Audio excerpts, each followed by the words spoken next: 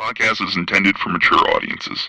The views and opinions expressed are those of the panelists and do not reflect in any way those of the podcast partners, sponsors, or affiliates. Enjoy. Hi, this is Michael Buffer, and you're listening to the voice of the people. Let's get ready for Boxing Voice. Every day I'm hustling, hustling, hustling, hustling, hustling, hustling, hustling, hustling, hustling, hustling, hustling. Every day I'm hustling, every day I'm hustling. 12 years. I never expected it to turn out like this. ThaBoxingVoice.com. Shout out to the community, man. I appreciate y'all. What's happening, people? Info Joe, Los Angeles, in the building. Adrian, the problem wrong, the man from the frozen tundra. Keem, straight out of Florida. Liz Lowe, Decatur, Georgia. You already know what it is. It's the Queen, Martha K, Detroit. Stand up. David Maldonado, New York City. Nuts. Don't cut me off, man. Don't cut me off. King Amin of Essex, catch me for them championship rounds. Big Super Mac, Plainview, Texas. Davidian in Buffalo. God bless you all.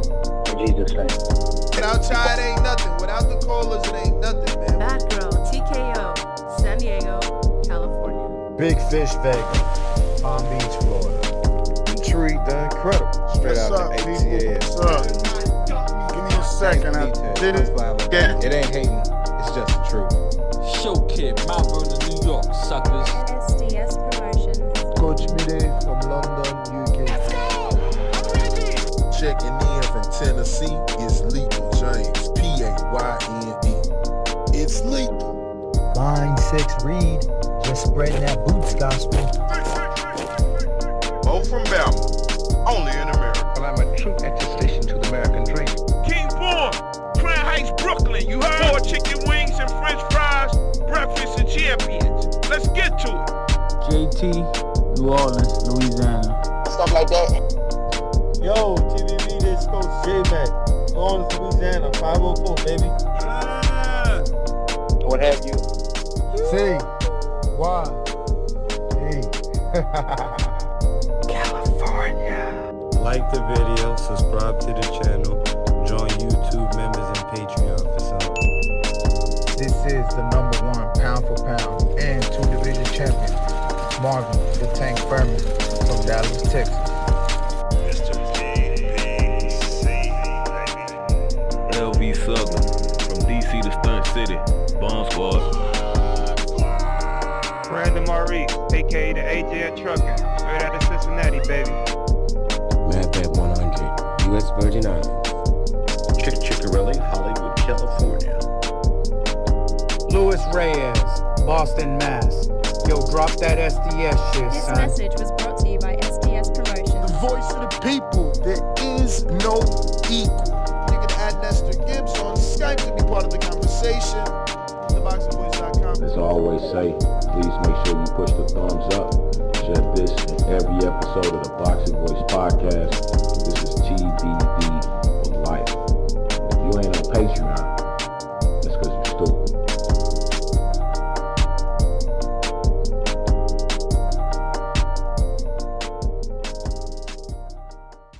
What up, what up, what up, what up, what up, what up? What's going on, ladies and gentlemen?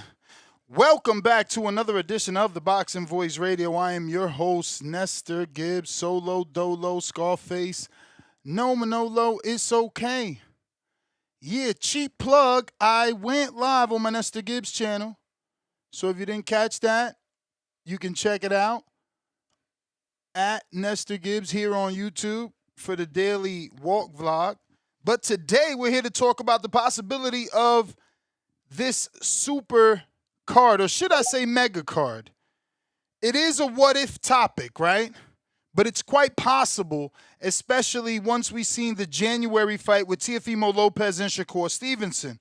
So my thought is, can potentially Zuffa Boxing or Turki Al-Sheikh give us a mega card with Devin Haney taking on Shakur Stevenson and Keyshawn Davis challenging the former champion Brian Norman Jr.? So This is what we're going to be talking about today. So welcome to another high energy show trying to get you through your day. Hopefully, you're ready to rock and roll the way I am.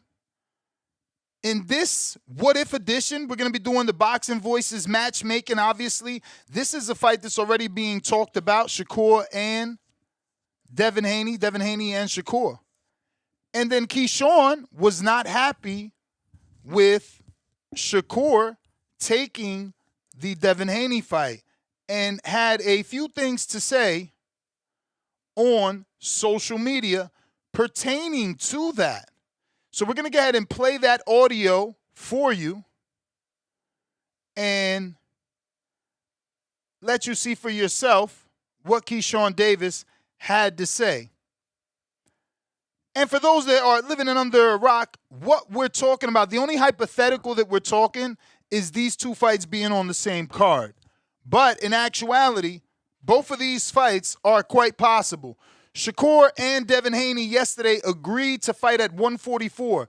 Devin agreed to come down to 144, the catchweight that Shakur has been insinuating for many days. So he verbally agreed on social media. Now, this is where things take a twist. When Devin said, so if I come down to 144, would you fight me? He said, yes, that tweet was deleted. Why did Shakur delete the tweet? We don't know. But Devin certainly is willing to go to 144 and make this mega fight happen. But in order, or should I say super fight happen, but in order for it to be a mega card, Brian Norman has to take the words of Keyshawn Davis far from lightly and more as disrespect. But let's show you that. If you're watching on X live streaming video, go ahead and give me a retweet, repost as we're about to screen share Keyshawn Davis's rant. And if you're on YouTube, you know what to do as well.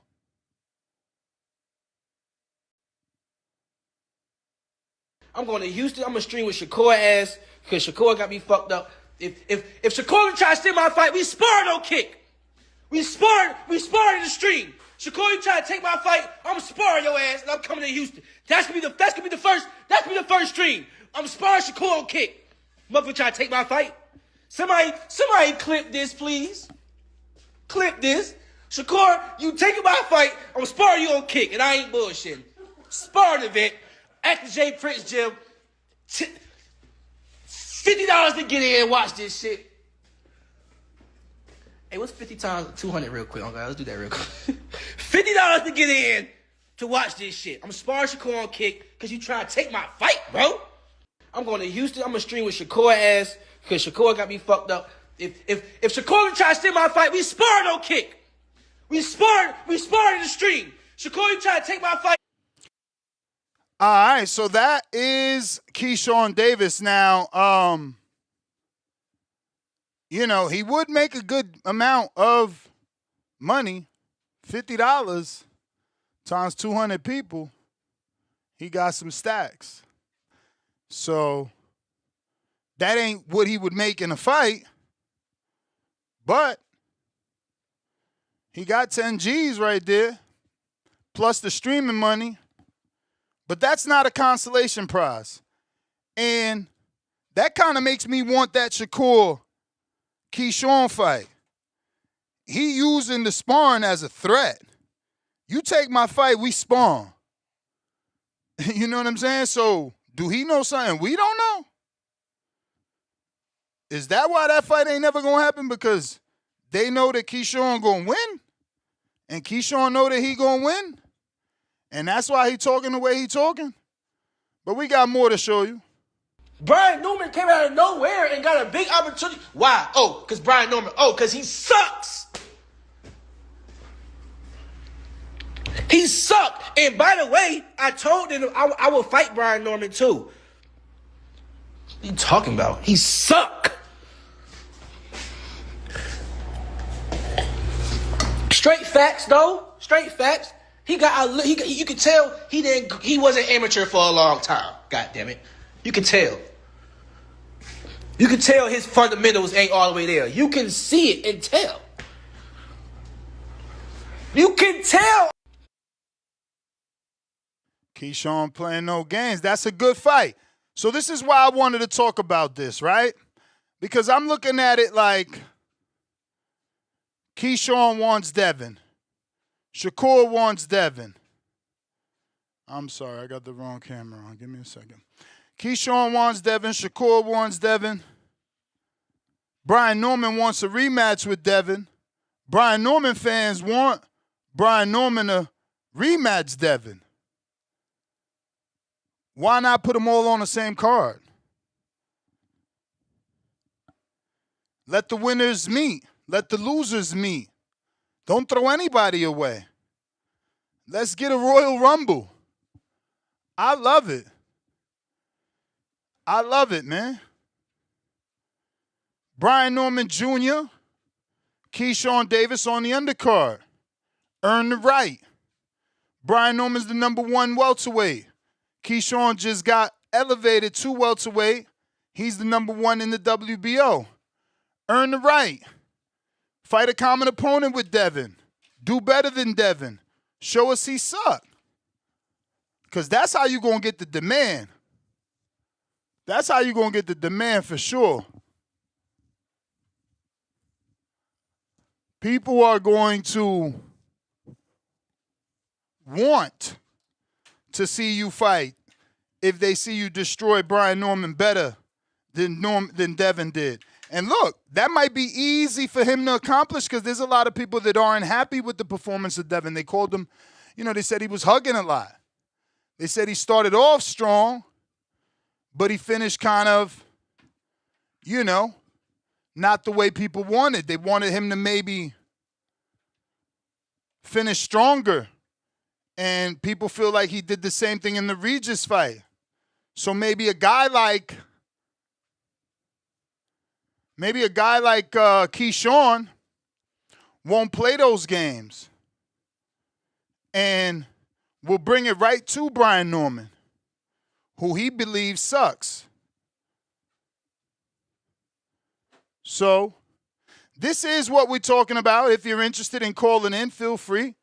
Again, if you're living under that rock and you don't know that there's been a major back and forth between Keyshawn and Devin, Devin and Keyshawn, Shakur and Devin, Devin and Shakur. The only one that's yet to chime in is Brian Norman Jr. Or potentially I haven't seen his reply just yet.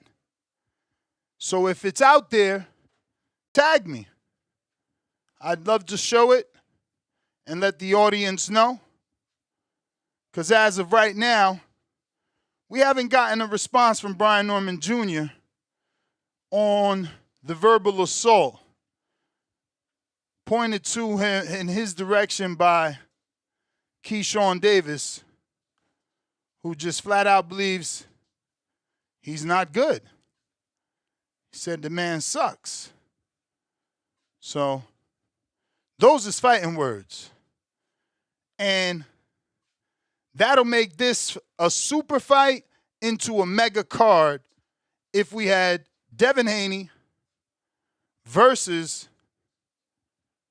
Shakur Stevenson with Brian Norman on the undercard.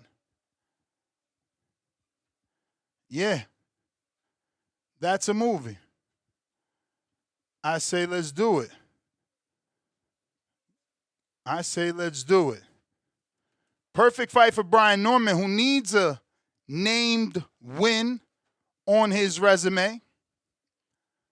Yes, former champion, but the biggest win might be Giovanni Stantillian at the moment. So it would be good for Norman to get another marquee name on his resume like a Keyshawn Davis. Do you believe Norman is ready, though? And by ready, I mean, obviously, this will be his only second fight with Ronnie Shields. He's just getting with Shields. Would it be the right time to take this type of a fight. But the phone lines are open if you're looking to call in. Discord available. X Spaces available. We also got the Zoom rocking and rolling, the landline rocking and rolling. All those methods are in the description. We're talking the possibility of 2 really big fights, really good fights. I would really love, just as much as I would love to get Shakur Stevenson versus Devin Haney, I would be equally excited, without a doubt, for a Brian Norman and a Keyshawn Davis fight. I think that's a great fight.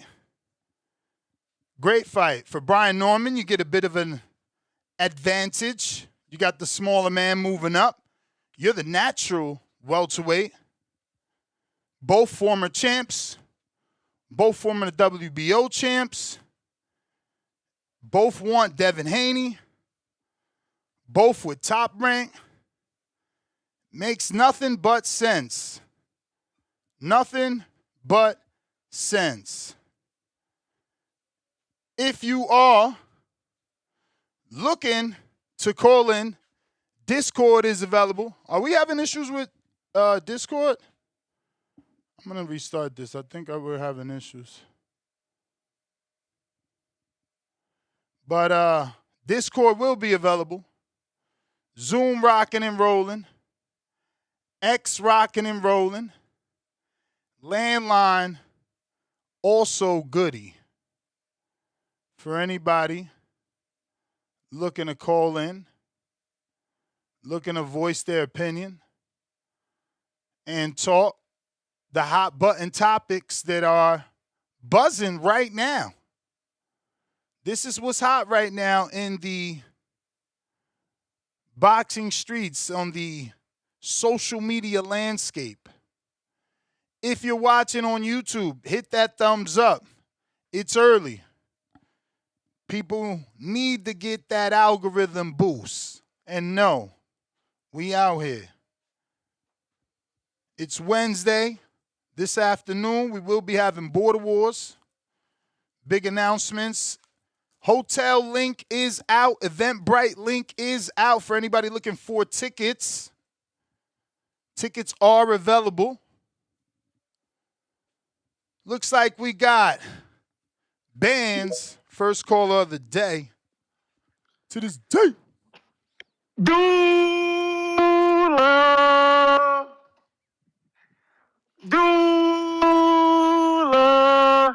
Hey, first off, for all you hating ass niggas that say y'all can't hear it, once again, I record all my fucking calls, and guess what? I can hear it clearly. Every time I go to YouTube, I can hear it clearly. So I don't give a fuck if y'all can hear it or not. Y'all already know what's up. July 4th is a cookout. But I'm about to get on this ass, man.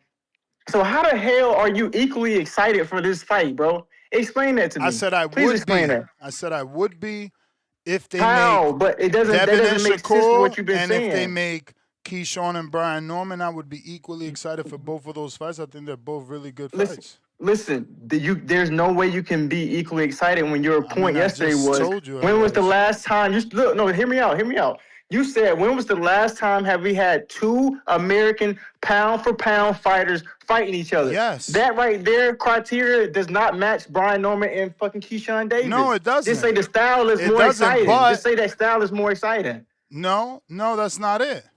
That's not it at all. But you just said 2 pound-for-pound Americans. When has that ever happened? How can you be equally excited for that, though? I mean, and that's something that first doesn't of all, rarely happen. You're misquoting me. I didn't say it never happens. So, yes, Really? It does happen, and that's okay. That's why that's the main event. That's why that's called the super fight. In my monologue, I said that's the super fight. To make it a mega card, give me Norman But how Jr. can you be excited for versus that? Davis. And that's something that rarely happens. And then you're trying to compare Brian Norman, who was trying to get his get back. Bro, I'm going to who explain just- why, you know- because maybe you just wanted to be That makes sense, argumentative. bro. No, it does make sense. Maybe you wanted to be argumentative and you didn't allow your brain to, make the Dude, connection. I'm doing like First of I'm all, doing my do accounting people work right now, think? so my brain is fully functioning. No, it's not. No, it's not. You didn't make the connection. Hear me out. Let me hear. You didn't make the connection. Do people believe Keyshawn can beat or compete with Shakur Stevenson? The answer is yes. Of course. It's rhetorical. It's yes. Does Keyshawn want to fight Devin? Yes. Does Brian want a rematch with Devin? Yes. Does Shakur want to fight Devin? Yes. How doesn't all that make sense to you? No, bro, that makes sense, but I'm saying you're stuck on pound for pound. No. Excited for yes, that. I'm and equally these are two excited. Top 8 pound for pound fighters, American fighters. Here's the difference. That doesn't equate, Here's the bro. difference. No, it does. It does. Sir. It's just that you're a casual. You're a casual. Do love, remember? Listen, check it out. Here it goes. No, here it goes. They have a Sunday show where Josh Kelly was putting ass on Fiaz, and I watched that fight. Here it goes. Here it goes.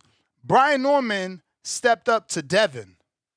If Brian Norman fights Keyshawn, that's another step up.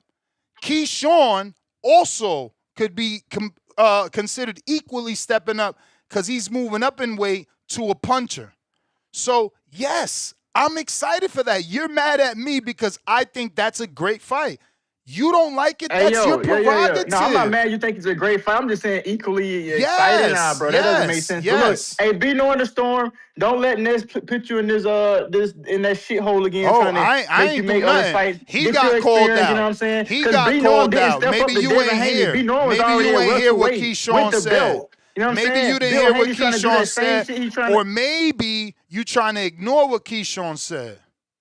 No, I watched both of them this morning. It was like one on Fight Hype and one on the other boxing channel. I've been up since 4 a.m. Ness. I told you I'd be getting up and working out and shit. So I already listened to it.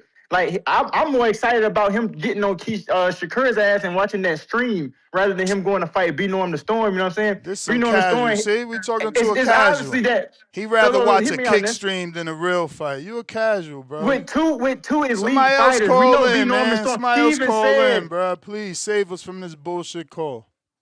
Hey, no. Hey, I got on his ass early, but he don't like that shit. You ain't get on me. Exciting, bro. Equally excited, bro, for two pound for pound fighters and beating on the storm. Yeah. Bro, he only had one title defense, and y'all took advantage of this guy. And Norman had none. He didn't have much amateur experience, bro. We seen what you did, bro. None. Keyshawn had no title defenses. I'm sticking up for Georgia, man. Keyshawn had no title defenses. Ain't gonna let this bullshit happen again. Keyshawn had no title defenses, and you ain't saying nothing about that. You want Keyshawn to fight Devin? He's a medalist, Ness. He's a fucking silver medalist. Ass up. A silver medalist that missed weight. A silver medalist that missed weight. You trying to compare B Norm the Storm? A silver medalist that missed weight. A silver medalist that missed weight as a pro. He's mandatory for fucking Devin Haney. Why Devin Haney won't just go fight his ass He's not mandatory. He's not mandatory. Let them order it. He's not mandatory. Learn how the sport works. Learn how the sport works. Shakur fucking deleted the tweet, bro. Get over that shit, man. He not coming up, bro. Get over that shit. Be on the storm. Ain't nobody going up. Bro. Devin said he coming down. Devin said he coming down. Devin said he coming down. Devin said he coming down. You scared as hell. You scared as hell. Don't fight Keyshawn yet. Keyshawn is a different breed, bro. Nah, I'm trying to build my way up, man. You scared. Nah, we ain't gonna let you do that If you scared, say you scared. Hey, even go up to 154 and lose the boots, man. Go get paid more than you get with Devin Haney. Kick your ass off. They booted you. That's what you get. Motherfuckers ain't knocked nobody out in forever. This dude, he's a fucking hater. He's a hater. Norman Keyshawn is a great fight. Put it on this card. It's a mega card. Fucking hater, bro. Majid, what it do? Ain't shit. Everybody need to like the video, subscribe to the channel, join YouTube members and Patreon for something. Yeah, I like the idea of fucking Keyshawn Davis versus Normal Norman on the undercard. You know what I'm saying? But I just think that they should make that shit a whole 147 card or whatever, so get the casuals a vision of the future and fights they might want to see against each other. So hopefully if they make that 144 and they got that too, the bet started coming in and everything for the Haney and Shakur if they actually make that shit at 144. And I hope we get it and everything, but I'm kind of scared, like, they agree on the weight and then see some shit on the paperwork and then... But, I don't really got much to add to this shit, but, those Abdul fans, they fucking crazy, man. You probably just need to ignore them. You know, they gonna be on their high horse. They gonna want to be seen and heard because on July 4th, he is gonna get rid of that Cordina. But them Abdul fans, start asking y'all fighter to fight, you know, them big names after this. Y'all making a lot of noise. Tell them to join the gauntlet and unify or something. But that's all I got, Ness. All right, champ, appreciate you. Yeah, man. I mean, you know, he's young, bro. Young dudes, that's their thing, to troll. It's like, ha ha, I made him upset. And I'm not upset. It's just you trying to convince me what I think is good. That's weird. You know? Pa los gustos se hicieron los colores. You know, some people like seafood, some people do not. Everybody's different. Fats, what up? Yeah. What's good? What's good? What's good? What you saying this fight should be on the undercard? Like a what if? Yeah. Definitely a what if, and I would love it on the undercard. You know, Keyshawn just called him a bum. You know. Yeah, I think that's a good fight. I don't know what the one caller what he was mad about. I mean, I think Norman and Keyshawn is a good fight stylistically. Right. I don't guess he see said. why I mean, his argument is, I said I'm equally excited for Shakur and Devin, and they 2 pound for pound fighters, and Norman and Keyshawn are not. But it's like, I don't care that they are or they not. Like, I'm excited for that fight. Yeah, I mean, but stylistically, you might get more bang for your buck in that fight. I mean, let's be real. You expect somebody to be cut and bloody or get hurt in Shakur and Dad fight? I don't. Like, cat and mouse type fight. Like, I don't. I mean, stylistically, it ain't that exciting. I mean, I get exactly what you're saying. It's not really like a banger main event. It's a good matchup. Everybody want to see the matchup. You know what I'm saying? Like, is the 144 shit a little crazy considering that Shakur's a WBO champ at 140 and Dev is a 147 WBO champ? I mean, technically, the belt could be on the line, though, because 44 is higher than 40, so he can't defend his belt. And 44 is less than 47, so he could fight for the belt. And Devin just got to do it for the contract. But the WBO not going to be mad if Devin weigh in at 144. Right. I mean, yeah, but like, why do that's stupid though? Like, I never like. Why? I mean, you sacrificing for the big fight. That's what my boy always do. That's why I had to be the one that fucking always shed the light, because no matter what he do, they shit on him, but he the one running to the smoke. 17, 18, he was trying to fight Robert Easter. He took it as a joke. 19, 20, he trying to fight Loma. He took it as a joke. 19, 20, he want to fight Tio. Tio jumped out the fucking tournament for the WBC and went the IBF route.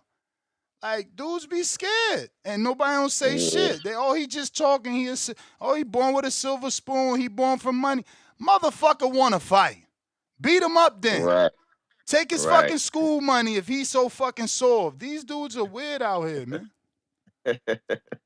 Yeah, I mean, I'm telling you, their heart's gonna be broken when Shakur announces his next fight against John Bummington. I mean, they gonna be like, oh, this person ain't want to fight him and all that. I'm telling you, bro, I already see it coming, bro. He not fighting Haney or Foster. It's not happening. He ready to fight a mop.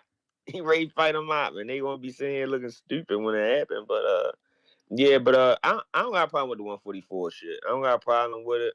I do think it's crazy. Like, again though, like, you know, Shakur should just move up to 147 and fight for the belt. That's stupid. Ain't no 144 title. Like, that's dumb. If that's the case, the belt going line, Haney might as well just come in at 147. I don't see him doing that. He a professional, so he gonna try to hold his end of the obligation. But I mean, if the belt on the line, shit, I'm coming in regular weight. If it's a catch weight, then ain't no belt, I'm assuming, on the line. So I wouldn't even. I'm already sacrificing the weight. I'm not gonna put my belt on the line too, and we not even at my division. Like, nah, that's a little too much. That's a little too much. At that point, you giving Shakur all the concessions, and it's like you give him all the concessions for what? He ain't really done shit but beat T.O. Other than that, he not headlining no big cards. He not on pay-per-view. He not really, so I think that's just too much concessions if we do that. But I like the Keyshawn Norman fight. I probably I don't even know who I would favor in that fight, to be honest. That's a 50-50 fight. But I appreciate the call, man. I mean, Bands thought it was a easy win for Keyshawn. So do Pristine Sports. Oh shit, Latron Cooper with the $50 super chat. Counterpunches for the community. Bands, you get one. You part of the community, man. You get one. Pat, what up? Nike is on you. I see you. Hamza, what it do? Buenos dias. Even with Magic and all the niggas, they didn't have that kind of stuff. What up? You got me. Huh? Oh, you on the phone? Yeah, you got me next. We got you. Shouts out to the Boxing Voice, man. Hey, man, that guy who be calling, screaming Abdullah name, like, he's crazy, man. That's crazy. That would be a good-ass card, Ness. I don't know, Ness. You must got an eye. You say you only watch boxing because you got an eye for this shit. Because Brian Norman and Keyshawn on the same card with Devin and Shakur. Like, what? That's crazy. That'll be a crazy card right there. Hell yeah, niggas gonna pay for that. That's gonna be a nice-ass card. I was just gonna say shit, put his guy on there, Abdullah. But he fight July 4th, so that wouldn't be possible. I was gonna say, unless he goddamn get that nigga out of there quick as hell and be prepared for a fight. Cause, like, he trying to down Haney and shit, but try to big up Abdullah. I don't get it, bro. Like, don't down nobody. Shit. Haney the one trying to fight big bro, little bro, the cousin. Shit. I mean, what the problem is, Ness? The nigga said 144, then took the post down? Like, what? His PR team must told him. Or Jay Prince must told him, nah, Shakur, we got you. We gonna do it like we did T.O. We gonna hype it up with Keyshawn, get him hyped up, get Devin hyped up, this, that, and the third. And then we gonna let you swoop in. We gonna petition to get Keyshawn mandatory, make it seem like Keyshawn wanna fight. Then we gonna make it seem like Devin ducked Keyshawn. Cause there ain't nothing but a fallback, man. Cause after Devin beat Shakur or Keyshawn, either way it go, it's gonna be like a fallback. Jay Prince managed both of them. And Keyshawn top rank, right? Yep, both of them. And Norman. Oh, Shakur still with top rank? No, Norman and Keyshawn. Yeah, okay, yeah, I know Norman is. Yeah, cool. See, that'll be an easier fight to make. And it's a step up. Norman, former champion, and Norman actually had his belt that Devin took off of him. Keyshawn won the what? Vacant WBO? Yeah. He won a vacant WBO, then missed weight and lost his belt on the scale and missed weight to fight his guy who he always screaming, Dula. Why he ain't bring that up? He wanna talk about Keyshawn, this, that, and the third. Why he ain't bring up Keyshawn missed weight to fight his mandatory in Abdullah? And Abdullah told that nigga, I got your belt. This your belt right here. You ain't take it off me. Nigga, you missed weight. He didn't even have a chance to take it off you because you missed weight, nigga. Like, now you at 147, put a post out, I woke up. Somebody proud of me. Somebody liked me, some shit. Man, I told you this guy a fraud, man. Y'all niggas keep believing this missed weight guy that's a fraud. Never had a title defense. He a world champion, yeah, but all world champions ain't the same. You know that, man. That's my call, man. All right. If you're watching this on YouTube, don't forget to hit that thumbs up. Absolutely free. It's going to help with the visibility. We need your help to get this episode in the eyes of boxing fans that do not know we rock out every day, multiple times a day. Hamza, what up? What up with the guard? It's going to help with the visibility. Yo, man, listen. I mean, Shakur don't make enough money to fight Devin. They in two different pay brackets. So I don't even know why that's a thing. Shakur's biggest fight was Tio. Tio's biggest fight was Shakur. And they never had a big fight with none of the guys around or in their weight class to make that type of money. So that fight gonna be hard to make because Haney, it makes more money than Shakur, substantially amount of more money. We all know that.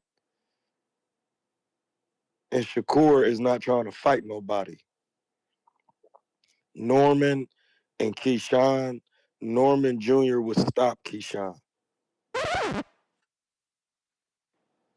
I mean, did we see Keyshawn's last fight against Albright? All he did was hold the man. He don't know how to fight coming forward for real. And when somebody breaks his range, his arm length distance range, he starts holding and hugging. and this is the thing. When you go to the NBA or the NFL or any other sport, you have a skills coach. Usually your skills coach was a professional in the craft. Like my man Larry Coley, as I said, when he was playing ball, his skills coach was Nick Van Exel. If you know who that is, you know who that is. Brian Norman's skills coach is Ronnie Shields. Keyshawn's skills coach is a man who never boxed. I noticed it last fight during the directions he was given in the corner. Them was horrible directions. I noticed it even when Shakur was giving directions to Raymond Ford against Oshaki Foster, them were horrible directions. He was telling him to hop back and forth against a taller man with longer arms when you need to fight coming forward and get on the inside because Oshaki Foster is not a good inside fighter. He likes to hold when you break range. I seen it in the film studies of his last fight. What is these niggas doing?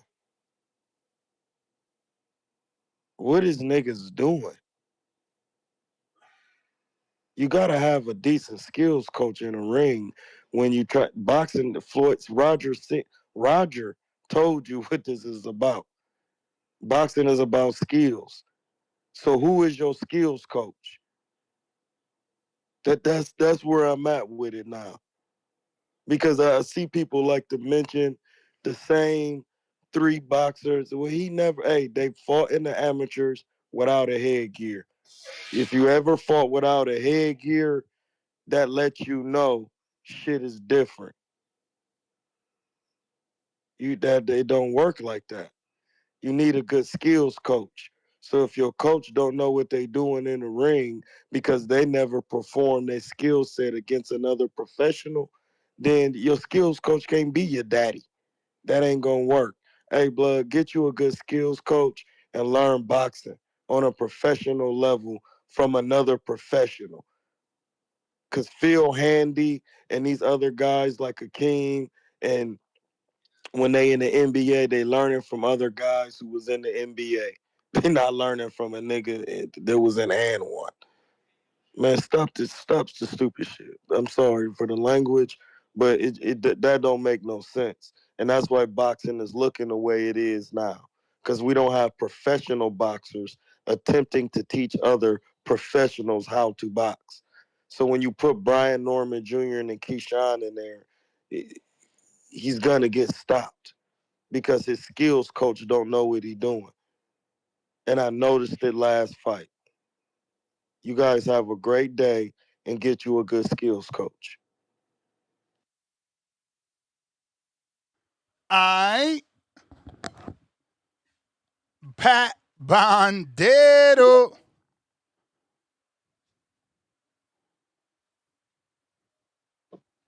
You know, you hear me? Yep.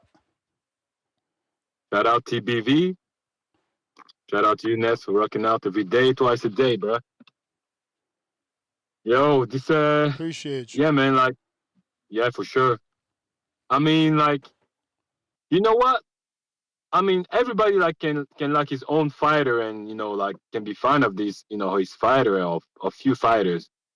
But the problem sometimes with the boxing fans is like sometimes they go so much overboard that like it make other people want to rule against them fighter because they exaggerate. Like I really like Abdullah Mason, but the dude, like, I ain't gonna lie, like why do you have to hate on other boxers because you're a fan of a boxer? Like it doesn't make sense to me, bro. I do like Abdullah Mason, but like, how can you say Devin Haney's it's moving jealousy. bad? How can you jealousy. say, yeah, but like, yeah, I guess so. Because why else? How else could you come... hate every day? It's like, bro, you got to be jealous. There has to be some sort of jealousy there. Some sort of, I don't know, something going on, bro. But you see, like, yeah, I guess so. I guess because the problem, like, I really do like Abdullah Mason. I like the way he moves and stuff like that. He moves well, like, and but sometimes like you hear the dude, he's like, he talk about Abdullah Mason like he's the second coming of Terence Crawford, or like, what I'm saying, like, we need to relax. Like I like Abdullah Mason, but like I cannot hate on Devin Haney because I like Abdullah Mason. I cannot hate on I don't know Bam Rodriguez because I like Abdullah Mason. Like, bro, his time is coming, but like we need to chillax, man. But anyway, Norman Jr. against Keyshawn, bro, that's an excellent matchup, bro. That's an excellent matchup. Just the fact that both have a decent power. I think Norman Jr. is more like he's got like bricks in his hands. I mean, especially in his left hook. But Keyshawn's he's got good punching placement, and as he's got obviously a decent like his punching placement plus the level of power that he has in his hands makes him like a knockout artist, or a stoppage artist. And I will have to say, like, huh? Nah, my bad. Yeah, no. And also, like, I would say, like, footwork wise, I will have to favor Keyshawn, but at the same time, Norman Jr. is still a danger, because if he connects with you, it can be a problem. And yeah, man, I personally think like Keyshawn, if he has to fight Norman Jr., he will probably have to be more cautious compared to usual to who he fought usual. Because the only guys really who's got bomb, I wouldn't even say he's got bombs. He's a I would say like he's got decent power. It's the Limos dude, but still, it's not like he doesn't place his shots like a knockout artist. So like, I would say like Keyshawn will probably have to approach the fight against Norman Jr. a bit differently compared to usual. But man, it's an excellent matchup, man. I don't know how can someone be mad at that fight, bro. Like, this is, and at the same time, Norman Jr. been with Rodney Shields. Like, we didn't see much of him like last time because the dude didn't want to fight against him really. But I think the mindset of Norman Jr. is probably different from before, because he was like, it seemed like he was more very like impatient in the ring. Like, he really wanted to get he wasn't really like waiting for the right time or whatever. He was like, especially against Devin Haney, he paid for that.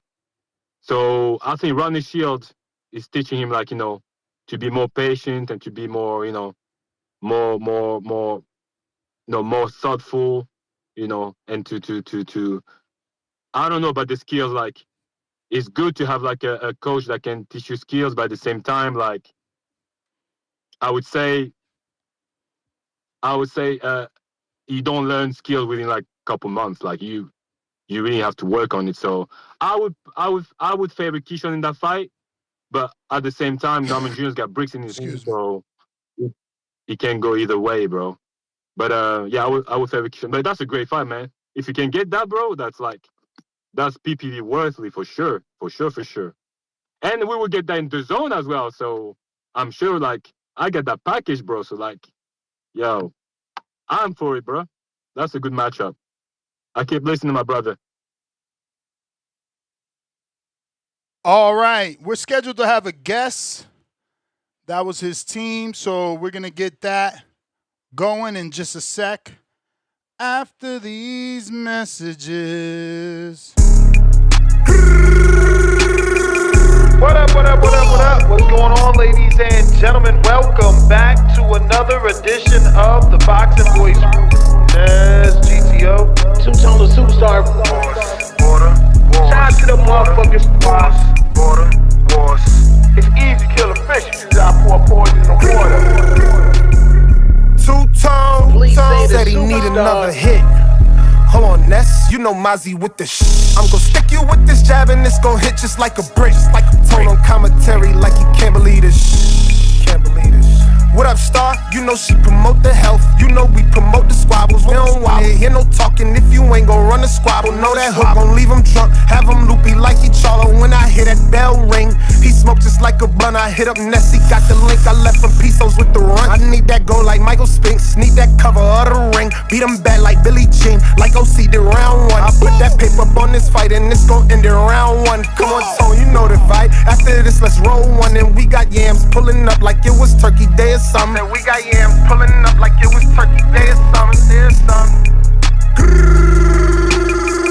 Border wars. Trees came with the drink, don't trip, bro.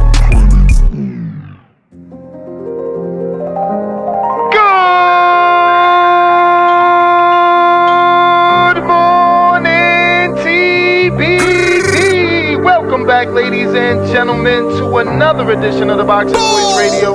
I am your host, Solo, Dolo, Scarface, No Manolo. Lord have mercy. Boxing Voice. We are here to talk about Border Wars 18, Orlando, Florida, School of Hard Knocks. We at Border Wars. Better book your ticket, cause we on tour. We got fade, scratch, order. What's going on, Victor Guerrero? Victor Guerrero, what's up, brother? What's up? What's up? How are you? I'm doing good. I appreciate you having me. Appreciate it. Nah, man, thanks for coming on. I'd love the opportunity to introduce you to our audience. So you are related to Robert Guerrero, correct? You're the nephew? Yes, sir. Yes, sir. Yes, sir. That's my dad's brother. So Okay. yeah, nephew. So Oldest are you nephew. training with your uncle or is your dad training you? So originally my dad was training me. So my dad and my uncle, but then my dad ended up moving to Arizona, so I ended up staying here in Vegas. So I got a new coach, Sid Ed Harak, great coach. And we just been on a journey together a couple years ago. So yeah, no, I still keep in contact with my uncle and them. They got their own thing going on. So, but yeah, no, yeah. So you said you're Sid Farad, right? Sid Ed Harak. Yeah. Harak. So not the dude that used to train Carmel. Can you tag me maybe on his Instagram if he has Yeah, one? yeah. Yeah. I don't know his exact name Dasher. I don't know his exact at, but he definitely has Instagram. I'll see. Once they towards the end, I'll look it up and bring it up and stuff. And he was a professional too. He fought in the undercard of Pacquiao Mayweather. He definitely has some wins under his belt as well. So yeah, no, great coach, great coach.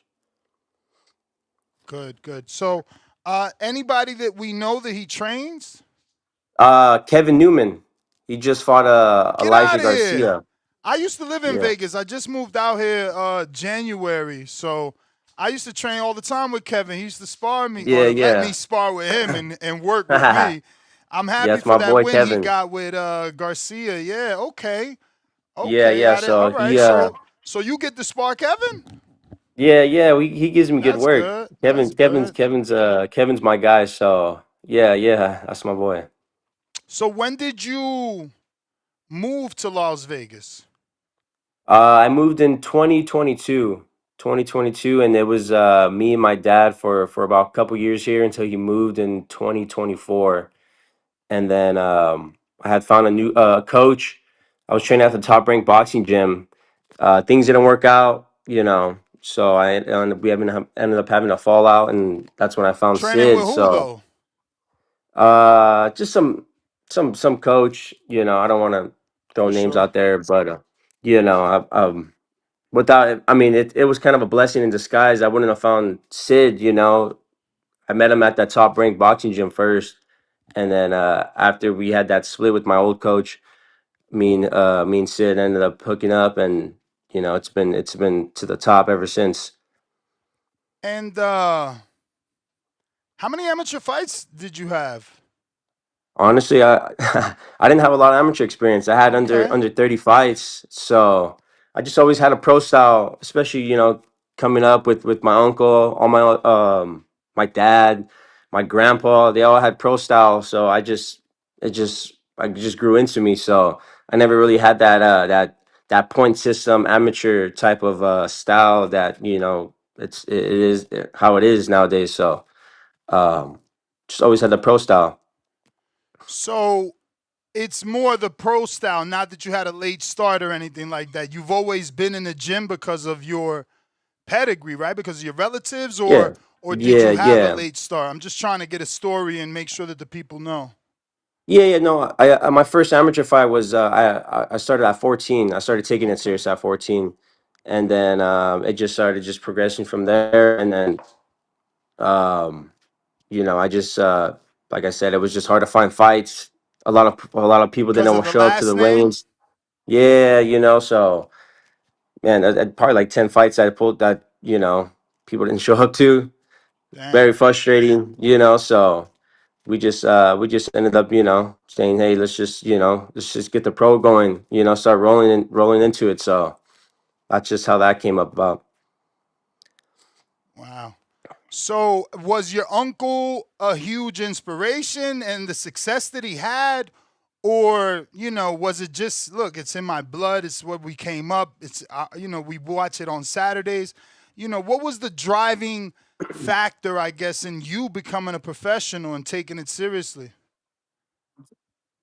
Yeah, of course. Going to camp with my uncle, training with him, he puts in, timeless hours in the gym, and the way his ethic is just top level, world class, obviously, so it was definitely inspiring. And it drove me to become the next boxer in my family as well too. So it was always motivating. And then my dad always having my back into it too. So it just came second nature. I didn't and it really wasn't like, oh, a big transition. So yeah, it was definitely motivating. So why did you get your start in Mexico? Was it to stick to your roots and kind of build the fan base, or easy access to fights? What was the driving factor in that? I mean, Yeah, because yeah, a with a little bit of name both. like Guerrero, right? You would Yeah, figure you could yeah. debut anywhere. Oh yeah, for sure. That to get experience as well. You know, to get my feet wet a little bit. Obviously, the pro game is a lot different than amateurs. You know, smaller gloves, you know, no headgear. So just to get my feet wet, you know, and just, you know, slowly, you know, understand the pro game coming from, you know, amateur, obviously not having a big amateur background, but, you know, you got to get your feet wet somehow. So that's how, you know, going to Mexico, you know, how we started with that. So things look like they picked up for you in 2021. You were able to get 2 fights that year. That's kind of coming off of COVID. Yeah. Yeah. 2022, you Yeah. were able to get 3. 24, you went back to just 2. What happened in 2024? Was it because the level of opposition stepped up, or was there an injury? Injury. I had a shoulder injury at that point, and I think I was supposed to fight in April. In April, I was gonna main event a card in up in Northern California. Obviously, unfortunately, you know, it comes with the sport injuries. So I had a shoulder injury, and unfortunately, you know, I wasn't able to fight on that card. So I think I took like 6 months off, 2024, just to heal that, just to get right and to come back 100%. What were some of the amateurs in your class? Like, you know, did you face some of these top names that we know that are now pros, or were you not in, you know, their class? No, no. Honestly, I didn't really know anybody too big names, but obviously, you know, there was, you know, the Virgils and stuff, but I wasn't really on the big of on the big tournaments as well, you know. So I try to get as many club or not club fights. I try to get as many local fights, you know, because we didn't really want to go drive down south, L.A. area, or you know, and then fights fall off, you know. So we try to stay local when the amateur fights came around. So you have a fight schedule. You're on the Felipe Gomez and Matador promotions. Saturday, July 11th, how's camp going?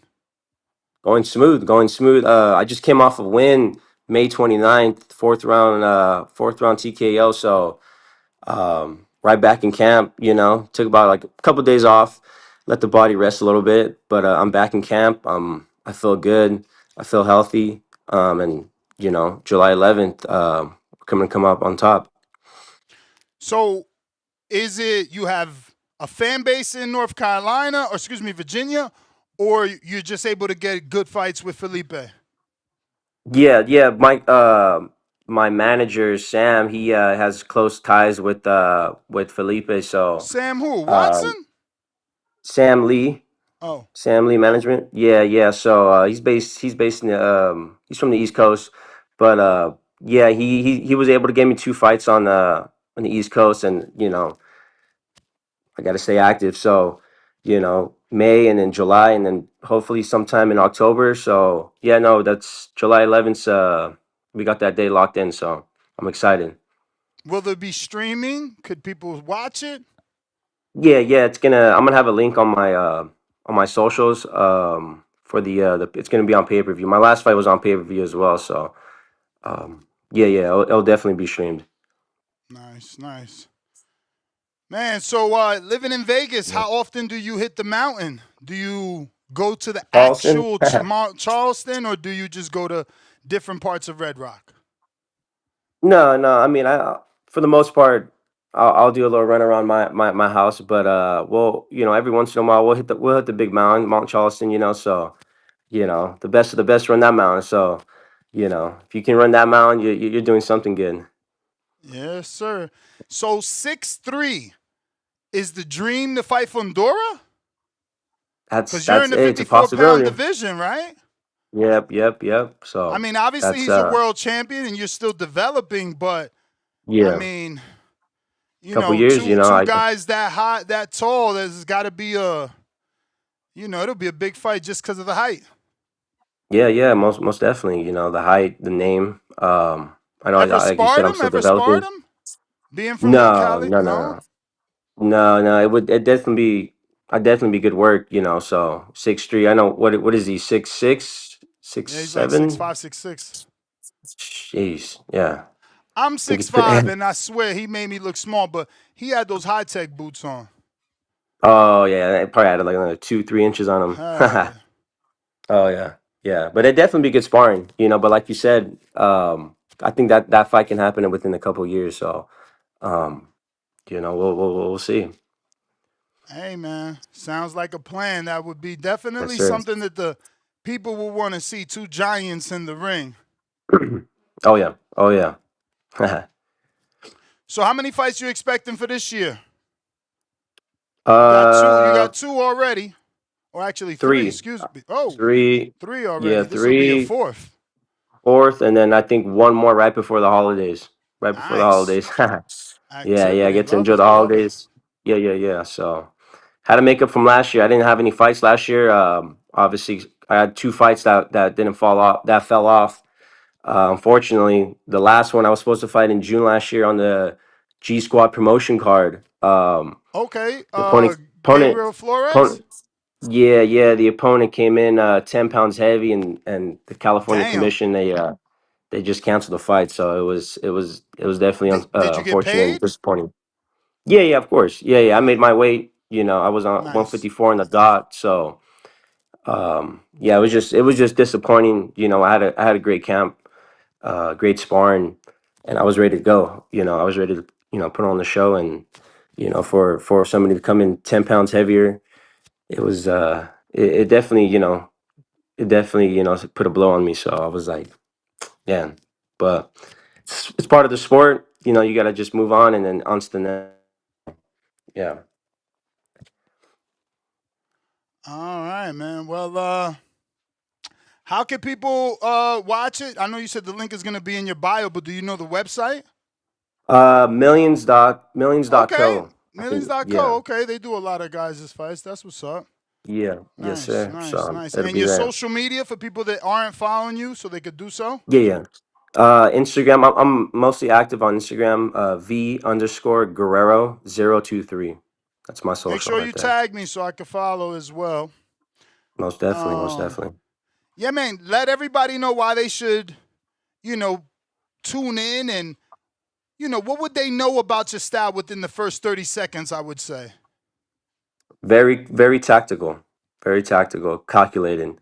Um, I with this new coach, with my new coach Sid, he's trying to break a lot of old habits that I used to have. I used to just be all come forward, how Mexican style.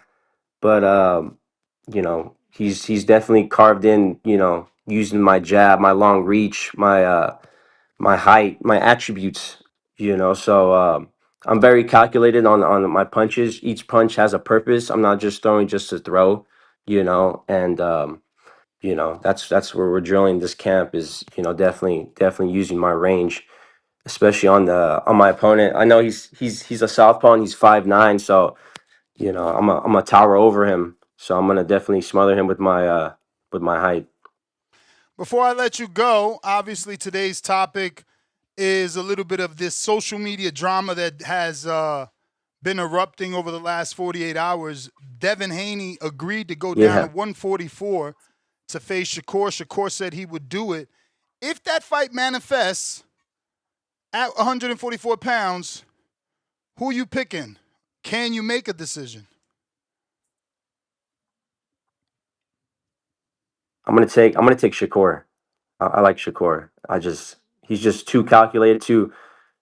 His defense is immaculate. The way he controls distance. I think he'll definitely give Devin Haney problems. I think he'll take away his jab because I know Devin has a great jab. He's quick, but Shakur is just on a totally different level right now. Especially coming off that win off Tio. His confidence is just through the roof. So my money's on Shakur. And hopefully the boxing gods listen to us and they make this super fight a mega Yep. card and give Yes, us sir. Keyshawn and Brian Norman. Keyshawn called Brian Norman a bum. Did you watch Brian Norman's last fight? And what do you think about a potential matchup between those two if we could get it on the undercard? Yeah, yeah. Definitely seen I seen his last Brian Armour's his last fight. Obviously his competition is coming off that loss, it kind of his confidence was low, so he had a little tune up, but I've trained with Keyshawn here at the Top Rank Boxing Gym, and I sparred his older brother. I forgot his name, not Keon. His older brother. So those Kelvin, I guys are think it good. They got is. yeah, Calvin. So I think he's the 147 pounder, I believe. Mm-hmm. Good work, good work. But yeah, I've seen those guys put in work, at Top Rank Gym. So I don't know. Keyshawn's a dog, man. Keyshawn, he's right now he's on top of his game. I know Norman's on top of his game too, but I take Keyshawn on that one. I'll take Keyshawn. Well, Victor Guerrero, man, we appreciate you. Do you have a nickname or the Slick last name Vic. is enough, Slick right? Vic. Oh, Slick Vic. I was gonna say Slick the Vic, last yeah. name is And enough. last If name's you, enough. yeah, if you translate it, it means warrior, baby. Yes, sir. Yes, sir. Hey, man, we appreciate you coming on. Let's get you back on after the win for the victory lap, brother. Yes, sir. Yes, All sir. I right, man. Give appreciate out you. that social Thank you. media one more time for anybody who missed it. V_Guerrero023 on Instagram. That's All me. right, brother. Appreciate you. Appreciate There you, you have man. it, ladies Thank and you. gentlemen. Victor Guerrero, nephew of a legend.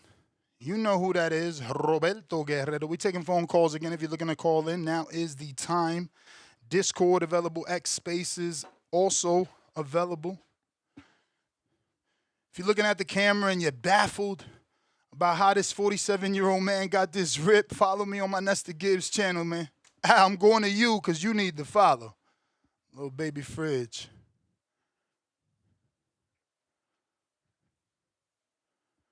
Baby fridge, what up?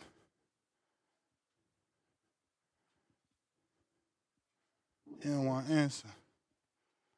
Stop eating. Yeah. Yo. What up? Huh? Come back to you? Yeah. Jorge, Mexico. What's up?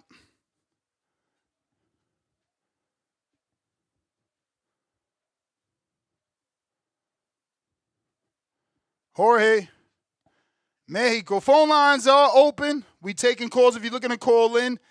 Those links are in the description. Zoom link, landline, Discord, X Spaces. All that is available. Jorge, you got to unmute.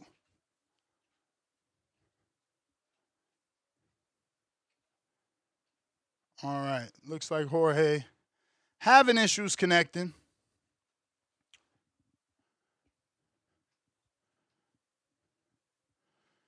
He picked Devin Haney.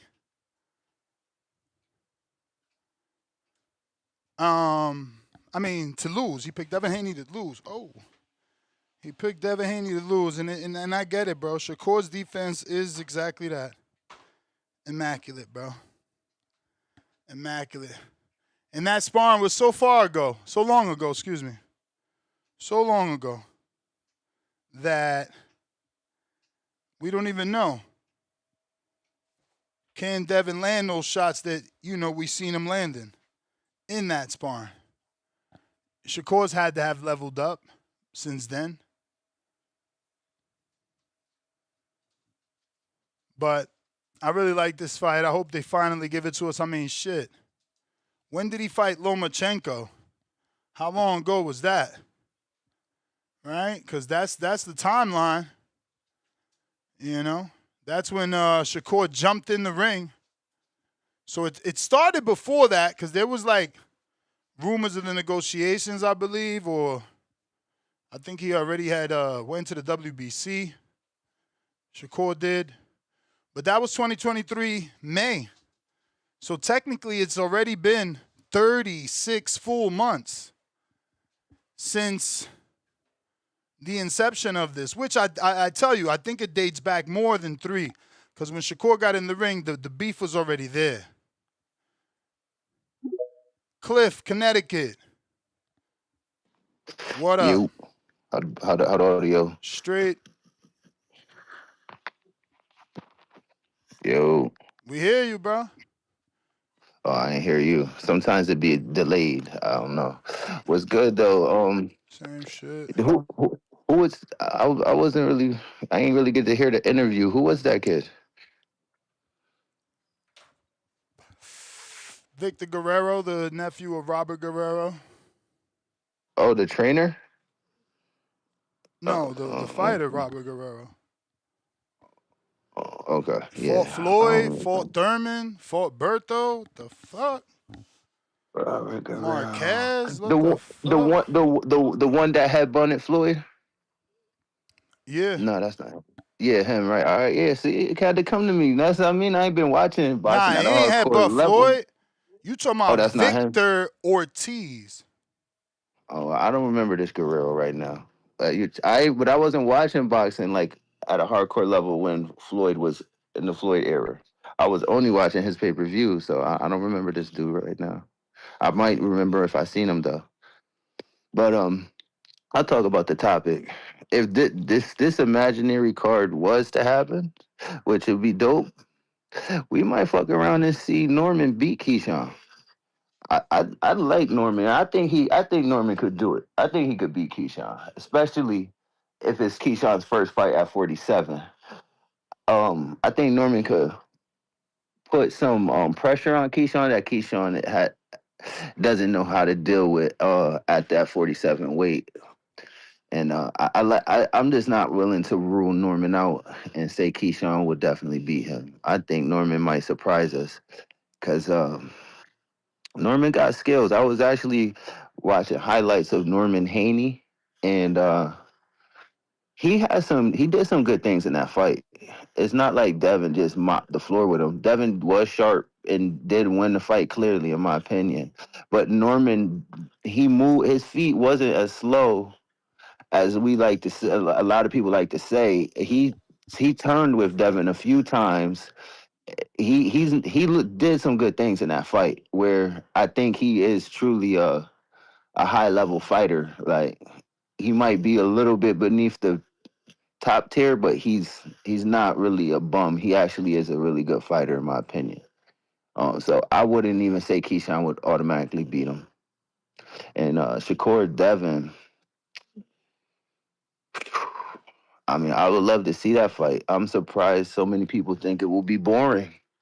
I don't think it would be a boring fight. I felt like the Tio fight was a little boring because Shakur didn't get nothing back. But I think Devin is good enough to return fire. So I think that fight will be a high level chess match that is actually entertaining. If you think that fight is boring, then you don't like boxing. You might just be one of those people who like knockouts or rock'em sock'em robots. But if you like boxing, I don't understand how you could associate that fight as with the word boring. The skills and the science of boxing will be on full display if that fight was to happen. And if you like watching like guys in the gym, every punch has like a counter punch, and everything sets up something else. And to watch those guys go through the motions and find openings and things like that in that fight, it'll be something great to see. So all boxers, boxing fans, better not call in here talking about that. It will be a boring fight today, or I'm going to deem you as a rock'em sock'em knockout fan. You're not a true boxing fan. But I'll counter back later if the shit warm up. Appreciate you. Aight, you the man. If you're watching this on YouTube, don't forget to hit that thumbs up button. It's going to help with the visibility of this show. Black Wolf, let's drop the bombs for the pack up.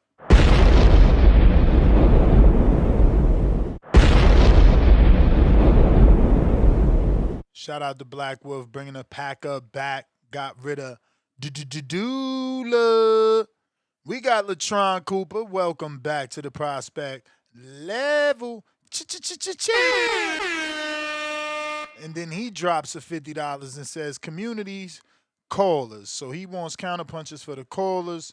So if you called in already, feel free to raise your hand again. You got a community counterpunch.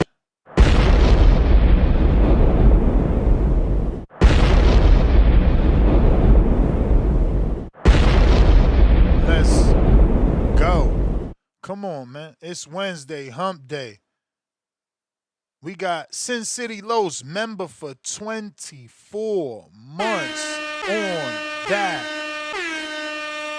prospect level. Let's go. Salute Sin City Los. Zuffa will make an announcement this weekend, in my opinion. Announcement on what? I know you got the know. He all in the sphere with them. He be in that little apex. We got Miss B. Welcome to the prospect level. Black Wolf, welcome back to the prospect level. Oh, stock chasers, what it do?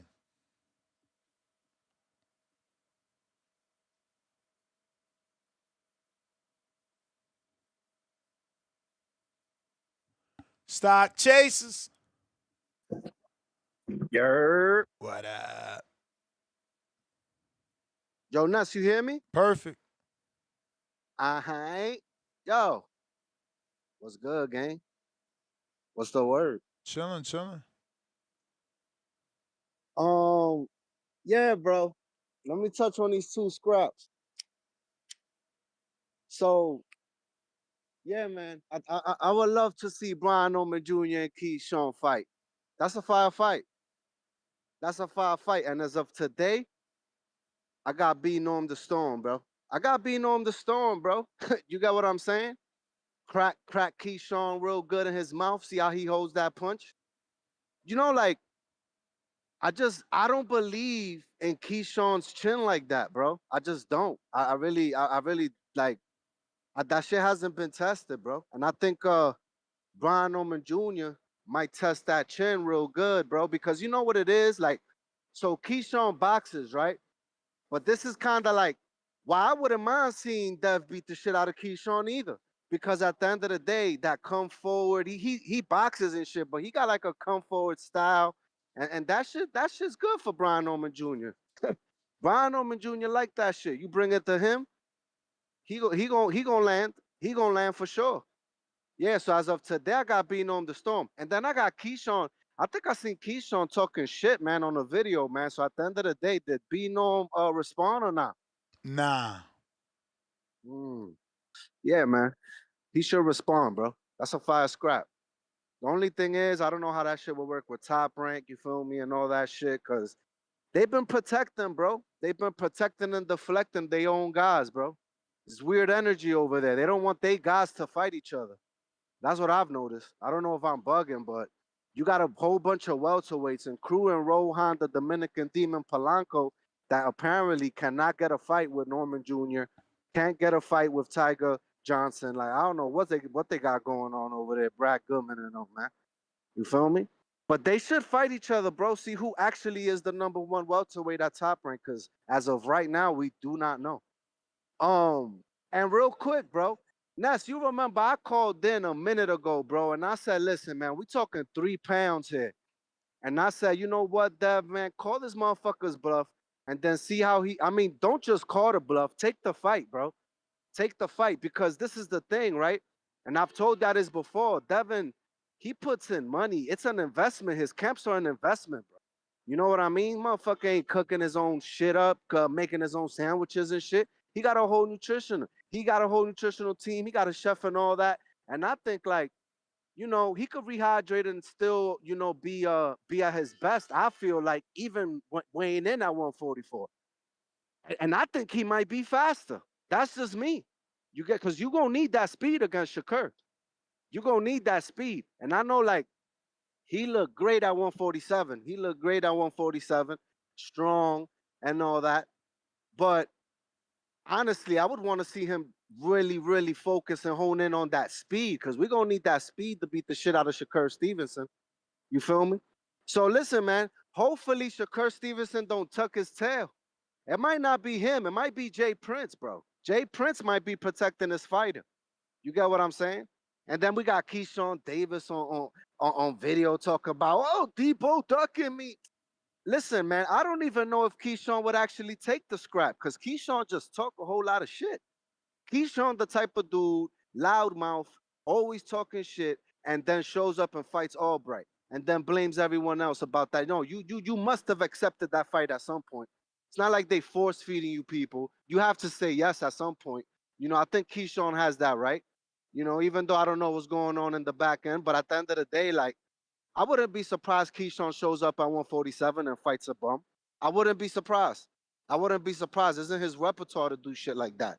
But he got to stop acting like, oh, Dev is ducking. Bro, Dev got no reason to duck your ass. Like, and I'm not saying it's easy work, but I'm saying I got Dev beating the shit out of Keyshawn Davis as well. You get what I'm saying? And anybody who wants to bet on it. And at the end of the day, I know there's a bunch of Shakur fans up in here. And if that fight gets signed, sealed, and delivered, please line the money up, bro. Line the money up, because I'm going to take all y'all bread. I don't know why that motherfuckers think I'm playing when I say Dev beat Shakur, bro. I truly believe that shit. Like, it's not something that I'm talking on my ass. Like, at the end of the day, I think Dev has the skills to push Shakur in an awkward position he never been in, bro. Yo, Shakur ain't never fight a caliber of a Dev. He like I'm telling y'all, man, that Tio ain't Yeah, Dev. but he ain't never fought a Tio, and look what he did, and just because you not lying and you feel he's gonna beat him, it don't mean he's gonna beat him. Just because you're confident. No, yeah, I feel you, but I'm confident about a lot of things. You feel me? And when I'm confident about things, I'm usually right. But what I'm trying to say is this: at the end of the day, you know how I feel about Tio, and I don't want to say here and disrespect Tio. So let's not even go down that route right now. Like I don't even want to do it, bro. At the end of the day, yeah, shout outs to Tio, this, that, and the fourth. I know a lot of people give him props, but like I'm just not one of those guys, bro. I'm just not. He's not my cup of tea. I think that shit is getting overly fucking dragged, but it is what it is, bro. But at the end of the day, man, listen, I hope this fight really happens. I hope this shit gets signed, sealed, delivered. And I hope I Shakur mean, don't you tuck only his as tail good because as he your asked for that last fight. 144. He lost Shakur, but he beat the shit out of Barboza. He looked good, so. I mean, he ain't beat the shit out of Barboza, bro. That's an exaggeration. That's an exaggeration. He was pity pan with Barboza, bro. You know what I'm saying? At the end of the day. But yeah, man. And that fight was at 140. I think Barboza looks better he's at 147, no? Or he's still at 140. Yeah, he's 47 now. Yeah, man. I like him. I like Barboza better at 147. These motherfuckers be draining themselves, bro. And then they figure out when they get to a high weight class, their body, it just works better for them. You feel me? So that happens in boxing. But yeah, man, Ness, listen, man, I'm about to be out, but I really hope this scrap happens, bro. Like, this is the biggest fight. Keyshawn is cool. Keyshawn is a fire fight. But at the end of the day, like, Dev rather fight Shakur, bro. I think we'd rather see the Shakur fight. But one thing I'm going to say is, like, you ain't gonna get that Shakur that was fighting Tio, bro. You ain't gonna get that. Somebody gonna have to step forward, bro. And I've said this before, man. Devin is gonna have to be the one to bring it to Shakur, and I think he can, bro. I think he's gonna have to be aggressive in this fight, and I think it's a winnable fight, bro. You looking for points, bro? Cause Shakur fights off points. That's what he tries to do. He's trying to outpoint you, and at the end of the day, I think you gotta have more. You have to be more active than Shakur to beat him, bro. You ain't gonna be sitting there outthinking him, trying to like outsmart them and shit. That's not how you win the fight. Even though you gotta be smart, but you definitely gotta be a higher volume than Shakur. You gotta throw more punches to beat him, man. I just think Dev is capable of doing that, bro. So let's see what happens, man. Hopefully Shakur don't tuck his tail. Maybe not Shakur, maybe Jay Prince protecting his investment. But yeah, man, we'll see. Hey, man, thanks for having me. I'm gonna holler at you. All right. If you looking to call in, now is the time. Discord available, X Spaces available. We got he who remains on the line. Yo, what it do, Nuss? What up?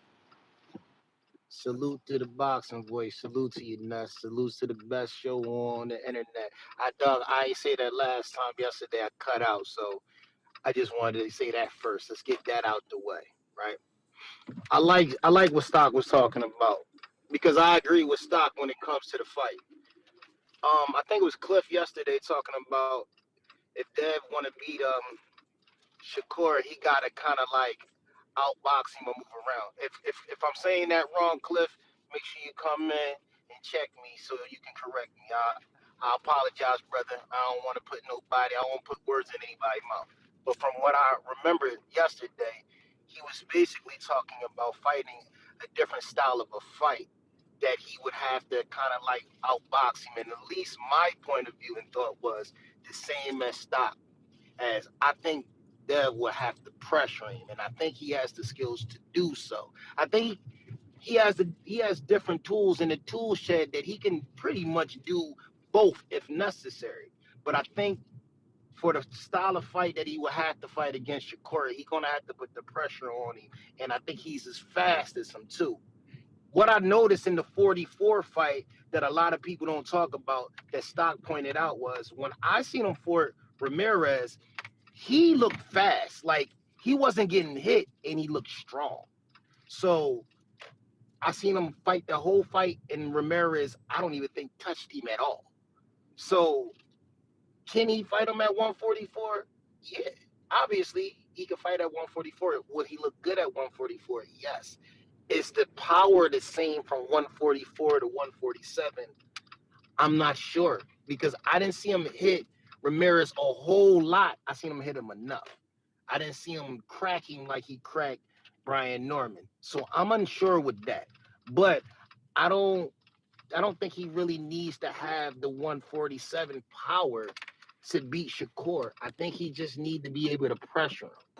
What's your thoughts, Nuss? And damn, Nuss, man, the fight is gonna happen, dog. I don't like the energy, Nuss, man. You want some nonchalant shit, dog. I don't know what you mean, bro. Like, what do you mean? Like, I don't know. I thought you would be, out of all the niggas I listened to, I thought Nuss was gonna be like, Nuss the Gibb was gonna be like, yeah, nigga, we got the fight. Nigga, what's up? You like, nah, I ain't sure until these niggas sign the contract. You like, it ain't good, it ain't 100 until it's 100. I Is that mean, what you at with it? yeah, cause this different. Is this one of the biggest fights, Nuss? On some real shit. Keep it real, like a whole 100. Is this one of them fights like the all-time great fights? Does this have the potential to be one of those?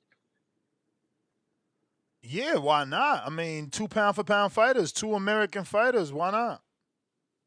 That's what I'm seeing. That's why I'm so excited about the opportunity. I'm seeing that this is some shit that like our grandparents would talk about, or our fathers would talk about, like, yo, did you see Sugar Ray fight? Yeah, I mean, such and such. This is that type of shit to me. I think it's going to be that. I don't think Dev is going to allow that shit to be a snore fest. It ain't going to happen. This shit is going to be some real shit. Like, the winner of this fight is going to dictate who is the face of boxing. That's the shit I see. I don't know about anybody else. I think That whole face of this shit, boxing shit is difficult, but I get I you. mean, yes. Yeah, I mean, like, this is like when I say face of boxing, I'm putting the air quotes on that shit. It's just, it's gonna be raw. Everybody and their grandma gonna watch this shit. This got the ability to be at Allegiant Stadium. It's one of those big fights. And depending on what happens and how it happens, they might have more than one fight. They might even have a draw. It just depends on how the fight is. And I can't wait to fucking see it. And you know what? Every time you talk about it and I get a chance to get on air, I'm gonna be singing the praises of this fight. I don't care what anybody else is talking about. You think it's gonna be a snore fest or not? Because most of the time, all y'all niggas gonna watch it anyway. Word. That's what I'm talking about. So salute to you, Nuss. Get these niggas on, man. Wake them up. Peace, my brother. All right. Cliff, Connecticut, with the counter. Yeah, appreciate you giving me one of them counters. Um, I did say that about Devin pressing him. I don't really know why y'all think pressing Shakur is the way to beat him. If you watch his fights, whoever does that to him, he just picks them apart. Like he always is just, he's so good at catching shots and slipping shots and coming back with counters, why are you going to allow him to be comfortable being a counter puncher? It doesn't work. So y'all need to come at it a different way. That we've already seen that style fail several times versus him. Is like he don't. He's just not gonna lose to somebody that's trying to rough him up and press him. You need to you need to move your pieces around the chessboard just as smart as him. And Shakur likes to find a good distance, and he will hit you, and you can't hit him from a comfortable distance. So Devin has good feet and he can move, and Devin fought Ramirez like on the move. I think you need to fight Shakur like that. I don't never see Shakur moving while he's punching. So, but Devin does. So, like, fight him while you're moving, like, and counter him. Like, let him lead and shoot first. And if he doesn't lead, score with the jab. But when he does lead, counter and get a counter and get it and score again. Like, you gotta play chess with him, and you gotta play chess just as good as him. You can't just go out there and try to overwhelm him. He's the best at defense. So why are you gonna throw offense at him? You got to outsmart him. You got to outsmart him. Devin's bigger, taller, longer. So I think Devin could have be at a range where Shakur's uncomfortable, or what I mean, move a lot where Shakur can't sit flat-footed and pick you apart in his little high guard or his Philly shell, whatever he likes to do. That's y'all got to think outside the box. You just stop trying to run down on Shakur and beat him up. This not how you're not gonna beat him like that. And damn, the last caller said something. Oh yeah, this to me, the last caller was right. This is our Sugar Ray, Tommy Hearns #1, or whatever. This is one of those fights for our generation to tell the youngins back in the that come up after us, where we were when we seen this fight, and because these two guys could go down in history as two of the best boxers of this era. So you definitely don't want to miss this fight. And if it could live up to the hype, and they can continue their career after the fight to cement their legacy as major players in the sport. Yeah, that's exactly what this fight represents. So I agree with him on that. Yeah, that's my call, yo. Stop thinking about pressing Shakur. Y'all got to get a little more creative. I shout out Cliff in Connecticut. Remember, we got them $50 worth of counters. Bands, you don't get one because you got knocked out, so you got to pay $50 to come back. Homie. So put your hand down. Put your hand down. Talk that shit, got you knocked out. Pay like you weigh or go to sleep. How you doing, Ness? Mm-hmm. Yeah, I think that's the Keyshawn and Brian Norman fight. I think that's a fabulous matchup. 'Cause you can't say definitively who's gonna win that fight. It's like two fighters with a lot to prove. It reminds me back in the 90s and early 2000s where guys had to earn their right, earn their shot. You can't just have a name just then automatically be granted a title shot. So it's definitely a traditional type of fight. And I'm sure the WBO will probably make it for like the interim type of title, like have some type of title on the line. But if I was going to side with somebody, I would kind of lean towards Keyshawn. I think Brian normally he throws his punches a little too wide. Like even his last fight when he's throwing the leaping left hooks, I don't think any top fighter, especially Keyshawn, will get caught with those type of leaping left hooks. He might get caught on the way in with those type of wide shots that he does, but he has got power. And I think I think if Body Shields was his manager or had a stronger side, I think he might even steer him away from that type of fight. Might say that we still got to work on a few things before we take on such a dangerous fight like Keyshawn. But I know he's not the manager; he's just a trainer. So if that fight happens, I'm sure he'll be on board and give Brian Norman a good game plan. And in regards to Shakur deleting the tweet, I think he did that because he may feel a bit bad because of taking Keyshawn's fight. So I think yeah, maybe I looked a bit bad on taking this fight twice. So maybe thinking, okay, he might want to give in and say, okay, Keyshawn, you can have this fight. Maybe. What do you think, Ness? Or do you think he just I don't deleted it know, for man. different I reasons? mean that's a good plan. You know, I mean, you know, he took it down because of Keyshawn. Yeah, the friendship. I could see that. Yeah. Yeah, especially when Keyshawn made an indirect threats of sparring, Mm-hmm. etc. He didn't Yeah, want so that I was thinking, sparring okay, session. Apparently, yeah, he doesn't want that. But but something needs to happen. Oh, I also was one of the earlier callers. They were saying that the belt shouldn't be on the line, but we've seen in history though. Remember Cotto and Canelo? They had that 155 belt at 160. So that's happened before. So the belt at 144, it would probably be on the line because of fights are usually bigger when there's a title attached to it, especially for the TV networks. Everybody likes to say we've got a championship fight. So the belt would more likely be on the line.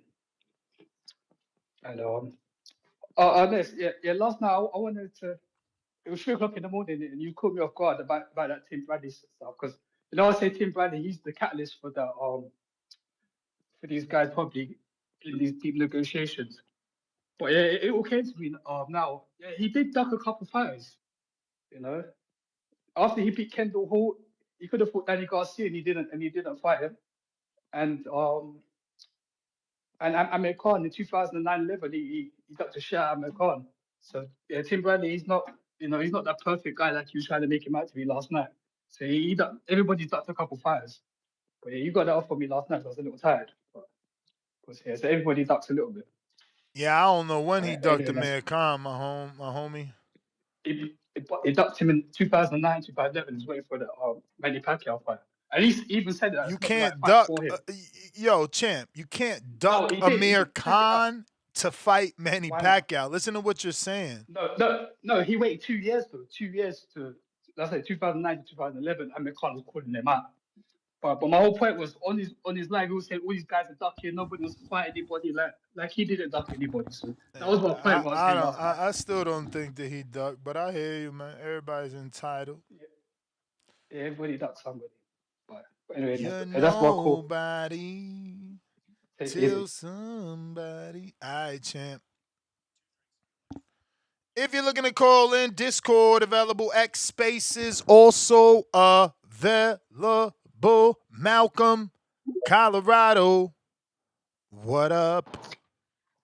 Mr. Gibbs, good morning. What up? Hey man, this is a great hypothetical card we got here. Shakur Stevenson versus Devin and Keyshawn versus Brian Norman. I think that before Brian Norman fought Devin Haney, I think I would have been more comfortable with saying that Keyshawn beats him. But I think the experience that Brian Norman gained from fighting Devin Haney makes it a more competitive fight. You know, Brian Norman, he tested himself. He risked it for the biscuit, and he may not have won the fight, but he still won in a way because he's still such a young fighter, and he was able to get that experience. He learned a lot more about himself that night. When you take risks that early, you may lose, but you learn a lot about yourself and it helps you improve because now you better know what you can work on to be a better fighter. You know what I'm saying? But even still, I would favor Keyshawn in that fight because I think Keyshawn is just a better boxer. Um, I think maybe Brian Norman can give him trouble if he can hit him with some good shots, some catch him with some shots that Keyshawn's not accustomed to getting hit with, you know. But I would definitely favor Keyshawn in that fight as of now. But I would still love to see it. And when it comes to Devin and Shakur, that is a great fight. And, I almost felt like I should make notes before I called in and talked about that fight because there's so much to talk about. Um, a lot of times when I see boxers at press conferences talking about their game plan for a fight, I hear a lot of guys say, I just got to go in there and be me. And for a lot of boxers, I kind of feel like that's a load of crap. But for Shakur, I feel like that's one of the people who can truly say that because he wins all of his fights simply by going in there and being himself. I don't know that I could really pick out a lot of what Shakur's game plans were. It seems like he just goes in there and goes off of his boxing ability and he just wins the fight. When it comes to, doing things in the ring, seeing the response of your opponent, making adjustments, understanding distance, understanding defense, understanding how to counterpunch, understanding how to get off your shots without getting hit. I think, Shakur is just the best in the world at that. So I don't think anybody on this planet is going to be able to outbox Shakur. I think the only possible way to beat a fighter as great as Shakur is you're going to have to make him uncomfortable. You're going to have to do something that throws him off of his game, whether it be, pick him up and body slam him the way Keyshawn did Pretty Boy Woo, or if you're gonna have to throw him out the ring the way Oshaki Foster did Ray Ford, you're gonna have to do something that makes Shakur feel a different way, a little less comfortable than what he's accustomed to feeling. Maybe hit him catch him with a headbutt. And I'm not condoning dirty fighting at all. I'm just, trying to highlight the point of making him uncomfortable. Because I would, at this point, you know, I kind of would want to lean towards Devin in a Shakur fight. Not because I think Devin is a better fighter, because I do think Shakur is a better boxer than Devin. But because I feel like I know more about Devin, that's what makes me more comfortable with picking him. I've seen more from him. I've seen more situations from him. I've seen more adversity from him. And I have been able to pick out different game plans in his fights. I don't feel like Devin just goes in there and goes off boxing ability. I feel like there's a lot of fights where Devin goes in there and just controls the fight and wins the fight with his jab. But I think that's a situation where he feels like if he can just win by doing that, he feels no need to go deeper into his bag. But I've seen fights with Devin, like against the Loma fight, where he made it a point to press the action. He made it a point to throw to the body all night. He made it a point to make it a high pace fight. That's something different than the traditional, dab and move style that he has. Also, when he fought Jose Ramirez, I barely even saw the jab in that fight. I saw him feature the check hook in that fight, counterpunching. A lot of times he was waiting for Devin Haney, or not Devin Haney. He was waiting for Jose to make a move, and as soon as he made a move, that check hook was on the way all night. So I have been able to see Devin do different things and respond positively in adversity. That's going to be the cheat code to beating Shakur Stevenson, adversity, because we see he doesn't respond the best to that, whether it's getting hit by De Los Santos and looking a little timid. Um, Whether it's the going back and forth with his coach in the corner when he's not controlling the fight exactly the way he wants to, or whether it's even getting in the ring and losing his composure talking to Oshaki Foster. You know what I'm saying? We've seen Devin Haney had the worst night of his life and get up there and say Allah makes no mistakes. He is the more composed fighter of the two. So if he can, push the pace, do something to break Shakur's composure, I think maybe we can get a great fight. You know, I think that there are still questions to be answered with both fighters, even if they do fight. I think there's questions that a Keyshawn fight can answer for Devin that Shakur won't be able to answer.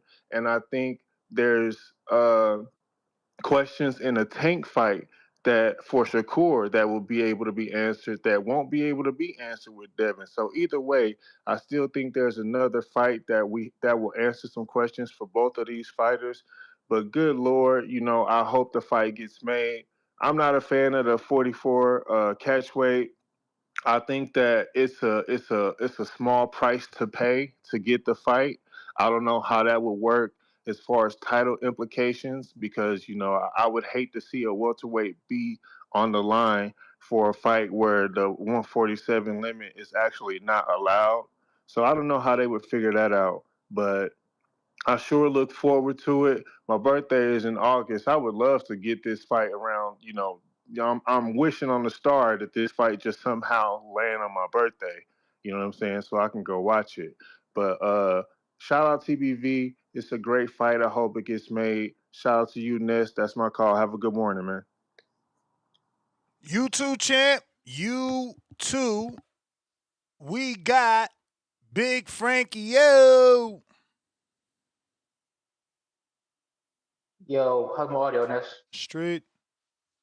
Yo, I actually just had a question about Border Wars. I know it's not related to the show today, but are the tickets available yet or anytime soon? Yes, they are available. Eventbrite link and hotel link if you want to stay at the Carib Royale with us.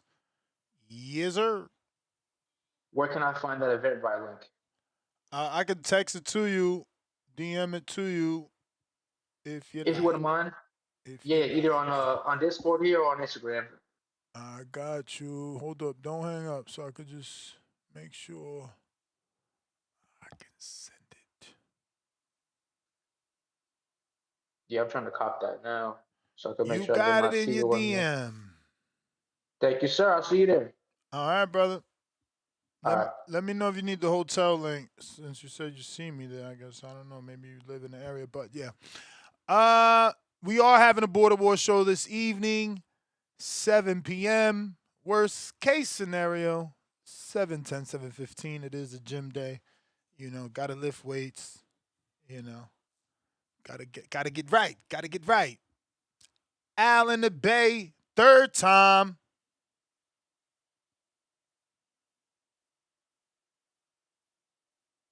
Oh, I thought it was a second time, but either nor. Yeah, man. Yeah, man. So he should let Keyshawn take that fight, man. I understand Keyshawn, man. It's kind of like I put myself in this position to get the fight. I've been asking for the fight, and you just come swoop in for my fight. It's Yeah, kind but of but but like, some could say the same about Keyshawn. He know damn well that's a Shakur fight. Shakur tried to get that fight June 20th, 2023. That's 3 years ago. He jumped in the ring after the Loma fight, and the beef was before that. They was trying to get the fight. Remember, by the time he jumped in the ring, he was already the WBC mandatory. yeah, but So Keyshawn Shakur's don't not got at no that weight claim. right now. My point is, Keyshawn don't got no claim to Devin Haney. What I'm saying is, No, what you said was you took my fight. He decided to. What you said was Yeah, you he took my decided. fight, and that can't be his fight. He decided. It is his fight. It's literally his fight. It's He literally jumped Shakur's fight. No, Shakur's still at 135. I mean 140. That's what Shakur is at. He's at 140. The weight class ain't got nothing to do with the fight. Is Tank still on? Is Tank yo? Is Tank still on Devin's list? Is Devin at 135? He should not be. Is Devin at 135? He should not be. No. We didn't ask that. We asked you a simple question. Is he on the list? Yes. Another simple question. Is he at 135? He should yes. not be. That's not the question, he should not be bro. on the list no more. It don't matter what You you asked think. me the question. No. I Because he's asked you not coming a back down to question. 35. I asked you a question. You're changing it and saying he shouldn't be. That's not an answer. That is an answer. No, it's not. Because he's not coming back. You don't have anything to do He's not with coming Devin, back brother. down to You're not part of the 135. team. So shouldn't be doesn't have any right to come out of your mouth because whatever you say don't fucking matter. It's what he says, and what he said was put him on a fucking list.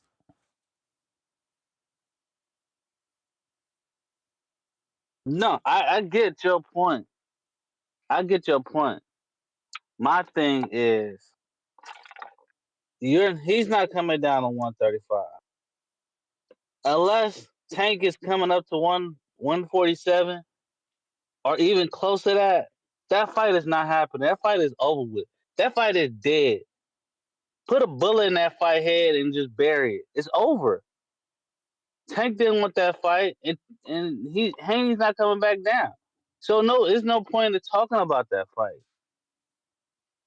So, it matters because where you are, that's where you're fighting. There's weight class. What they say is weight class for a reason. There is weight class for a reason. So, yeah, man. So we know that Shakur and Haney been having this on and off again beef for years. For years. But they did not fight each other. It's been on and going. But if I decided, okay, well, I'm gonna move up then. Since we're here at 130, since we're here at 140 together, and eventually we're gonna have to fight each other. So I'd rather move up. Well, let me go get the big fight since I moved up. And he wanted to go get Haney. He wanted to go get the big fight. Now Shakur takes that fight and win. Guess what they gonna say? Oh, now you gotta fight your brother. Why would you have to fight your brother? Because you stepped in when you wasn't supposed to step in. Your brother stepped out. He said, okay, Shakur, you can have this division. I'm moving up. And I'm gonna go get Devin Haney. That's a conversation. So you slide on his fight because he moved up and became the mandatory for the belt. He's the mandatory. That's literally his fight. He not the mandatory yet, Al. They gotta call He it. wasn't scheduled to Devin be the Haney mandatory. got 18 months from the date that he won the belt. He's in place, but he's not the mandatory yet. Devin's still within his right to do whatever he wants. Okay. So he moved up into place. Right? He literally put himself in position to say, hey, this is my fight. I talked to your dad, Devin, and we said we was gonna fight each other. I even came in the, we said we're gonna fight each other. So let me get this fight off. Like I said, Shakur got Oshaki problems. Oshaki. Go fight Oshaki. Go fight Oshaki. And let me go take Devin Haney. Shakur need to fight Devin Haney, bro. Oh, get your ass Shakur up out don't of need here. to fight Devin Haney. He don't need to fight Devin Haney. He need to go let his little bro take care of business to see if he can get that win. That Devin Haney fight gonna be there. Now if he beats Devin, now if Shakur beats Devin Haney, that Oshaki fight ain't gonna be there no more. Cause he moved up to another level. Go handle Oshaki, Shakur, and go let little bro fight Haney. He already in position to go fight Haney. If Shakur goes up and beat Haney, now he's have to fight Keyshawn. And why would you put yourself in that position when you have to fight Keyshawn? That don't make no sense. To any family, that wouldn't make no sense.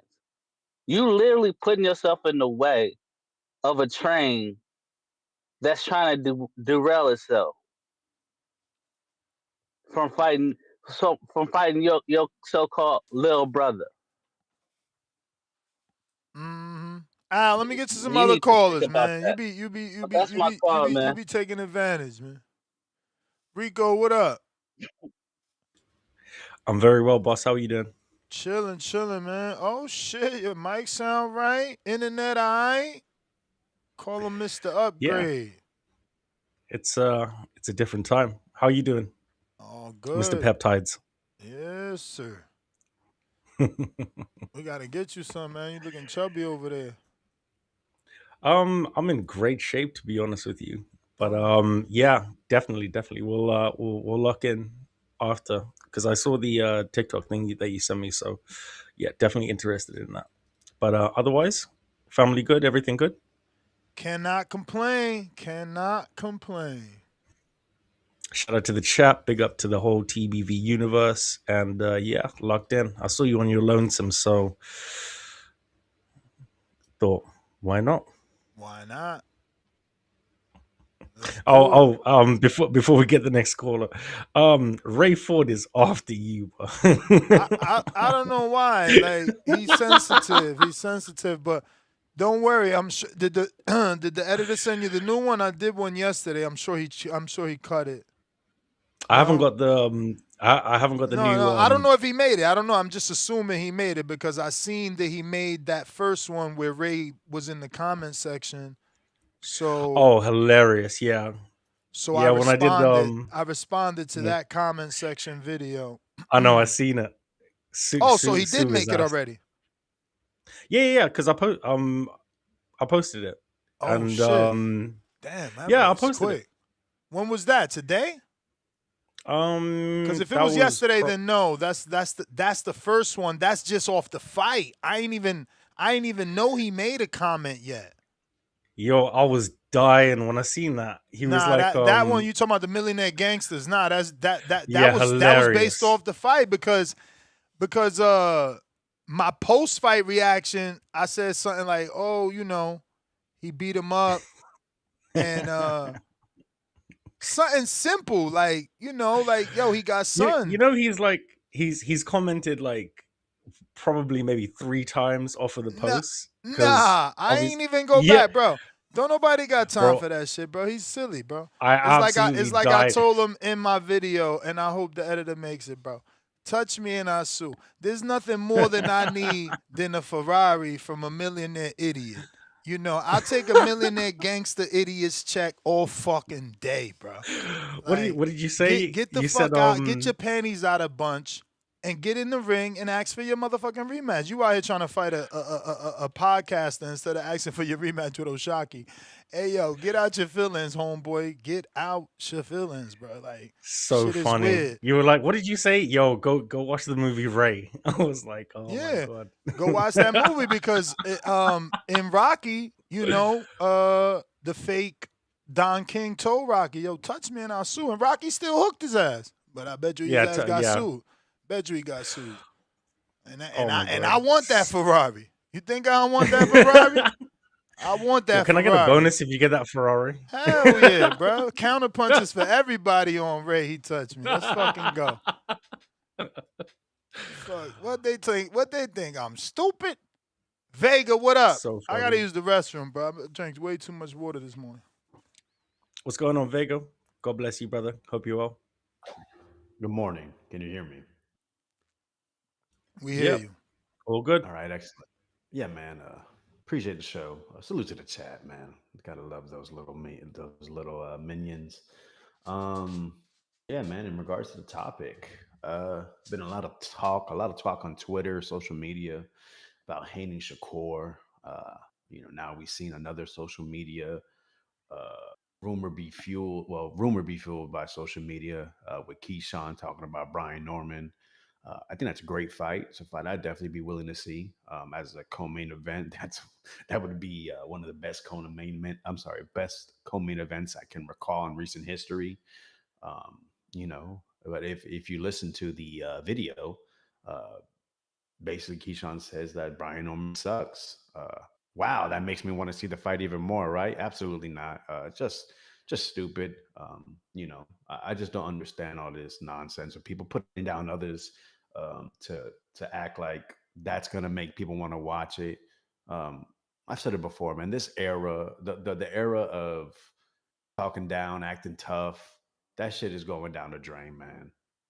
Man, listen, I just don't get it. Like, if you think that's a good fight, if that's a fight that you want to eventually say, yo, I beat this dude, what is the point of saying he's trash, he sucks, he ain't it?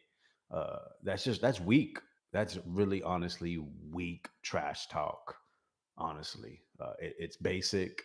There's no substance to it because everyone at the end of the day, the fans, the minions are before gonna say he's trash. How could you think he's gonna beat him? And then afterwards, well, he beat this guy.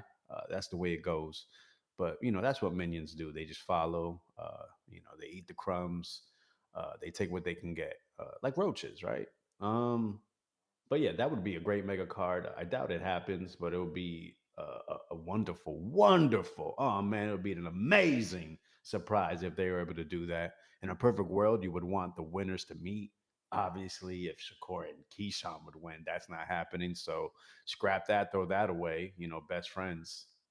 That's so cool. Shout out to Call of Duty. And Devin Haney and Brian Norman, if they would win, then it would make sense for that to be for, who's truly established number one in the division. Because when it comes to Haney and Shakur, I thought this is what we want to see: two of the best fighters fight. I've heard some people kind of not say they want to see or say that they don't want to see it, which is weird to me. I thought we were supporters of boxing. I want to see the best fighters go. These are definitely the two best fighters we've seen in the past few years, and I think they basically have established themselves as that. So them to fight would be great. The catch weight is whack. It's lame. If Shakur wants to come in at 144, come in at 144. People can say, well, in history, well, we're supposed to learn from history. We're supposed to get better.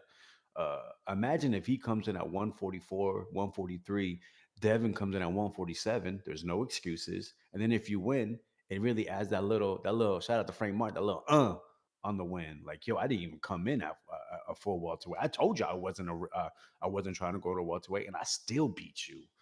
But that's the thing, man. These guys, because of the minions, they're afraid to lose. They need that extra something, to go ahead and give him that extra confidence. Like, I can beat this guy. I want to say I could beat him, but I need that. I need it. I need something else. And I think it's unfortunate. But at the end of the day, if the fight gets made, we're gonna watch it, regardless of other people bitching, complaining. Um, I'm gonna watch it. I would love to see it. Instead of being a minion like this guy, Pristine Network. I mean, like on his knees all the time, just waiting for certain guys to call in and say something just so he can be a bitch. He want to bitch about bitching. Does that make you the biggest bitch? But you just gotta throw these guys a bone sometimes, like a hoe. Shout out to hoes, man. You gotta love the hoes. Hoes run the world, like Pristine Sports Network. But yeah, man, make the fights. That's all I want to see. All this social media shit is whack. After a while, it gets stale to me. But I guess that's how you build fights. Instead of actually saying you can fight these guys and beat them, you just really saying like they're shit. And then again, when they win, then they want the credit. But that's the way of the world. That's what you guys like, the minions. Shout out to the minions, man. They got like 4 or 5 movies. But yeah, man, I'm out. Oh, can I ask you a question before you go, champ? Oh, I think he's gone. And obviously Nez is in the restroom. So yeah, shout out to the chat. Big up to the whole TBV universe, man. I love you guys. I will be where will I be? Yeah, at the Ryan Garner fight in Southampton. So, to anybody around here, boxing fans or anything like that, come and check me out. And yeah, because I want to do like a whole, sort of interviews with fans segment for TBV. So I think that'll be really, really cool. while I can speak, shout out to Debo Devin Haney out here. Okay, Debo. All I know from Debo is contract signing and hands, because we all know that Devin will travel anywhere to go get belts and whoop any type of ass out here. So, shout out to Debo Devin Haney for calling Shakur Stevenson's bluff. Um, Prayers up for Nez. Obviously, he's on the hit list for Ray Ford. Ray Ford really wants that work. And there was somebody else in the comments section, actually. If you go and check that reel, somebody said that they have 15K for Nez. Nez, Did I leave you did alone you? too long? No. Because I I'll didn't literally notify Alex that I was stepping away. none. No. You're good. You're good. If you go back on that reel, the one that Ray Ford said, I want to link you for real, whatever. Yeah. Underneath it, there's a guy that said, I got 15K for you. Yeah. I seen that. Bro, I'm not Yeah. interested in none of that, bro. Like, for one, I don't need no money. Like I'm not desperate. I don't need to go fight because someone in the comment section who might not even have $15,000 in his bank account is offering me $15,000. No. I'll fight him on Border Wars. Nah. Yeah, nah, man. 1,000,000%. It's just silly. It's just silly because, all I did was talk about the fight on Sunday or Monday, and instead of him keeping it boxing, he took it to the street. So then that reel was made about the hood gangster shit. And now that has hurt his feelings more. It's going viral. He's forced to comment onto it.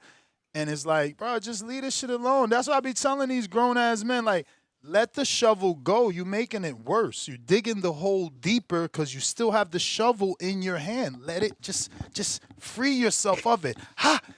Don't touch it. Let it go. Let it go. Shout out to TVV socials, guys. Please follow us, The Boxing Voice, Yes. TikTok, Instagram, and Twitter. Honestly, this is the greatest show on earth. And actually going to be getting some more British fighters to come through on the interviews, even though, Yeah, man. it's Schedule them for the podcast. If you know. $1,000,000%. I actually get Josh I reached Kelly out on to. here. What's his trainer's name? Let's get some of them trainers. I like some of them. I think Kelly's trainer. What's his name? McGuigan. Shane McGuigan.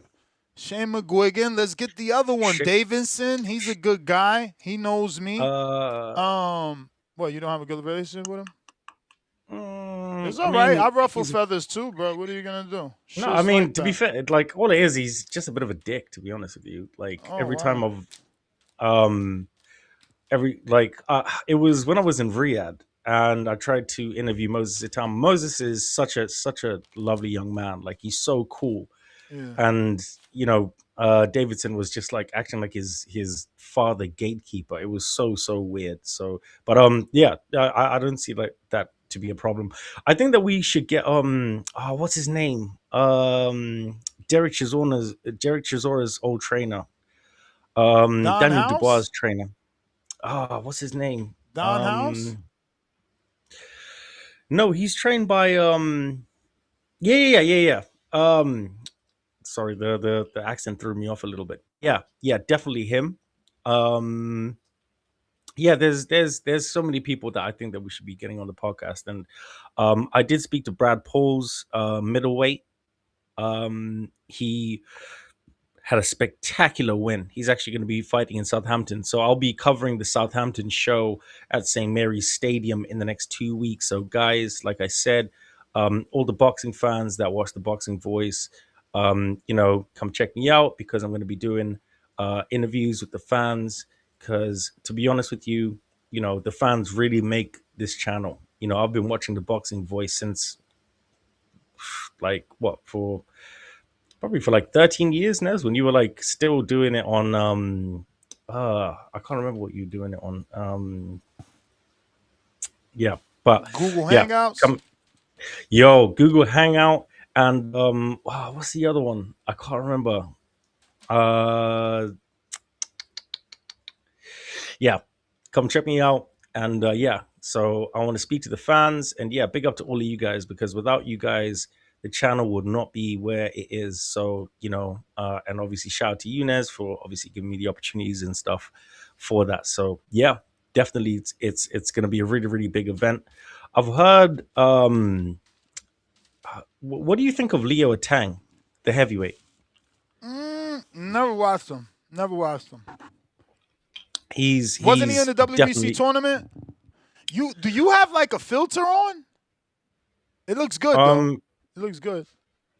yeah. What do I sound okay? No. I mean a visual filter, like a camera filter. Yeah. Okay. Yeah, it's got like a Shout shade. out, shout out to you for that one, by the way. Big up to TBV Dollar. But yeah, I think Leo Tang and Moses Itauma is going to be a massive, massive, massive fight. Skype, yes. I remember when you were on Skype, Nez. Okay. Oh my gosh, yeah, bro. Like, yeah, I've been watching TVV for a long, long time, and to be able to obviously work with you and everything, and be a part of the family has been a massive dream for me. So yeah, big up. Okay, I actually have a question for you. Yep. So Debo Haney, I call him Debo, okay, because there's only two things that I want fighters to do: is sign contracts and fight. Mm-hmm. Now Debo has proved this, okay. Shakur Stevenson, Haney called his bluff yesterday, Nez, in those flurry of tweets back and forth, back and forth. I actually agree with one of the callers. And guys, please go check out the socials for the reels. One of the callers made a really, really good point. He actually said that we're tired of Bill Haney talking for Devin. We actually want Devin to, voice his opinions and things like this or whatever like that. But do you think that the fight would have been made if Devin didn't say that, yes, I'll go to 144 pounds? No, he had to say that, right? I mean, that's why they were saying no. Well, there we go. I think that Shakur wants to fight because Shakur said out of his own mouth when he went on to the Breakfast Club with Charlemagne and everybody, he actually said, and verbatim, not verbatim, sorry, and I'm saying, in another quote, but he had said that I want to fight or end my career at 154 pounds. So if you want to fight, because he said out of his own mouth that he'll go up and fight Conor Ben, whether it's 147 or 154. That's what Shakur said, to the Haney haters. That's what he said out of his own mouth. Go and check that interview, and he says, 154 pounds. That's probably where I want to end my career. So why are you asking Devin for a catch weight? And the answer for that is he wants a advantage over Devin. That's what he wants. Because what's Of course, that's 3 the pounds? obvious. That's the obvious. Yeah, which is like ridiculous, bro. You're a multi-weight world champion. I still don't understand how he even makes 100, how he wants to make 135 pounds if he wants to go down there. That's crazy. Peptides, shout out to the Peptides gang. But yeah, I think that Devin Haney, and I've said this for a long, long time. You can actually Google me, which is crazy. Saying this, Devin Haney is the leader of the new school. I believe that people don't like Devin Haney because he does everything the correct way. He makes weight. He doesn't do drugs. He doesn't do performance enhancing drugs like Ryan Garcia. So yeah, hey, all you want, but that man is going to be Crawford 2.0. Mr. Sparrow, what is up? What's Oh, up? Mr. Price What's up, Sparrow. Ness? How What's are good? you, man? Congratulations, bruh. Go ahead, man. I mean, rub it in. Rub it in. I was nervous, man. You did your thing, bro. Appreciate it. Yeah, That appreciate it. right hand, Appreciate bro. it. I had to rewind it. I ain't know if that first right hand landed to his stomach or it was the chin, bro. Yeah. No, it That was right on the was, chin. yeah, it was right on the chin, bro. That shit hurt him too. And that ring, it sounded like a wrestling ring when he went down. The way he went down, it was loud like that. I'm like, damn, did he hit his Yeah. head?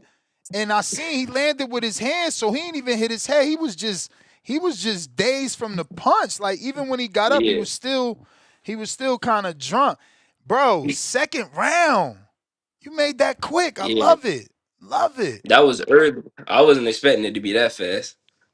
Damn. All right, it's over. So like, did you expect him to give you more rounds? Did you think he would be more on your level, or did you know it was gonna be levels apart? Nah, I knew it was gonna be levels apart, but I also thought it would go to like round 5 or 6. Like I thought I was just gonna like pick them apart, but we was training for like one shot to hurt him, and then from there pick him apart, kind of like I did, but because he got a lot of flaws in his game. So I'm like, Mm. okay, we're gonna definitely capitalize on that. But I was thinking like I'm gonna hit him, boom, hurt him, then he gonna be timid for the rest of the fight, then pick him apart. But nah, it just second round got him out of there. Yeah, man. So what was up with your dad? Like he was like flipping out, like Bryce, like he wanted you to look at him. Now I couldn't see what he was, trying to tell you or what was going on, but I could hear Uh-huh. him clear. Yeah. What was he So this trying is to the thing. relate to you? Every time we give somebody 8 count or drop him, I'm supposed to look straight at my dad so he could tell me, what he see and what I need to go out there and do so I don't get out too wild. But when I hit him and knocked him down, he fell straight on his back. I'm like, yeah, he not getting up. So I don't even think I need to look at my dad. And I'm Mm-hmm. not hearing nothing like in the moment. I'm like, bro, I just knocked him out. Like he not getting up. But then he got up, so I'm like, dang, all right, now I need to look at my dad. But that's why he was yelling, getting my attention. Yeah, man. Good Congratulations, performance. I champ. think the dude underestimated you too, man. Like the way he came out, he was a little. You think he was a little too cocky? Crazy. He shouldn't have been. I don't know.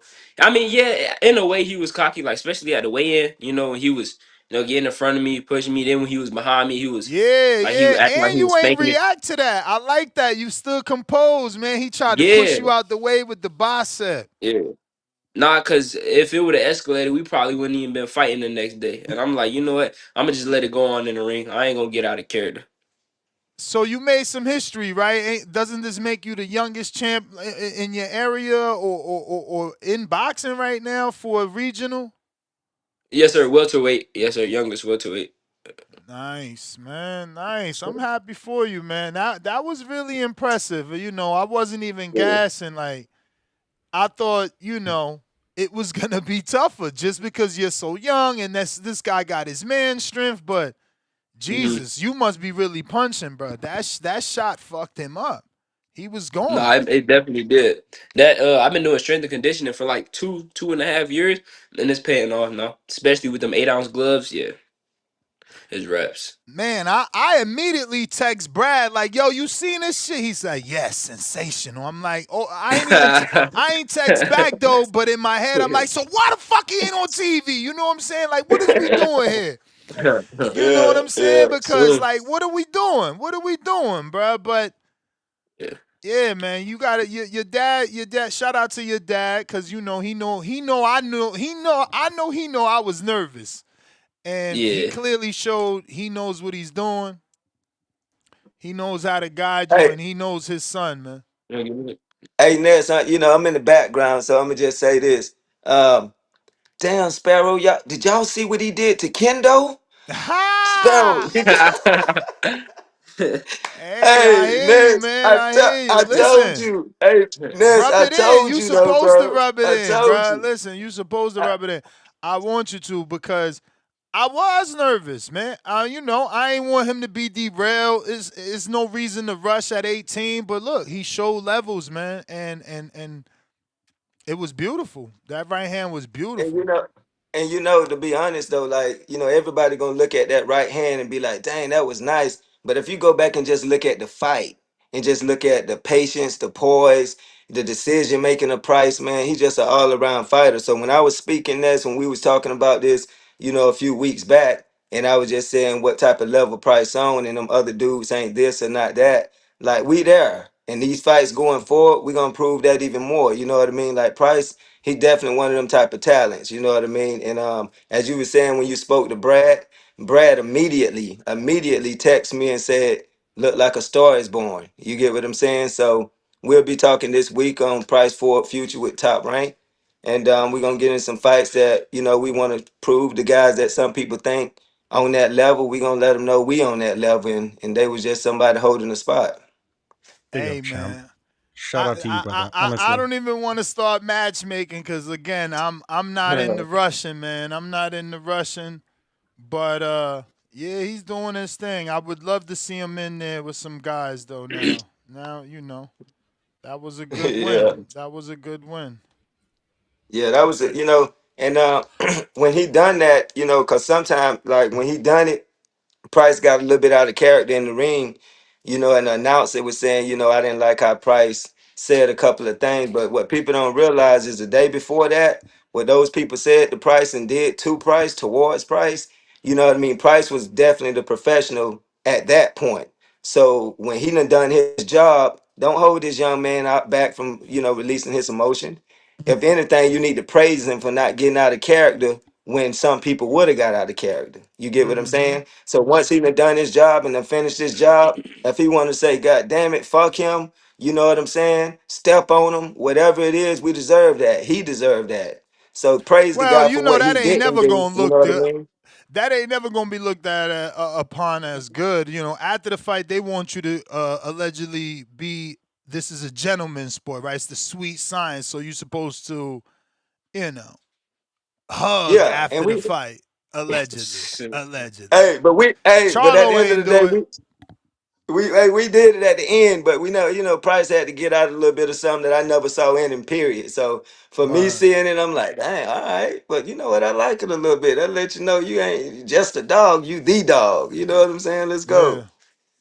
But yeah, hey, I appreciate you too, man, because even though you had spoke on that, when we was in that interview a few weeks ago, man, it put a lot of hype on it and built it up, and Price lived up to every bit of it, man. And it wasn't like you weren't supporting Price. For anybody who thought that wasn't the case, because Ness support us 1,000%. Dan, that's But what yeah, you got man. messages about. See, I can't even be Oh fearful, yeah. bro. That's crazy. It's like if I like a dude, why do I want to see him lose? So yeah, I'm nervous. That don't mean I don't rock with him. How the hell people gonna text you that? Oh, he don't rock with Price. This shit crazy, bro. You can't even be nervous for a motherfucker. That's definitely not true. TBV Yeah. supports the young man 1,000,000%, For and real. congratulations to him. Yes, sir. I appreciate y'all. Yeah. For sure. So Ness, Thank you you very much. already know what we need you to do, bro. You said you don't do matchmaking, and that ain't what we trying to get you to do. But put this young man out there. Let him be like, hey, this prospect, bro. Y'all talking about this I prospect, just that don't know how prospect. far to go, right? Like, I'ma be real. After that, I am asking myself. I don't know. I'm asking like, damn, Alexis Hey, Rocha. But that might be very. That's a big difference between that dude, Lambi, and Rocha is fuck, bro. They miles apart to me. But maybe not to y'all. I remember I interviewed Keith Thurman 10 years ago, and he said Jesse Vargas is a tune-up to Keith Thurman. And I reacted the same way I'm reacting now, which is Jesse ain't no tune-up, right? And neither is Alexis Rocha. But to you guys, y'all might be like, man, we sparred him, or I know him, man. He's one-track minded. I don't know. But that might be too big of a step up. I don't know. I didn't like a lesser welterweight didn't come to mind. You know.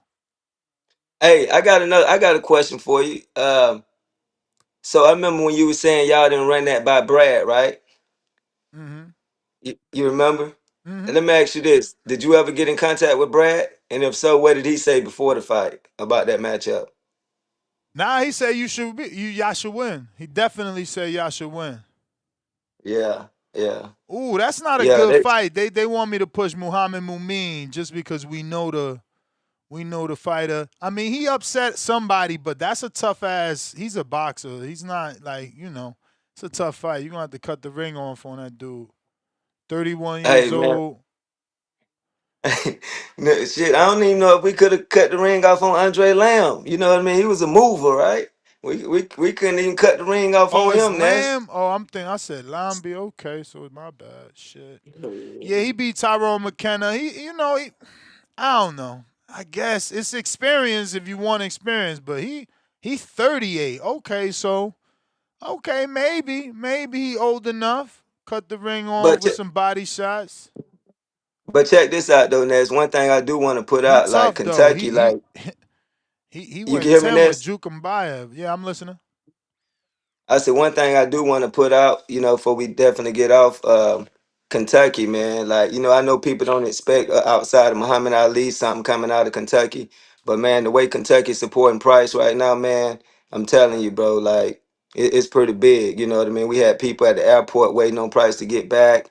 Then did a pretty mainstream interview on Price already. They got some other stuff set up for him. The sports commission here, which is huge. You know what I'm saying? They got some things that they want to discuss. You know what I mean, with possibly just some future endeavors, man. So Kentucky, man, just on the whole landscape of pushing Price out there and letting everybody know that he's well supported, man. We just want to give a big shout out to Kentucky on that standpoint.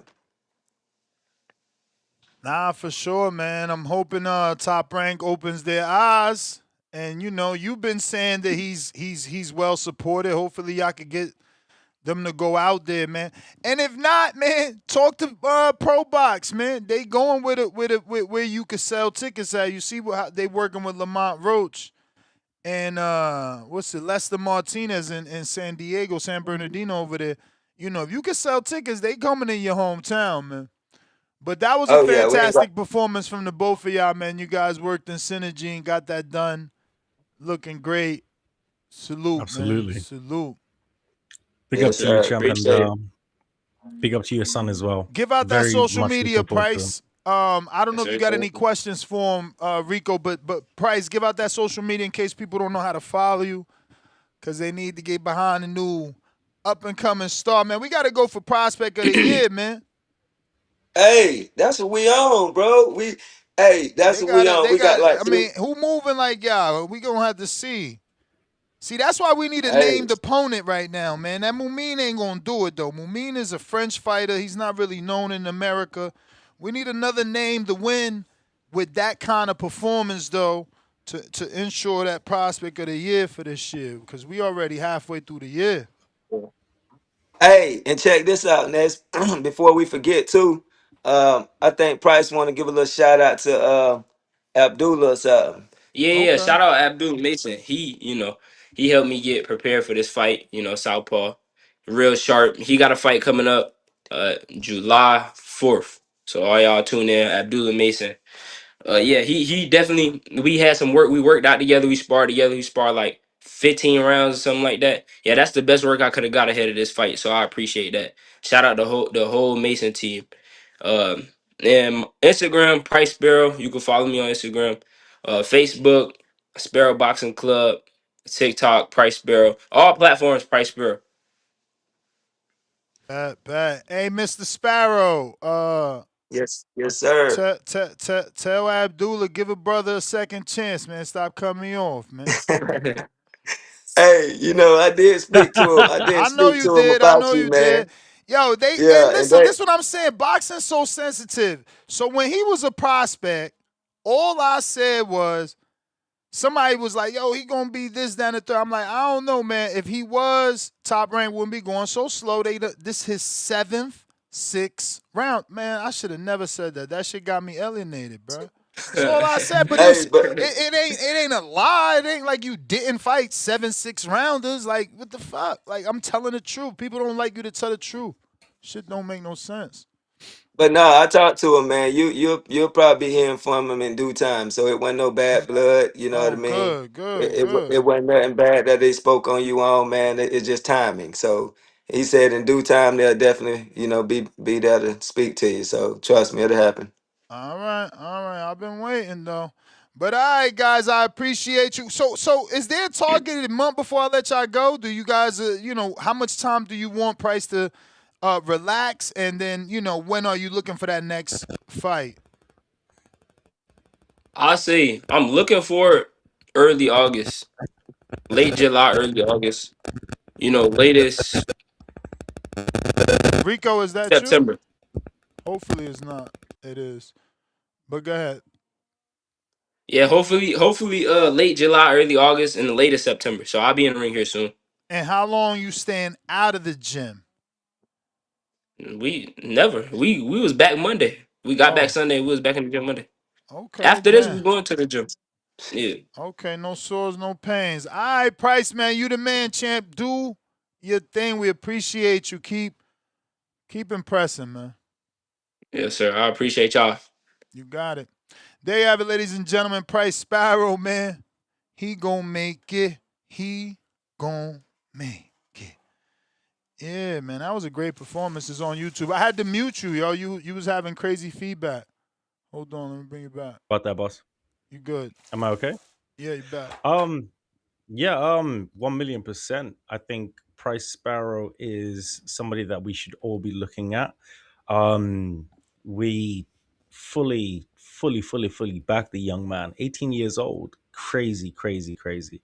I think Alexis Rocha, I think that might be a That might be step too much. It might be too much. too You're right. much. Yeah, I didn't want to kind of say it like then and Yeah. there, but I think maybe just maybe 2 levels above that, because Alexis Rocha for me is where he's at right now to the opponent that he faced is probably like 3 levels.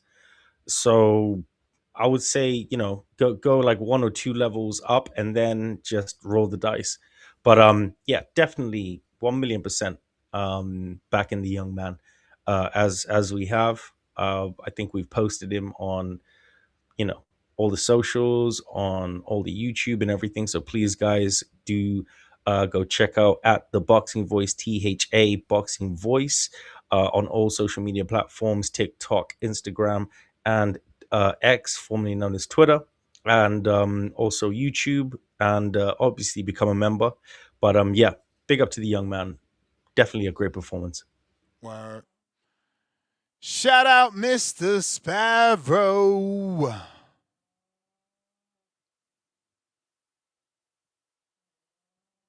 Let's see here. We got Tito Lavos.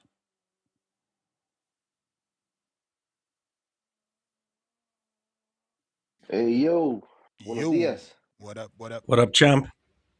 What up, Rico? How you doing, brother? What's You the weather okay? like in the UK right now, man? Yeah, I'm good, man. I'm good. Can't complain. God Sun's bless out. you. God bless you and the Same, family. same. Yeah, it's actually summertime. UK summer is horrendous, but I want to know how you are, and yeah, what are you Yeah, saying? man. That call was good, man. It kind of derailed what I was gonna say because I was into the conversation. You know what I mean? I didn't even know Price. Honestly, man, I didn't know Price was fighting. Sorry about that. He fought this weekend, Ness or fellas. Yeah, second round knockout. Man, well, I gathered that during the conversation, right? But like, I didn't even know he was fighting, honestly, man. But I wasn't in the best of places this weekend. I was fucking sick out of my mind. Anyway, so we talking about Keyshawn's crash out, huh? Crash out, Keyshawn. Well, no, we're just talking about the Devin fight with Shakur, the possibility of maybe getting the Keyshawn and Brian Norman on the undercard to make it from a super fight to a mega card. And obviously, people want to see Norman in a rematch with Devin, right? So it's like they both can earn an opportunity. Keyshawn wants to fight, Brian Norman wants to fight. I mean, it just makes sense. Yeah. Okay. Yeah. No. Okay. Now I'm back. Now. Okay. I got the groove now. I'm back in the groove. So yeah. So my and look, Vega had commented on something crazy, and I'm not gonna name the particular person he named, but people like that are on that kind of time, that are down, like commonly referred to as dummies. right?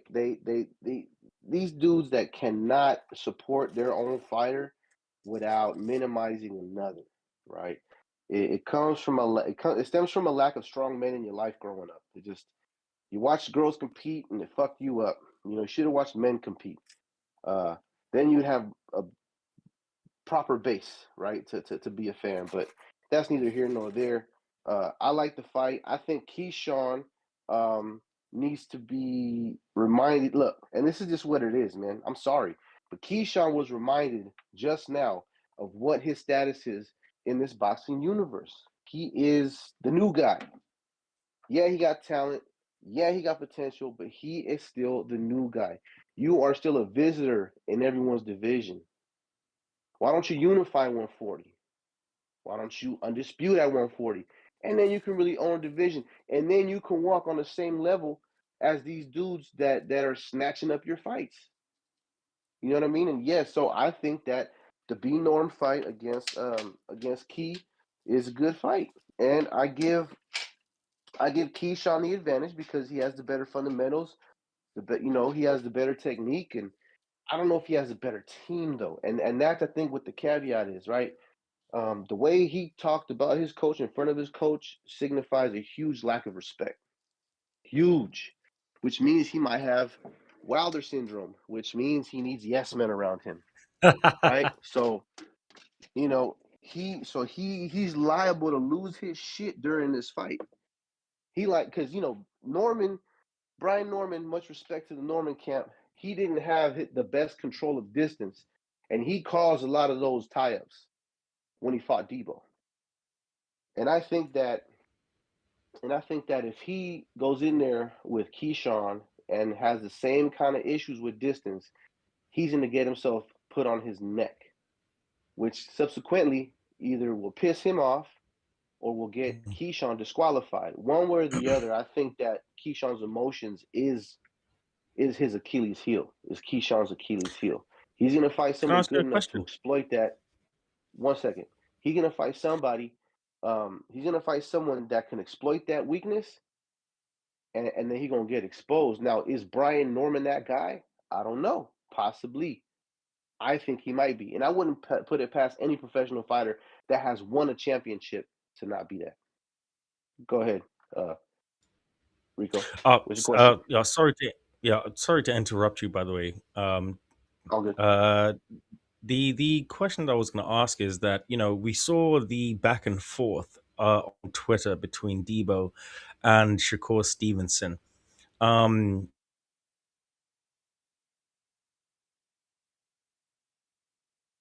Was that the question?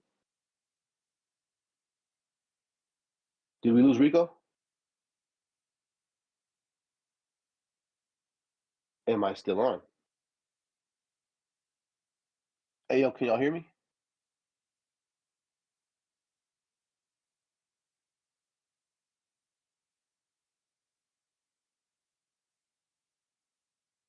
I don't hear nobody.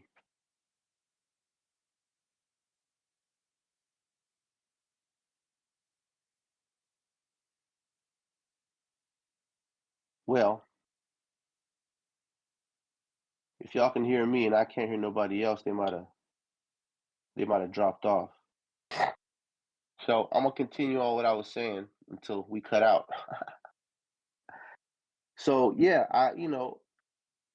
Keyshawn is in his teenage stage where he showing out, you know, and he's rebelling, or I don't know what the fuck he's doing, but you know, um, I feel like Keyshawn will get his emotions put against, and if they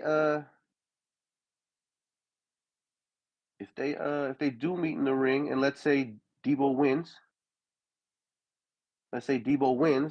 then he got to fight Shakur, or he got to fight Keyshawn. Now, what makes Keyshawn deserving of that? Just because he's number one? Okay, fine. Well, then get up there and wait. Get up there and wait. Um, I don't think Keyshawn has any leverage anywhere at 147. He's the guy that come up to challenge Debo, and I think Debo is gonna do what the fuck he wants because it's Debo's show up there. You know who else at 147? Like, who else is at 147? Let's think about it. I ain't in front of a computer right now, but let me know who else is at 147 that catches the eye besides Debo. Who the fuck else is being talked about at 147 besides Devin Debo Haney? I don't see it. Let me know. Just Keyshawn. Because, that's really it. just Keyshawn, right? That's Yeah. Keyshawn. Hey, what happened, Brian man? Norman, Keyshawn. Yeah, see, so there's no one else. How long have I been alone? Nah, you ain't been alone. Even when I stepped away, I had my headphones on. Oh, y'all was just letting me cook. I thought I was out. I thought y'all dropped off. I got Devin. I don't even know if anyone was listening. Hell no. But my whole point is, there's no one else at 147 except the number one that ain't even a mandatory yet. So I don't think. I mean, the number one now is Brian Norman. He's the number one. Oh, then I stand corrected. Then Keyshawn ain't pulling no kind of weight at 147. So if he gets sunned for his fight from a multiple weight, he's the number one in the WBO, so he's got a shot at Haney. But the number one welterweight in the division outside of, the number one outside of the champions is Brian Norman in the Ring Magazine. Yeah, so that's to my point. I think he's number two, maybe. And my whole point was, like, he don't hold no cards at 147, Keyshawn. He don't. There's 3 other champions up there. I mean, name recognition. I mean, listen, that I think that's cap. I think that's cap because a fight with him and Devin is probably going to be considered bigger than a fight with Brian Norman and Devin. Well, yeah, because it's Devin, right? Well, but still, I don't think Keyshawn moves the needle. But that's not true because obviously a fight with him and Devin is bigger than a fight with Devin and Brian Norman. Maybe. I don't see it. Man, it's the rematch, right? All right, bro. He's not okay. He's a champion at 140. Is Keyshawn a champion at 140? Mm-hmm. Well, he was. And dropped the belt, right? Yep. So he's nobody at 147. Well, he ain't dropped the belt. Remember, he vacated because he missed weight. Not vacated, he got stripped. Okay, that's even worse, right? So, I said, it happened to Shakur. Happens to the best of them. But look, showing up, seeing what I saw yesterday on the little video he made, I just see it right now, bro. He's super emotional. He'll throw some. He sabotaged that fight. He missed weight on purpose. He said he something about some fucking cookies. Was it the insomniac cookies and shit like that? He just he was I used to love insomnia. I had to stop that shit. I thought about you when I seen those shits. Like, is that the fucking cookies Ness was talking about? I ain't never had no. Don't fuck. It's amazing. I was actually gonna buy one for my birthday, just one cookie, and that shit, them shits is so far from me. It just was like, fuck it. Well, I'm gonna go. Yeah, probably a good hour and a half fucking drive for a cookie. But yeah, so anyways, to my point, man, if this is gonna happen, he just gotta accept the fact that he got sunned for his shit, that his star power or his leverage ain't as far, his management team ain't good enough to get that fight and keep it. Yeah, but it don't got nothing to do with none of that. It got to do with him not being the bigger fight. Devin literally says, sit this one out. To Devin Haney, Shakur Stevenson is the bigger fight. And to you, it should be the bigger fight. That's got nothing to do with Keyshawn, though. What do you mean? Bro, Keyshawn was the one that wanted it got nothing to do with Keyshawn. Yeah, but that's what I was telling the other caller. Devin and Shakur have been intertwined for 3 years and a half, 3 years and 3 months. So Keyshawn ain't got nothing to do with this. Keyshawn's trying to get in this. He got nothing to do with this. And there's nothing he did or didn't do to get the fight. It's just a bigger fight because it has more buildup with the two dudes it manifested with. Okay, so we saying the same thing. Where are we disconnected at? Where am I coming off at as disagreeing? I don't know. It sounds like you're trying to dismiss Keyshawn as not on that level yet or some little dude. Like, that's not the case. He just ain't getting a fight because it's a bigger fight for Devin to fight Shakur. But he was on the brink of getting it but when Shakur was basically saying he wasn't gonna move up, so it was like Devin was out there telling Keyshawn like, "All right, well, I'll fight you. I'll There you fight the go. little bro. And So and that's what I was speaking to. So I hope he don't crash out behind this because he still got to understand. And look, honestly, man, he does have a place. There's a hierarchy in this. There's a hierarchy, and he ain't quite there yet. He's close, but he ain't quite there yet. How many fights he got? 15. 14, 15?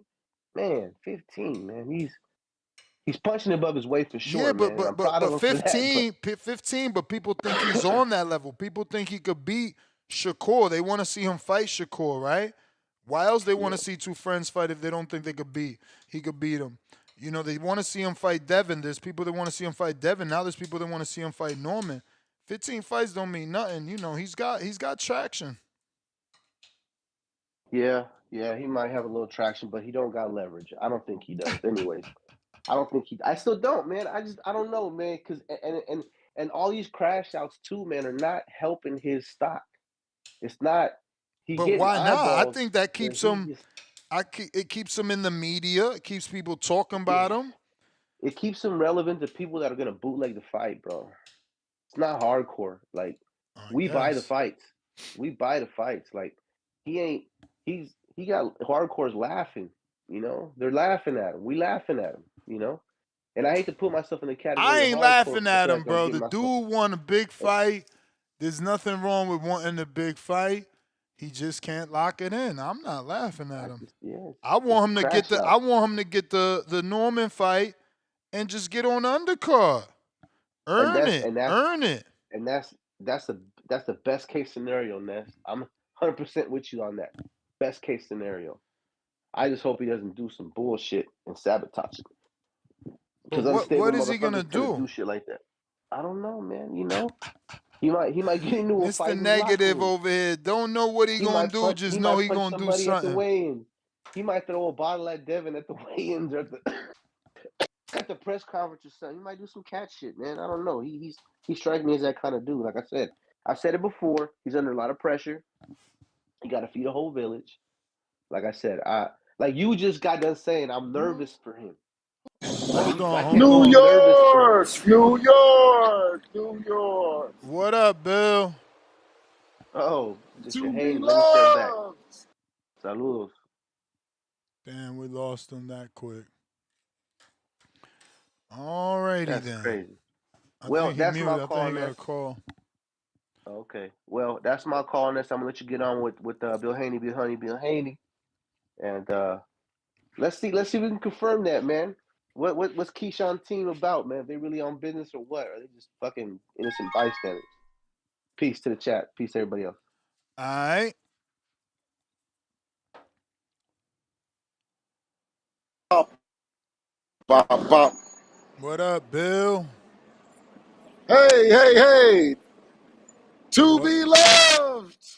To be loved. Oh, what a town to be loved in, man. Listen, let's go Knicks, because I'm on this East Coast today. You know what I mean? But, I mean, what do you think about Devin, the Dream, Debo Haney? Ness, and I don't want you stuttering. Don't start eating, because, I mean, if you don't do no backpedaling today, then something is wrong with you. What do I think about Devin? Yeah, Same thing I've yes, been yes. saying. He always trying to make the fight. I mean, Oh, okay, all right, okay, I all right. don't like that he's That's going what I down thought. to 144 for this fight. Man, who gives a fuck? Man, it's Debo, man, and you know what we do. When he makes a decision, we get behind him. It's not something that, from a business standpoint, that I'm going to do or that I want to be doing. Let the record reflect to know that. I've always said that I'm there to give him the best business decision, but he's Debo. He be tripping, Ness, and you know he be tripping, and y'all started that shit. So I don't want to hear nothing about that. 144, what's next? Why did he delete the Now, why the tweet? showing? Who deleted what tweet? Then Shakur delete the tweet? I'm not going back down to Twitterson land. What's next? He said 44. He Did you with it. The contact people that heard James it. Prince? Listen, no, wait. He already know we've been going back and forth with negotiations. I told you guys that, which you said that what I said. No, I got to be optimistic. I got to stay doing it. Shakur, I said, I don't know why he's not saying that he's negotiating. He's not saying I'm lying about it. Uh, so, and I told you that. And I told you that. Mike told you that. Sean Zattel said that. And you took the opposition to go with the other side and saying that it's all bullshit. So now it was on the table for at 47. It was on the table for all that. Now it's on there for 44. Y'all got everything else. What else you want? Ness, do you know of anything else? What else you want? I don't Because know. that's it. No. Ain't no I don't know shit. Listen, let's make this shit happen. Guy called James I Prince. got the same energy. I call James Prince. No, the people's already negotiating. They already know. So now they know 44. So now we waiting on him again What's the targeted date? this year. You know, that's not my business to do none of that, announcing none of that. I'm coming with what's factual and what's on the table, what the people know to be true. Are you guys gonna have Yeah, I any mean, listen, say you, so on the undercard? Because we would love that Brian Norman Keyshawn.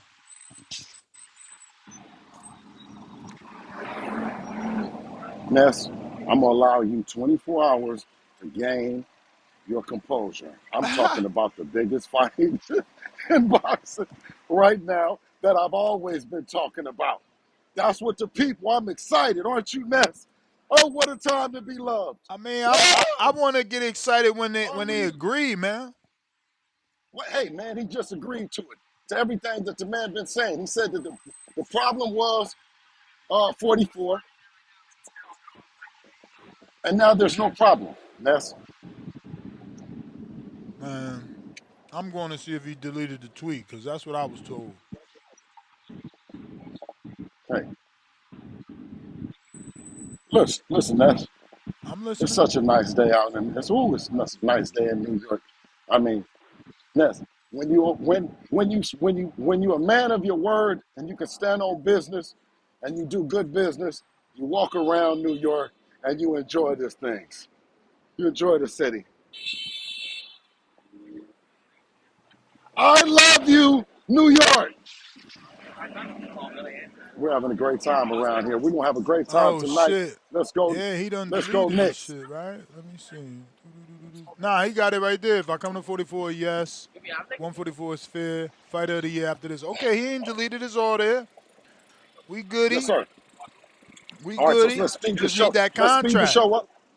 Let's speed the show up and let's you know what I mean, keep the energy that we had and let's all have a good year and let's look forward to that game tonight and more importantly look forward to this fight in the near future. Look for an announcement because that's the only way that's the only thing I want to talk about next.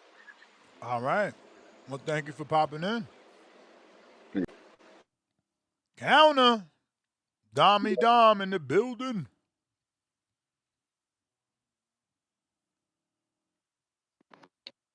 TBV, you hear me? What up? Yo, Bill still here?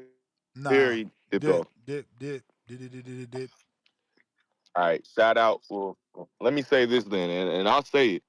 Shakur versus Haney is already over marinated.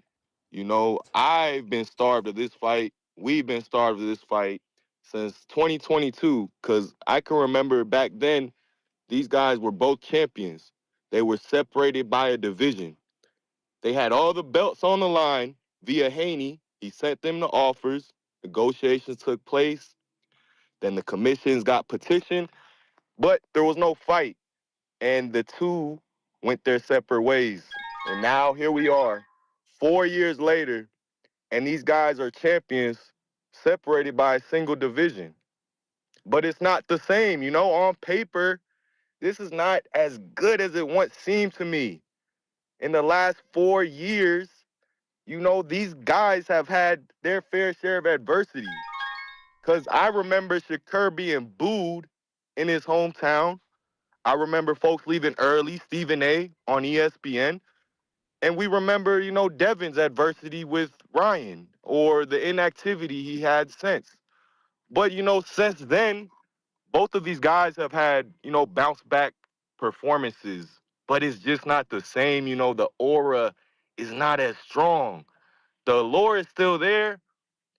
It's still a phenomenal matchup, but it's just not the same. And to make matters worse, is for no belt. It's a catchweight super fight. We're still doing these things. Champs fighting each other should be for a belt, especially in the era when belts don't matter or whatever's being pushed by the Zuffa boxing conglomerate. But I guess, that's the play in itself. This was once like a historic matchup between two fighters, undisputed on the line, and it's morphed into this catchweight bout with no belts. The bar has been lowered, but at this point, I got to take it because it's still a great fight. I'm going to take this however I can, and it just is what it is. Shout out to Devin for doing his part. Not sure what Shakur been doing. Going up 4 pounds ain't never been incredible to me. Not what I've been used to, not as of late. Just look at his man Crawford, what he did. I know Bill can speak to that. That's all I got. I mean, as the Keyshawn Norman, that's a great co-main, so it'll be a great night of fights. But yeah, that's all I got. And I'm not with this Keyshawn like crying, ranting, trying to be funny. He's rubbing me the wrong way. Honestly, he's almost intolerable out the ring. But I do enjoy him as a fighter. But he just needs to sort of relax, I guess. But that's it for me. Can I I'm ask you a out. question, Shout out to Ken, Bill. before Shout you out to leave? TDV. What's up? What's up, Rigo?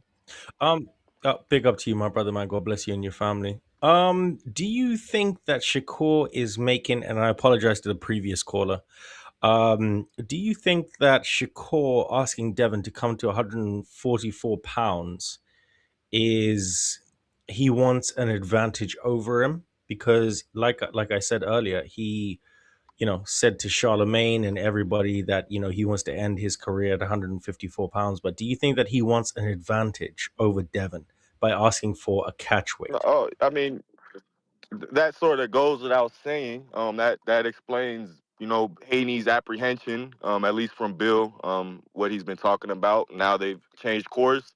Absolutely. We're gonna get a Haney that, like it or love it, is gonna be drained compared to a Shakur. And that just is what it is. That people swear up and down that Haney will have a weight advantage on him. I just think he's he's stopped draining himself the way Shakur has. So Yeah, it is what it is. The advantage will be there, but it's a matter of technique. They're two different fighters, so it really should. I don't want to say it shouldn't matter. It'll still be a great fight, but certainly Shakur will have a slight edge going into the fight, but should still be a great fight as big long as up it to you, my happens. brother. As Thank long you as so it much. happens, I can't complain too much. Yep. Peace.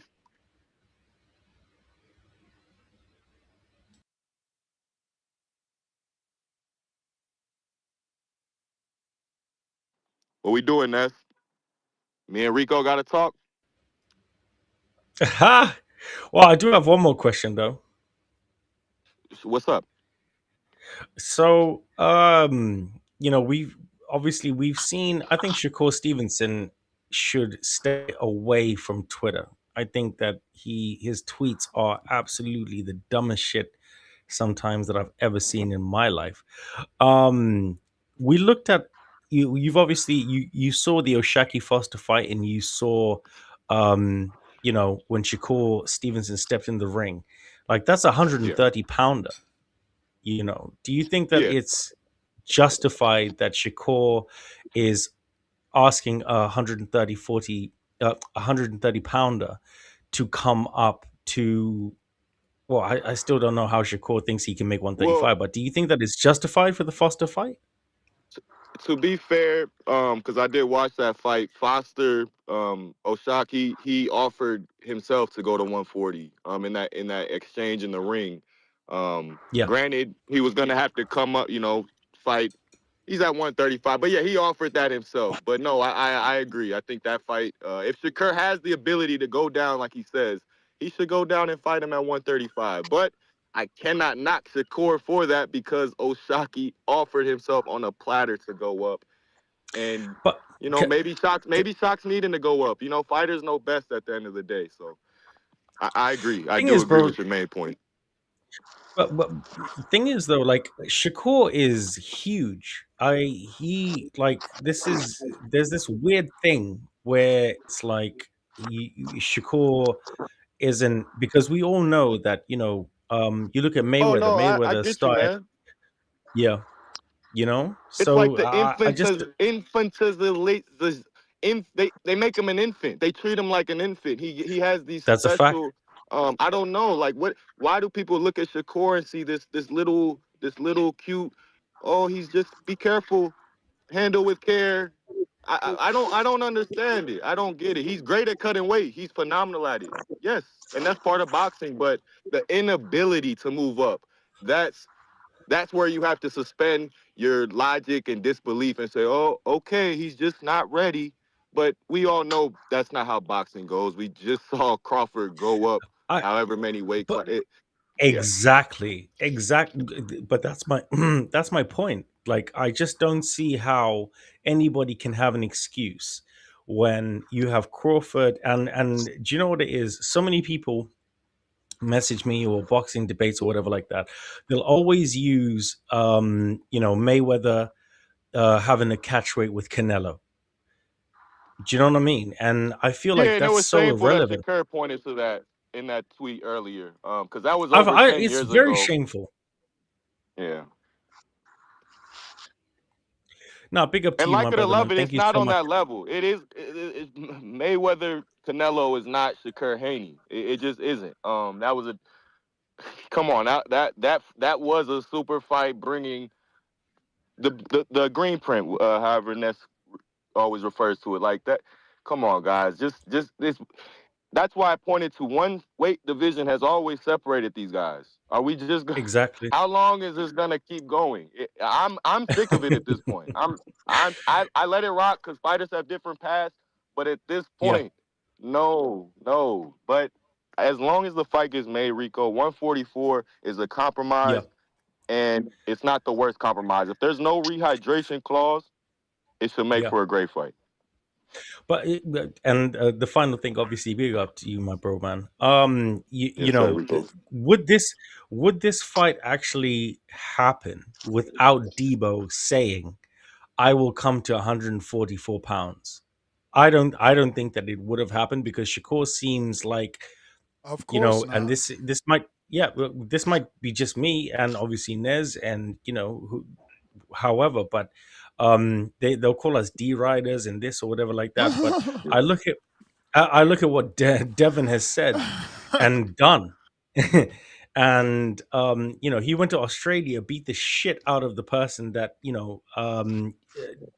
Tio They don't care beat about that Tio. fight. But that's the thing, like, my question is, like, actually, I'll go a different way. Do you want Devin Haney himself to talk and actually give his proper opinion on the podcast, on the Boxing Voice, and say, "This is what I want. This is what it is," and yeah, as a fan. As a Salute, Rico. fan. Salute, Ness. I'm out. All right. Shout out, my brother. I'll take that as a yes. Jonathan Simi in the building. What up? What up? What up? Can you hear me? Loud to the clear. Big up to you, brother. Man, likewise. Shout out to Ness. Shout out to Rico, man. Ness, we always appreciate your hard work, champ, your passion, and all the other things that come with it. And Rico, man, you're a loyal host, dude. Very humble guy. I can relate. I appreciate that. God bless God So you we're and your bless. coming family, God out of brother. bless. Thank God you so bless. much. absolutely, absolutely. So we're coming out of Psalms today, I knew he fellas, was gonna say God bless. and people. Yeah, God bless you. God bless you. Psalms 27:14. Wait on the Lord, be of good courage, and he shall strengthen thy heart. Wait, I say, on the Lord. And y'all think Price Bearer waited on the Lord, or he took his career into his own hands and made something happen? Oh, now you wanna big up Price, but you shit on Robert Merriweather. This is what I be saying about these dudes. Flip floppers, Hold man. on. I'm gonna Flip get to that. floppers with I they love that you Yeezy flip quoted the flops Bible. on, man. I'm gonna get to that. I'm gonna get to that. I got Yeah. Nike. Now I he, got now he Yeezys. giving one guy credit for not following the plan, going against the grain. The exact opposite shit he was shitting on Robert for. This is ridiculous, bro. You're horrible. Ness is an MC. He know how to move the crowd. So fine, I'll start there since I made the comment. Listen, you live and you learn, right? What you tell them when they got on the phone? Say I told you so. And that's what this is about. Like you know, we don't mean any harm. We're emotionally invested in these fighters. Mm-hmm. At least I am. Mm-hmm. And my favorite fighters. I am a fan. I am a fanatic. I am a fanager when it comes to certain fighters. I'm sorry, but I am. If you don't like it, cool. You don't have to listen to it. But listen, I'm a fanager. I'm a fanatic, you know, and I get emotional about my favorite fighters. I'm sure the fighters want those type of fans. They want some conservative fans and they want some outrageous fans. That all makes us a part of boxing. So don't knock one person for being a fan. Just, you know, appreciate that they're given to the sport, because without the fans, there is no sport. So with that said, you know, Fact. hey, like Ness told Price, congratulations, you've earned the fan in me. I think this proves that what we've always said, some fighters are ready for the next level and some aren't. A lot of the track, a lot of that traces back to development in the amateurs and how fighters are being brought along their early careers. And for the future fighters of tomorrow, it's not about those national championships. You're not going pro at 12. You're not going pro at 13. You're not going pro at 5. Develop, develop, develop. And in your early career, it's not about the fighter you're fighting at 6-0. You should be training for when you get to 10-0, 15-0, that you have the power, the strength, the speed. So when you go through your camps, it shouldn't just be, I'm training for this fighter. Your camp should be hard because it's in preparation for when you get to the next level. This is just part of the development stage. So you should be gaining more traction in the beginning, because as you get older, you're going to fight less. You're fighting tougher competition. You're not going to train as much because you're not going to have as many camps. So in the beginning stages of your career, you should be really pushing yourself for when you get to that next level. Don't just train for that 6-round fight. So I'm watching closely, Price. Don't make me start another conversation about fighter development, because I know y'all know that's one of my favorite topics. But you know, you got a fan in me. I've always watched you because you were part of TVV, but now you know you're on the emotional side of my fandom. So I'm watching, man, and good job, Dad. We rooting for you, champ. You're doing everything right. You're learning as you go, and most important, you love that. You love that man, and you putting your best efforts forward for him. So keep doing what you do, Dad. Don't listen to the outsiders, whether it's a Jonathan Sims or what have you. You know, consider, because there's some truth even in the lie, but keep doing you. You got this far because of what you're doing, so don't let us derail it. And keep stepping up to the plate. With that said, Ness, I'm gonna have to give 5 because I'm gonna go over. Shout out to TBX. You know, you don't have to arrive when you're already there. La Leyenda, Tip Bayless, SDX, SKB, TDL, Guy Cat. So on the Devin and Shakur talk, Ness, I'm with you. I don't think a catchweight at 144 makes sense from what I see right now. Now, there's some factors in there that could change my mind, right? Because, like you say, Ness, I go off of the information I have right now. If that changes, my opinion changes based on the updated information. So right now, what I know, it's a catch weight at 144, and I don't think that makes sense. Now, if we're talking $15 million plus purse, not amenities, not not per diem. If we only talking purse, not everything else that come with it, and it's 15 million plus. I mean, my man got what, like 13, 12 for Brian Norman. I guess that 144 kind of makes sense because we all know money changes everything. Money moves people. Money is the center around everybody's world. People will sing and dance for $1. Everybody has a number and they'll do whatever for that number. It is what it is, what it is. But from a competitive standpoint, I think it puts Devin at a disadvantage. My bigger concern is the precedence that it sets. If we're doing 144, are we doing a rehydration clause too? Ness, have you heard anything about a rehydration clause? Negative. I don't. There I don't won't think be. that There there will won't be. be. No, there Okay, won't. and There then the can't other be thing at a I'm worried catchweight. about is like I don't want and the other fighters like, well, you caught Devin Shakur at 145, come catch me at 142, and you took a pay cut here. Why can't you like? Because we all know once you start giving concessions, every other contract after that they expect for you to do those things. So for me, set the precedent and stick to it. So if I'm Devin, I don't know, man. I don't But know if that I is have the to be. precedent, bro. That's why I be sitting here defending. Hasn't he been taking shitty contracts to make the fight? Wasn't the And how many more? Cambosos a shitty contract? Wasn't the Yes, That Ryan a contract shitty was contract? horrible. yes. You know? Facts. So how many more does he have to do? That's what I'm He saying. gon' It's set the he a precedent. he a legacy fighter. Just because he get hella money don't mean shit. He a legacy fighter. Y'all trying to Yeah, no, change him. no, I'm not trying to Facts. change him. I'm just trying to make sure he's put in the best position Nah, don't for make him to sure be shit. You optimal. not his financial advisor, motherfucker. Stay the fuck out his bank account. All you need to worry about is his accolades, and that's what he doing, racking them up. You sitting here talking No, about, all right, man, go ahead. Go ahead and I'm be gonna tell a you why. financial advisor then. I'm a manager. Yeah, you darn right. I'm a manager, He worried and I'm a about father he of. worried about one of the dudes that get paid the most in boxing. How many No, motherfuckers last paycheck was $12 million in boxing? I'm not worried about Facts. that. I'm worried about A, learning from my standpoint of an up and comer. B, I want to make sure my fighter goes into the ring at his full and maximum ability. It's not necessarily about the money because I said if the money makes sense, I guess I get the 144. But I'm not talking about physically and mentally at his best going into one of the toughest fights of his career. And I don't want, oh, I had to be drained down to 144 or any of those things. And then from a contract standpoint, what does that tell the fighter of tomorrow? That in order to be great, you got to keep bending over and kissing ass to make sure that you can get the fights, even though you're the Yeah, guy, some you're the people, man.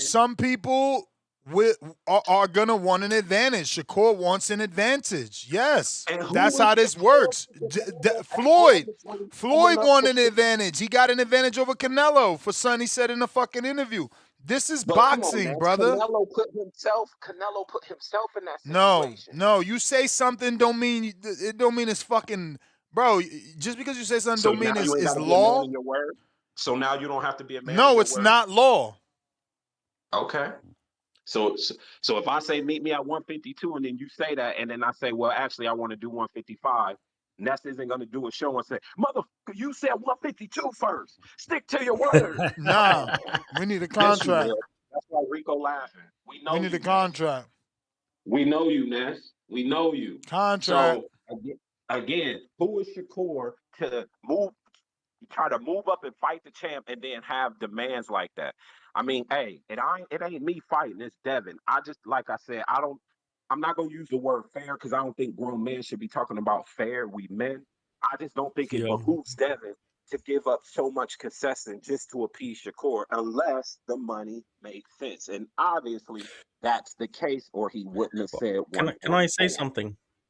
So go ahead, Rico. You can speak. Thank you so much, and I don't want to take obviously your call. The thing is that Devin has had to do that his whole career. He's had to take concessions. He's had to appease, people, and he's had to take really, really shit deals just to get that legacy. The thing is that that's what he does. Devin Haney is probably the closest thing to the 90s in the spirit of Roy Jones Jr., in the spirit of Nigel Benn, and he's the closest thing apart from Anthony Joshua that I would say is a throwback fighter. So I know it's shit and I know it's terrible, but the thing is that it's just the truth that he has to take the lesser deals to make fights because nobody wants to fight him. People say that he's not entertaining. They say that he's pillow fisted. They say this or whatever like that. I was on record on this show, and you can Google me, which is a thing now, to say that they thought that Brian Norman Jr. was going to be him. And I said to him that Brian Norman Jr. has the amount of footwork as a planted tree. Okay, so And that's bro, why he like goes at the end to of the day, Shakur and Keyshawn. Exactly. So the thing is that now there's always going to be someone, bro. Like there's always going to be. So Keyshawn is the next person. I'm actually going to the WBO convention in December. Shout out to Nez and the Boxing Voice for the amazing Yeah, we need opportunities. that footage. We need that Yeah, yeah, footage. 1,000,000%. It's going to be it's record breaking. So it's going to be the WBO and the IBF, and we actually broke it on the show here. So please, guys, go check out my interview with Gustavo on the Boxing Voice. But Devin Haney, he's always going to be that guy that people hate because he does the And right that's thing. fine. And that's fine. But even Ness told Bill he don't like the 144 catchweight. So I don't know why he don't get in the card with me Yeah, instead but of trying to get out Shakur's like not. he Trey.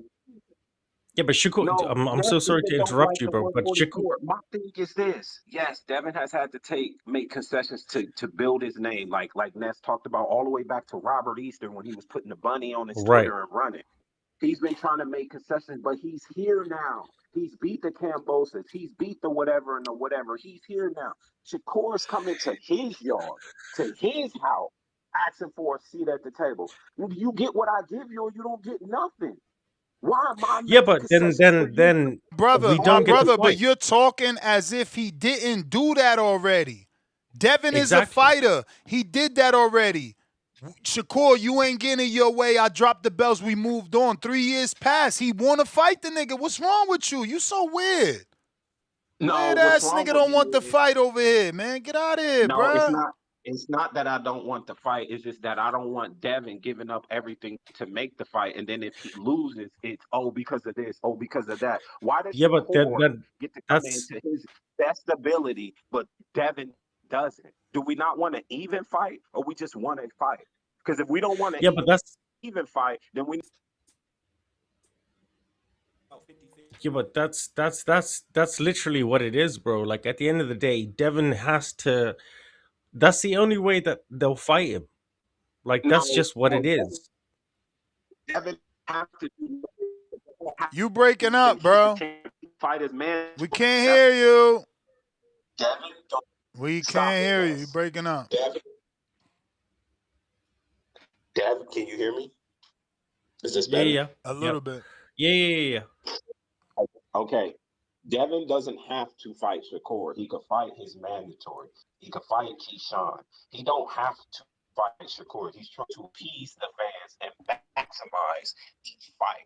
Now, obviously, Shakur is probably one of the bigger fights money-wise and legacy-wise. So the risk-reward comes into play. I agree with that. But he don't have to fight Shakur. He's doing us a favor by fighting him, and he's getting paid for it. But he don't have to fight him.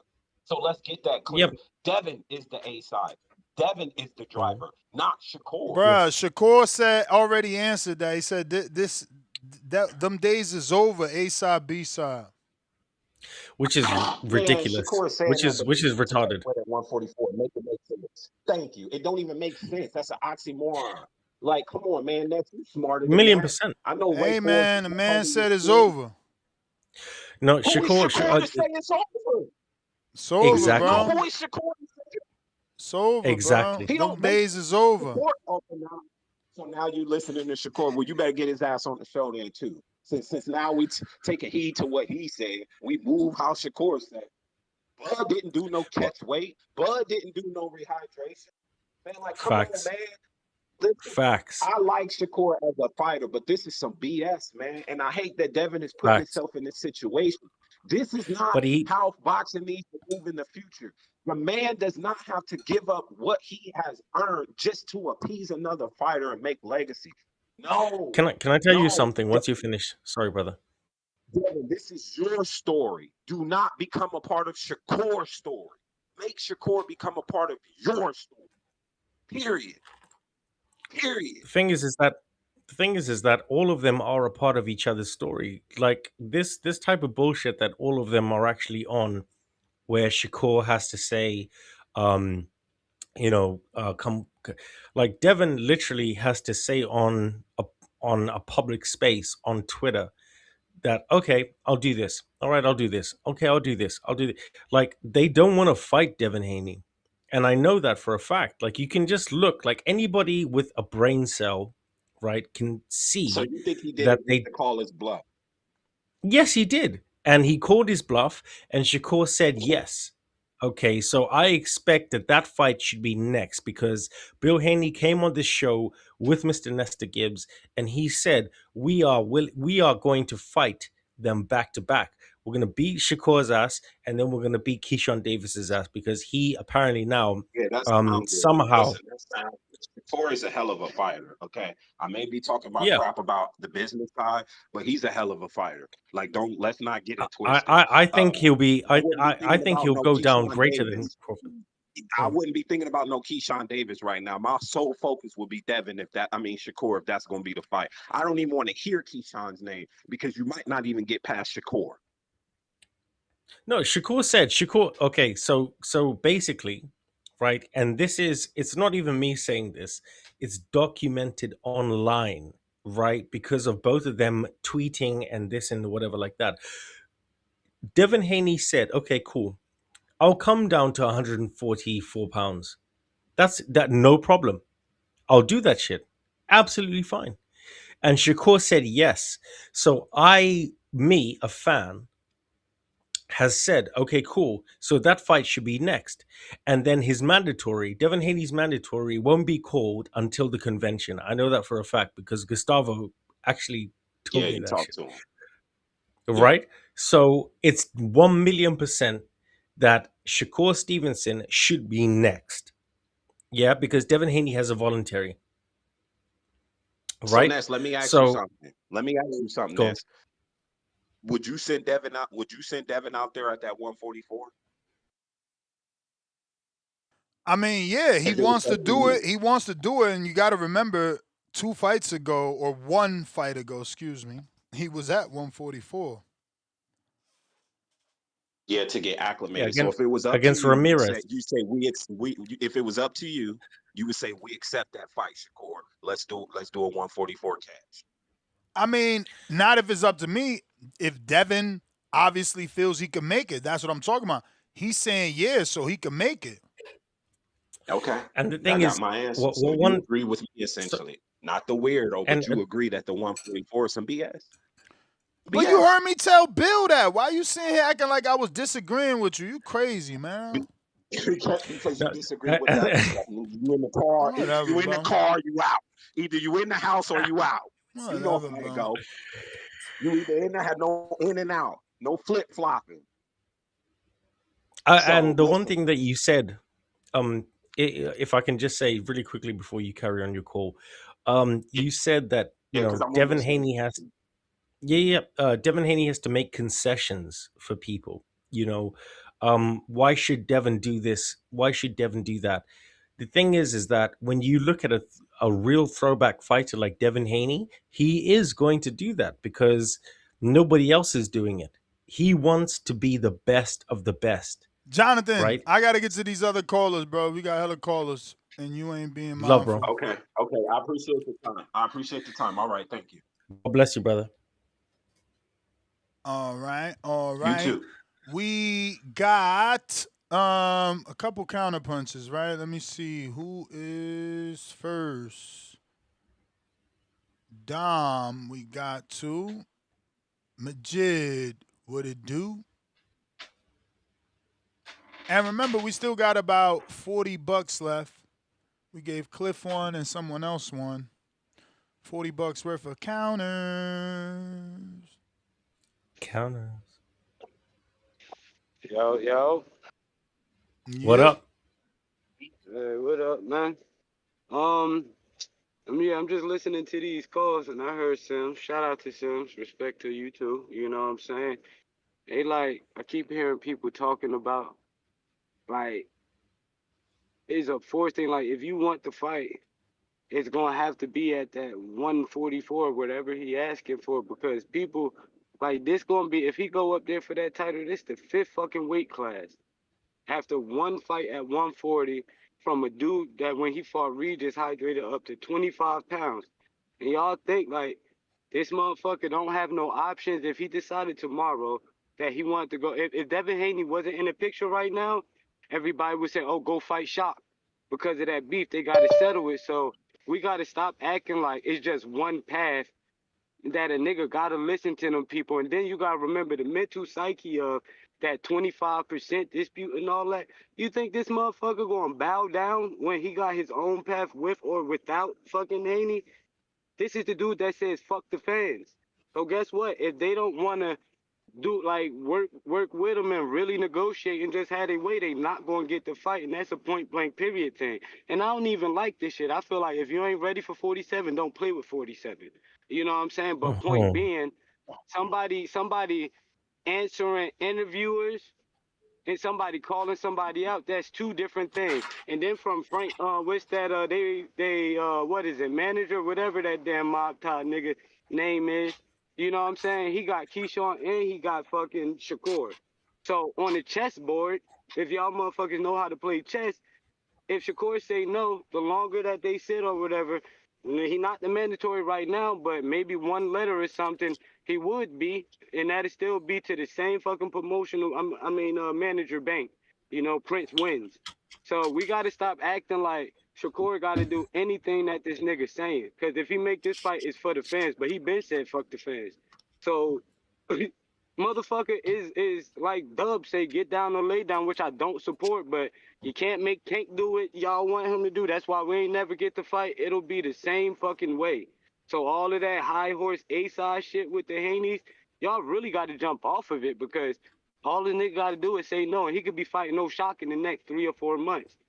You know, and then those Texas niggas gonna be happy. So I don't know. All I'm saying is y'all gotta stop acting like Haney this super king where niggas gonna do what the fuck he want.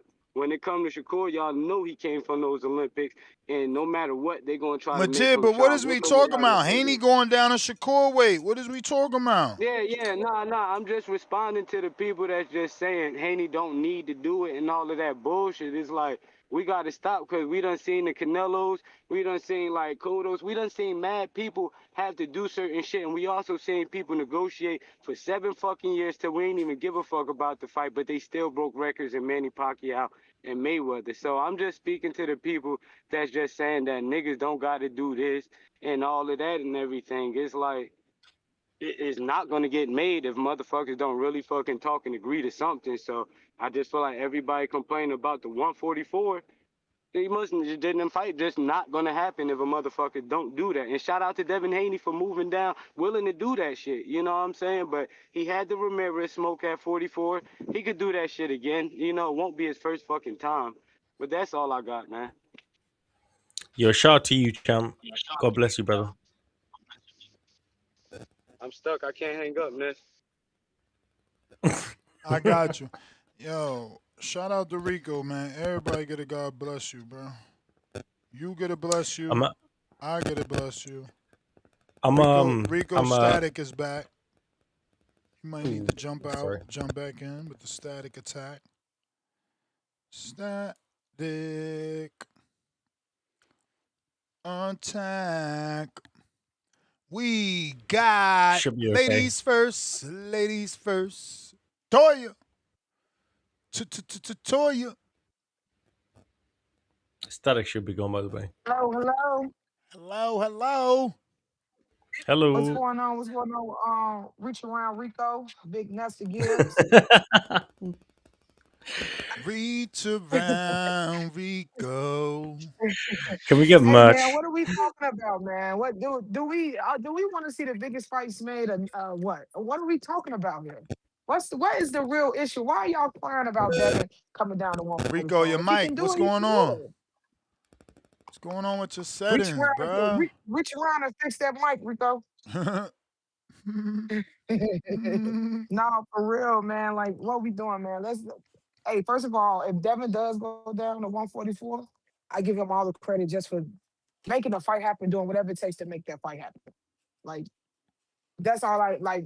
That's what's really important. Like him making a fight Shakur, man. I think Shakur on bullshit. I don't really think Shakur want to fight him, to be honest. I think he just saying that because the public all looking at him and they know that Bill said something about him being on the list. So I don't really think it's going to happen, to be honest. I don't think that, and I think it's going to be on Shakur. Shakur is ducking everybody. He ducking shots. He ducking everybody. I said it. I think he ducking every motherfucking body. He don't really want to fight. He want to handpick his fighters. He want to fight the people he know he going to beat. Yeah, he beat To. Yeah, he beat To, and that's a great win for him. But I don't think Shakur is looking for no type of fights that's going to challenge him. And him and Devin is a challenging fight. That's the biggest fight in fucking boxing. This is what we all wanted. We wanted Tank to do this shit, but Tank ain't did it. So now Devin's stepping up to the plate and becoming the face of boxing. Devin is the face of boxing. If this fight gets made, Devin is the face of boxing, bro. Real shit. Devin is the face of boxing. Nope. If ands, buts about that shit. And I hope that the Facts. fight does get made. Go ahead, reach around. I can't believe reach around is a real thing. Let's get some merch out here. Um, eh, well, what I wanted to ask you, and I completely agree, is the back and forth on Twitter yesterday with Shakur. Shakur obviously, do you think that Shakur wants an advantage? Because any normal person would just fight at the championship weight, right? Especially if they fought at amateurs, at amateur weight and everything like that. Do you think that Shakur really wants an advantage over Devin? Because that Yes, seems to be the yes, thing. yes, yes. I don't think he's confident. He see how good Devin looking up Go at on, that Queen. weight. Also, he probably looked at the size with him and Brian Norman in that fight. Devin looked huge in that fucking fight, and he looking at the size, and he's scared. The only person who ain't scared to go up there and get in there with the motherfucker is Keyshawn. He the only motherfucker who ain't scared. Win, lose, or draw. Keyshawn don't give a fuck. He'll go up there. And That's a Keyshawn, fact. stop being a bitch, bro. Keyshawn, stop being a bitch to Shakur. Tell that nigga stop jumping in your way of your fucking big fights. You need to stop that shit. You steady letting this brother shit get in the way of your money. Fuck all that, nigga. Ain't no friends in boxing. Y'all in a fucking competitive sport where y'all fight each other as men. Stop letting this nigga little boy you. He little boy in your ass. Just like Devin little boy your ass, told your ass, sit this one out. Nigga, you letting Shakur make you sit on the sideline and play the back seat. That ain't cool. And you supposed to be a fighter and from the trenches and all this shit. Y'all need to stop all that shit, bro. We not doing that in 2026. Real Can I shit. ask you one Like more let question, the fight on. Queen? Yeah. One more question for myself. Do you think that Devin should be more vocal? Because Bill Haney comes onto the show so many times. If I was the admin and doing all the admin stuff, I would be like, oh my god. But Woman. do you think that Devin should really come out here on the boxing voice, the voice of the people, the voice of boxing worldwide, and actually say how he actually feels? I would love for Devin to come up here and put his shit up here. I would love for Shakur to, I mean, not Shakur, I would love for Devin to come on the boxing voice and voice his opinion and say how he really feel about the fight with Shakur and with Keyshawn and his overall take on boxing as a whole. I would love for that because we don't hear enough of Devin. We don't hear enough of how he feels. We do hear Bill a lot. So I would like that, but Bill been doing a good job at speaking out for his son. Shit, that's just how it is. And let's be honest, Bill be getting people talking.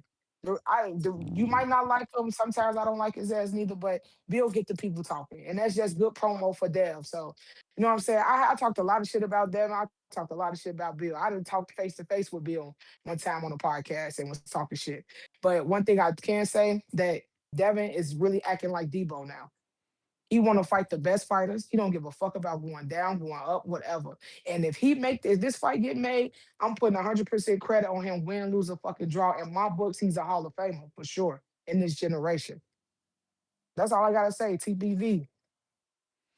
All right, Toya, appreciate you. Discord available, X Spaces also available. Elo him.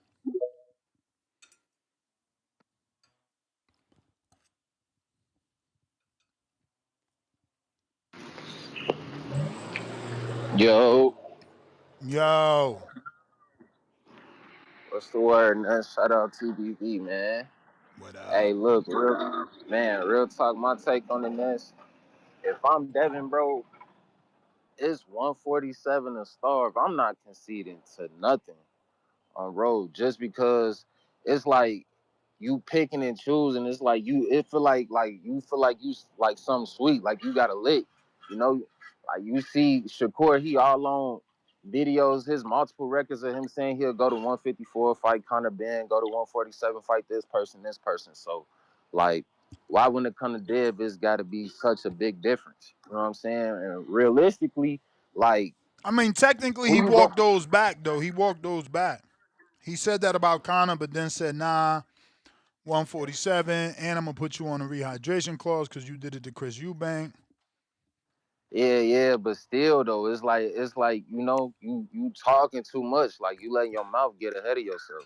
You know what I'm saying? And then just it's like with me, like my whole mentality, like it's mental. Well, like the fight's gonna have to get made regardless of the fight, cause like who Shakur gonna fight? That's gonna make some, you know what I'm saying? Like more. Oshaki. That's That's why he not that's sacrificed this kid. He could fight Oshaki. He could sit out and fight Lamont after the Zepeda fight or give Zepeda a yeah. But rematch. those fights not gonna garner that type of fight I that mean, like if a Lamont Dev beats fight, a Zepeda, Tio fight.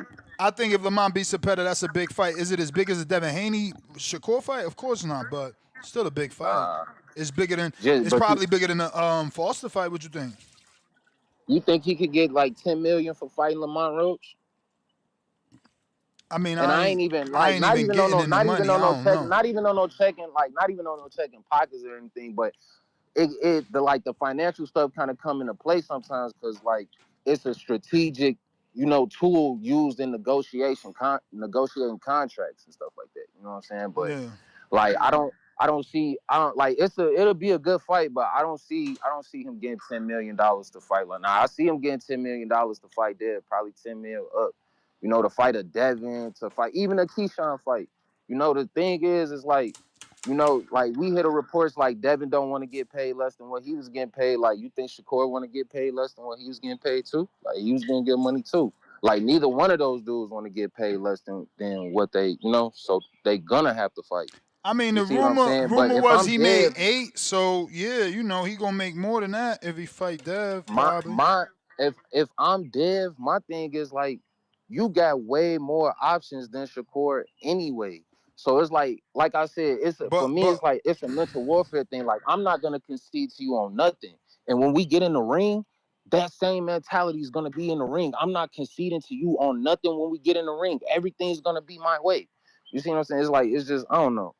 I think like on a mental aspect, like it's a mental warfare thing at this point because they gonna have to fight. Like they saying they both signed to Zuffa, like they're gonna have to fight. So I mean, we'll like wait and see because when Zuffa's in charge, Zuffa gonna tell them who they gonna fight. We interviewed Shane Mosley, so I don't know. I don't know what's going on right now. I'm waiting. yeah, I mean if we get the fight, if we get it at 144, I mean all props to Dev, you know what I'm saying? Props to the people that made it, but I feel like it'll just take away from the fight. You know what I'm saying? It's like I don't know, I feel like it take away from it a little bit. That's just my Gotcha. opinion. So I don't feel Yeah. like it's the same thing. It's the same thing like okay, Tank and Ryan, that was still a big fight, but Tank got an asterisk next to that win just because of the rehydration clause, like the issue with the weight. Like, okay, if Shakur was to beat Dev, like, do we give him full credit at 144? If Shakur was to beat Dev, do we give him full credit? I mean, he gonna get full credit because Tank got full credit for being Ryan with a rehydration and a catch weight. Don't forget that no one surpassed Tank. I mean, he No, got no, ain't credit no in the I mean, casual ain't no eye. I mean, ain't no I mean, bruh. I'm saying Believe like me, this a the hardcore. casual No, fans, no, no, the this a casual fans hardcore he got show. credit. This a hardcore show, and believe me, they give him credit right here. They give him I credit. don't I don't I don't give him credit for that for the 135 win. I keep it, and then that's another thing. Like that's why I don't even think that fight even aged good. Nah, Me that fight personally, I did don't think age that. good. What you talking about? He went on to beat I Duarte don't. after that. Duarte's doing good. And then he went on to beat Barrios and become a world champion. You tripping. Listen, I got to get to some other callers. Y'all But not did he? being But the thing, mindful. yeah, for sure, Because I for ain't sure. playing the My thing bell, but was y'all is got to that be Ryan mindful. didn't look the same. Yeah, my thing was that Ryan didn't look the He same. ain't look the But same for the Rolly fight, but then he bounced back. yeah, but this did he look the same in the Javante Davis fight as he looked in like the Mario Barrios fight? The same in the Jonathan Davis fight, Mario Balo's fight. He looked that's like if you go back and watch when he fought Tank versus when he fought even when he fought Duarte night, he didn't look good when he fought Rolly at all. But he didn't look drained though. He just looked at like he didn't train. But he didn't look drained. Alright. That was my thing though. But that's my call, brother. All right. Appreciate you. For sure. If you're looking to call in, now is the time. Stock Chasers.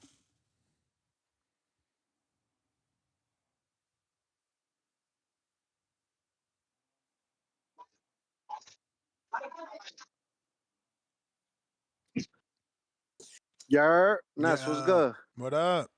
Hey, hey, I'm tapping in with one of them counters real quick, bro. Listen, man, I'm over here trying to mind my business, bro. But it's like 1, 2, 3, 4. It's like 4 back-to-back callers calling in, talking about Def shouldn't do this. Def shouldn't concede. Def, bro, obviously Def in his mind, in his mind, wants to fight, bro. Obviously he thinks he could put paws on Shakur. So like I don't understand why these dudes are calling in outside of his body, telling him what the fuck to do, bro.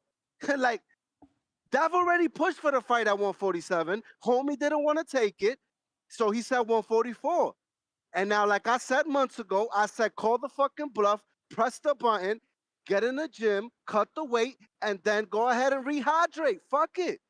He wants to fight. So everybody calling in here talking about, oh, but why is Steph making concessions? This is what you do when you are a real fighter, bro. You want the fights. So you make whatever concessions or you take care of your business to get the fucking fight, bro. Y'all gotta stop complaining, crying, and oh, but bro, the shit's annoying, bro. Y'all sound like a bunch of little bitches. Like, listen, this is the thing. Dev don't care. Listen, win or lose, he wants to fucking scrap. And I'm pretty confident that he wants to scrap because he obviously thinks he could win the same way I do. But y'all gotta stop calling in here with the bullshit. Like, bro, what does it fucking matter? And do you want Devin to call into TBV? How many times we're gonna go through this fucking shit, bro? Bill Haney is the face of DHP. He makes the calls. He's the face, bro. Devin doesn't need to sit on no fucking podcast and talk about what he wants to do. We already know this, bro. Yeah, maybe before when he was younger. Will we want him to be on TBV? Of course, bro. But what the fuck? We got a bunch of fighters that not one person from their team calls in the TBV and talks to us. Bill Haney calls in every other fucking day. You get what I'm saying? If he has the time. So what the fuck are we talking about, bro? Let's get the fucking fight together. Let's make this fight happen. This is a big fight, bro, at the end of the day. I'm telling you right now, and hearts will be broken. But y'all, please, man, y'all irking the shit out of me, calling in, talking about, oh, but Def shouldn't do it. It's 3 fucking pounds, and the man thinks he could cut it and regain it, bro. Calm the fuck down, man. Everything will be okay. Yo, like Mike says, help is on the way. All right, man, I'm out. Salute, salute. We gonna have to mix it up with a little bit of Bobby Hate.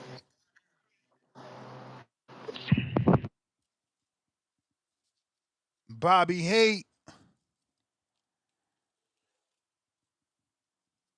All right. Boxing guys hating on you. AC. What it do? Yo, you can hear me? Yep. Yeah, man, this is great timing, man. I appreciate you coming for me for right now. I'm probably gonna sound like the old get off my couch nigga. Hey, is Rico still up there? Nah. Oh, okay, all right, never mind. Yeah, shout out to the UK Tupac. But yeah, man, I'm not gonna flex, bro. I only really listened to the last like 5 or 6 calls or so, bro. And my biggest assessment is 2 things, and excuse my language. Hey, you niggas out here are stupid and pussy, bro. That's the 2 assessments that I'm coming up with. Number one, who's my man with the Sims, bro? Shout out to you for saying that you are a prostitute, bro, and that you are do anything for a check.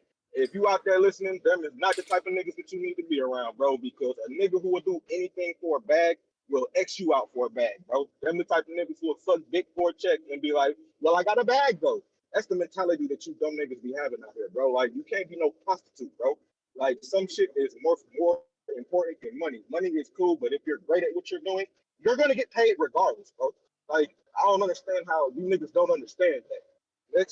Next, Toya, because you had a call yesterday, man. At the end of the call, like I feel like y'all don't have like, and I don't mean no disrespect, but y'all don't be having common sense.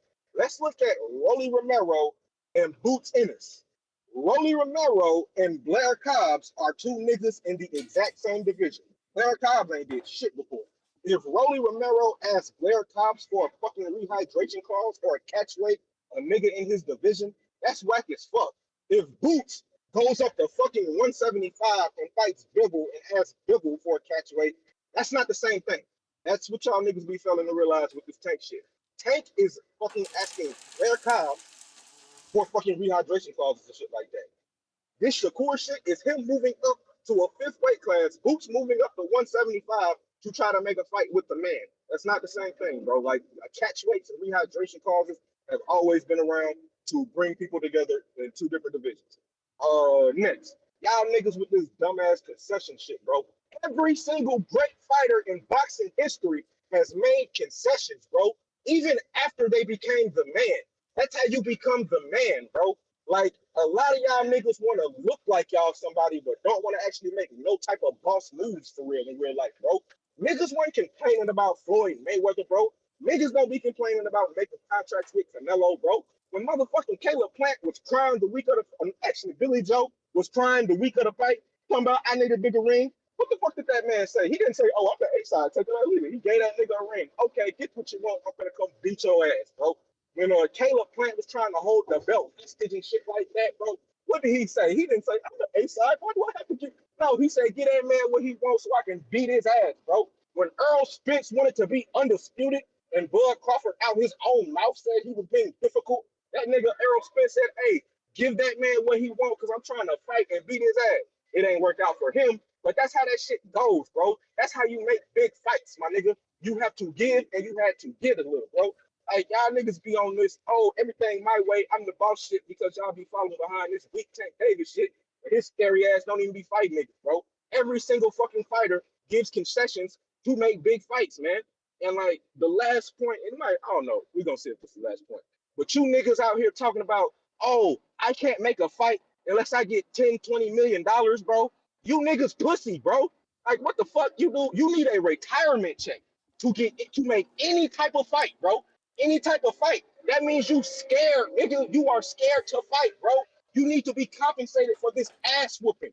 If you are a stepper, bro, and you can actually win, you gonna get paid, my nigga. It's like, bro, how do y'all see Usyk get $100 million twice because he's been undisputed twice and shit like that? How you see Turkey offer a nigga like Bud $50 million? How y'all see Canelo making fucking $50 million every single fight, and instead of paying attention and saying, hey, that's the key. That's the ticket. You niggas be like, nah, I gotta try to scam my way into a fight or scam my way into a check.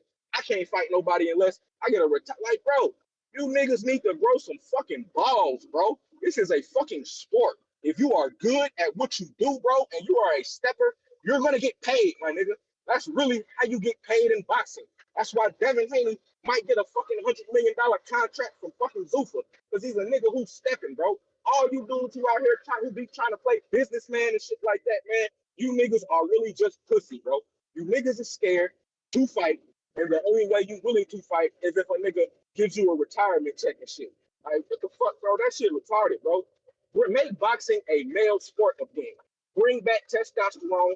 Bring back niggas with balls who trying to show they the fucking best. And then lastly, this is the real last point. Hey, Bernard Hopkins won a title when he was 50. So everybody should win a world title when they're 50. That's right? Do you think that's right, yes? No, how could that be right? Okay. Manny Pacquiao won titles in 8 divisions. So everybody should be able to win titles in 8 divisions. You think that's right? You agree with that, bro? No, man. That's for special people. That's how you niggas be sounding with this dumbass Bud Crawford shit. Bud. Nigga, 6 niggas in boxing history have done what Bud did. To say because the nigga didn't do what Bud did, or because the nigga didn't do what Manny Pacquiao did, bro, he's scary. That's some of the dumbest shit in the world, bro. You niggas need to get some fucking common sense, man. But the shit that y'all be saying a lot of times be stupid as hell, bro. It be stupid. But hey, that's all I got for you, man. It just that shit was just irking me for a little bit, bro. But shout out to y'all, man, and blessings to the chat on this beautiful day. You gotta know. All right. Shout out to AC. Kenzo, what up?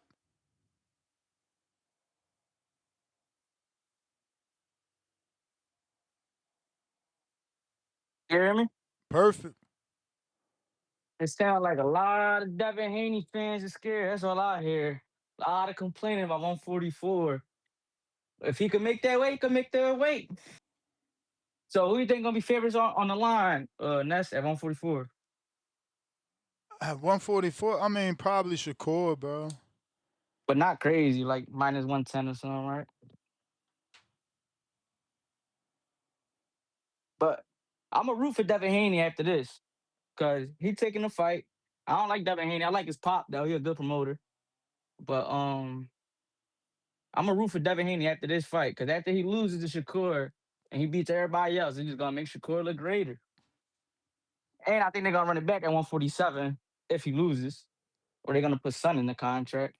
And Bill Haney came out, but he said you fucked him up when you said, "Did you call Jay Prince yet?" Uh-huh. No, no, no. It's a bunch of, and I learned that from Bill Haney. Ain't nothing serious until you start sending that contract. So go send the contract, Bill. Where you at, Bill? And where do you think that fight takes place at? Vegas, East Hell Coast, yeah. Hell yeah. Vegas, Vegas. not New York. Nah, I think, And I think, I think. I mean, New York probably Shakur pushed for that. He did 20. He probably pushed for that. But Vegas is, it's a big fight, right? Why not Vegas? right, that's the mecca of boxing, they say. Mm-hmm. And I honestly think if they do fight, you think Bud will be in camp with Shakur to get him because he got like the long I don't arms. know about get Getting, him ready, but I think, yeah, he gonna be there. I seen even because Andre Ward was helping Bud for that Canelo fight. He's a bigger fighter around that weight class, so I would only think that's his little bro. He stands on that as his little bro. So, and I think that's an advantage for Shakur as well. You get somebody like Bud to mimic Devin Haney, the grab and the strength, because that's gonna be a lot of holding about getting off. So that'll be a good sparring partner for Camp. And how is Shakur ducking anybody? I just don't get these callers. Like y'all, the Shakur hit, I hear a lot. Oh, I hope Shakur. Y'all can keep hoping. He gonna finish with that. Oh, so good luck, y'all, with the hate. The Shakur hate. He gonna keep shining. I fuck with when y'all call him Little Macho. Y'all talking about Hector Camacho? Nah, they talking about Shakur. That was Suleiman put that name on him. Yeah, yesterday the boy had me cracking up in the night show. He said, "We love Little Macho, but he got his female tendencies." That shit had me cracking up. I can't lie. I'm a Shakur fan, but he do. But all these boxers do. Like, so it ain't just him. Word. They all catch feelings, bro. Yeah, we human though, so it is what it is. But so the winner of this fight, though, you think they immediately get a Tank fight or that shit over? It's hard to say with Tank, bro. It's hard to say with him, bro.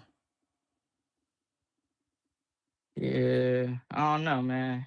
Then I thought he had a warrant out, and the WBA said they don't like having champions that as under arrest and stuff. So how they still in negotiations if we got a whole warrant out? I just don't understand that I either. don't know, bro. Hey, yo, why you never have Schofield Senior on the show? I used to, bro. I used to. It's just He got in his feelings. no. It's just bro. I don't be believing him. Yo, and you fuck with Mill City, like y'all cool? I mean, we not beefing. We say what's up to each other No, and comment on each other's shit. I Why? used I used to get y'all confused when I first started watching both of y'all. Oh, 'Cause y'all both Poppy Bulls, from the East Coast. So I was like, what the fuck? And I never see y'all collab or anything because he be having some good guests. You be having good guests as well, but he don't do what you do. You really speak your mind. You really tell you when you catch him in a lie, you call him out. I didn't see you call Bill out. You didn't call anybody out that you have on your show. You put him on Front Street, and that's why I fuck with this shit way more. He more of a appreciate yes it. man. And I fuck with Mills, but he more of a yes man. I be seeing a lot of boxing voice callers on it and there too. They be calling, arguing with Schofield and shit like that, cracking up. But damn, I had one more thing. I can't forget. Yeah, I think it's Shakur versus everybody. The Shakur Avengers, yeah, that's the Shakur game. Avengers. We gonna get it ready for this Devin Haney, man. What do you think? You think more like I don't think it's gonna be September, October. It'll probably be what, December? What do you think? Thanksgiving, Christmas?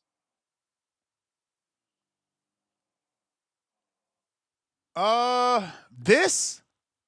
Yeah. Cause September is Canelo month. We already know that. Yeah, but And but but Tank, but Tank is also planning September. yeah, Um, September, I mean, the October. way That's what I it's said. looking, I would say August or October. August.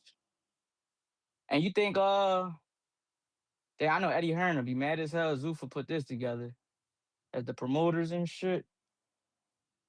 I know he'll be tighter than a bitch. But yeah, all I know is Shakur versus everybody. And tell y'all favorite fighter, be a 4 division champion before they start talking crazy about my man Shakur. All right, that's it, man. All right, champ. Appreciate you. Discord available. X Spaces available. If you're looking to call in, now is the time.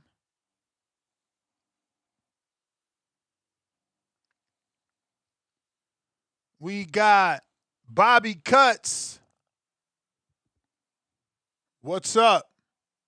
Hate is on the way. Second time.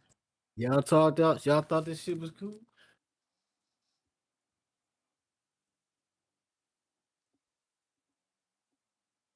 Yo, We listening. yo. Y'all Yo. hear me? Yo. Whoa. What up? What up? You hear me, nigga? Yeah, man. How many fucking times I'm gonna say I thought so? y'all niggas ain't hear me. How about this? This fight ain't even happening yet. Y'all jumping the gun, ain't shit signed, ain't no date. We ain't Y'all niggas mad. y'all gonna be disappointed again, dog, when this shit don't happen. You know what I'm saying? Keyshawn about to get a free WBO belt emailed to him. You know, it's getting nasty out here. You know, if Debo Dev does come down to 44 and go against the A-side Shakur, who's making all the demands, who's making them bend the knee, showing them who has the leverage in the game, it's gonna be an easy 12 round decision for Shakur. SS with the owl on his chest. You know, people are gonna move on. See, if Keyshawn beats Devin, he become a superstar. He become a draw. He become a name in a predominant star in boxing. But you know, Shakur had to stop that because he don't want to see Keyshawn shine more than him. So he cop blocked him like he did on T.O. You know, I hope this fight happens. So then Keyshawn has no choice but to fight Shakur to get elevated status in the game. Because if Shakur beats Devin, who Keyshawn got to beat to elevate himself? How can he become a big time draw if Devin is sent to the bushes? T.O.'s already out of there. Nobody cares about T.O. or who T.O.'s fighting next. Who else is there? Ryan? That's be the only one.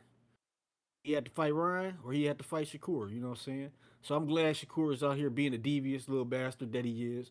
And, you know, it could make the Keyshawn and Shakur fight start brewing.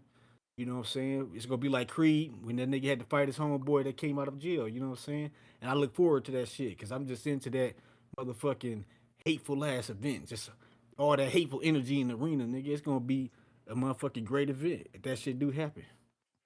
You know, I doubt this fight is happening. Devin don't want no smoke with Shakur. He fears Shakur. He wants no smoke with SS with the owl on his chest. He want no smoke with Jay Prince and them. He want no smoke with none of them niggas. With the OVO squad, he coming out with Drake and shit. Who Devin coming out with? He don't fuck with no rappers. He ain't in it. Who he gonna come out with? You know what I'm saying? Some nigga from the Bay nobody heard of, nigga. Ain't nobody trying to hear that hypey shit. You know what I'm saying? We out here, man. Devin Haney getting his ass whooped either way. Shakur Stevenson, Keyshawn Davis. He can't beat neither one of them. All roads lead to Boots Ennis in a couple weeks, dominating Xander Zayas, becoming the face of boxing. You know, and nobody's gonna care about Devin Haney no more. That's just how it is. Devin Haney's gonna have to move up and be a sacrificial lamb for our entertainment against Boots Ennis to get a paycheck. That's what he's gonna be reduced to. You know what I'm saying? Shakur Stevenson, never gonna be a draw. I don't care what nobody. Keep robbing these niggas and getting these easy checks. Cause you never gonna be a draw. Nobody gives a damn. At the end of the day. So you might as well keep on getting your brother, your fucking union, motherfucking labor union with the rest of these niggas. Lamont Roaston joined your labor union. Y'all keep it, y'all niggas keep it moving that way, cause don't nobody give a damn. We on to the next. You know what I'm saying? We got a Dula Mason coming up. You know what I'm saying? We got John Arobio. We got motherfucking White Power, Caden Griffin, nigga, at welterweight. We got new niggas coming up. What y'all niggas got popping? Y'all niggas waited too long. Y'all should have did this fight 5 years ago. I mean, not 5 years ago, 3 years ago at 135 when niggas actually wanted to see this shit. Y'all didn't do it. You know what I'm saying? Shakur looked like ass against Del Santos. They had, you know what I'm saying, troubles along the way. Devin got fucked up by Ryan, had troubles along the way. It's just diminished. It's not the same. Y'all don't have the same stature that you once had. And now that's why they trying to make the fight now. Because they got nowhere else to go. And they don't want to lose to some real motherfuckers because the walls are closing in. You know? Shakur got smoke at 35. He got smoke at 40. He entertaining this bullshit. Devin got motherfucking 2 champions in his division. He ain't trying to unify. And these are 2 motherfuckers he ain't never beat. But guess who did beat him? Devontae Tank Davis. You know what I'm saying? Because in boxing, there's only one face and one name, and that's Devontae, the Beige Bomber Davis. You know what I'm saying? That's what the people waiting on. You know what I'm saying? Kid Austin versus Tank gonna be bigger than Dev versus Shakur, and that's a damn shame. And Kid Austin gonna be in a bigger fight than these niggas. Kid motherfucking Austin, nigga. Man, you niggas ain't shit, dog. Y'all done let this shit slip past you, fuck the game up, and now you out here scraping and scrambling like Fabulous when Diddy tried to invite him to the party. It's a goddamn shame. You know, I like how Keyshawn said, why you scared to call him out? But Keyshawn, it's your homie, Shakur, this motherfucking to eat and taking food off your plate. You taking food off your plate, nigga. What you gonna do about that?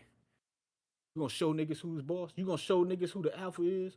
Or you gonna let this nigga eat your food? You know what I'm saying? Take your tray, nigga. Take your cornbread off your motherfucking tray. You gonna let this nigga take the cornbread off the tray? Don't let that nigga do that shit. It's the businessman time. Nobody wanna see Shakur. Michael Vick ain't coming in no damn Shakur fight, nigga. Ivo and all them niggas. Who coming to Shakur fight? Did Shaq show up to rep Newark? Shaq ain't even coming to Shakur shit. He from the same city as this nigga. He ain't never seen Shaq at a Shakur fight. You know what I'm saying? This nigga doing interviews with Bud and Canelo ain't even bring up Shakur. He from that nigga city. So we know what it is. Shakur at Houston 99. They don't even like that nigga in Houston. Them niggas was booing that nigga in Houston. At the Oshaki shit. Shakur ducking Oshaki, nigga. He said he got in the ring with Oshaki and said, you niggas. Man, this shit crazy, bro. It's crazy. People just get it. And like I said, y'all shitted on Tank. Y'all said Tank don't want to unify. Y'all said Tank drag niggas up and weight. But what's Shakur doing? Catch weights. Y'all said Tank was doing catch weights. What's Shakur doing? Telling niggas I won't catch weights. Y'all just giving this nigga. It's okay when the Shakur man do it.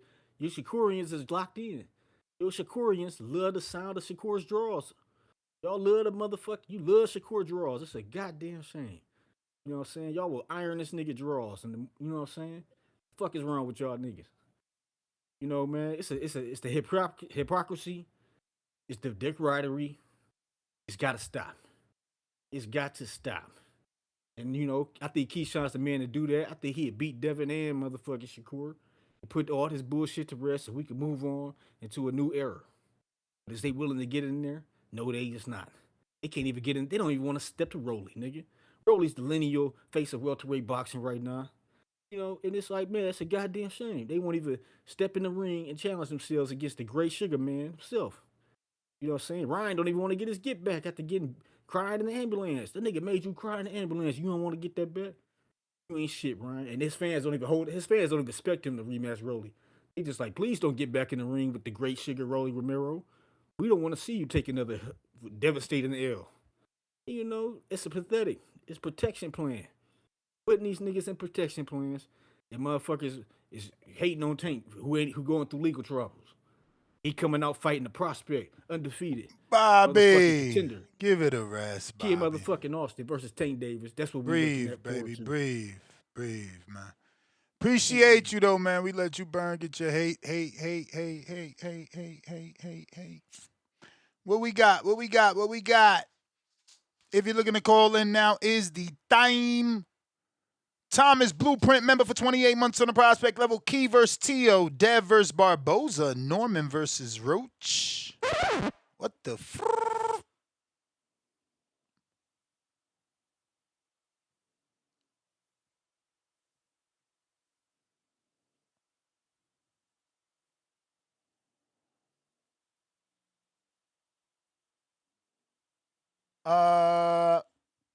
We got Leonard Sterling with the 2-pounder.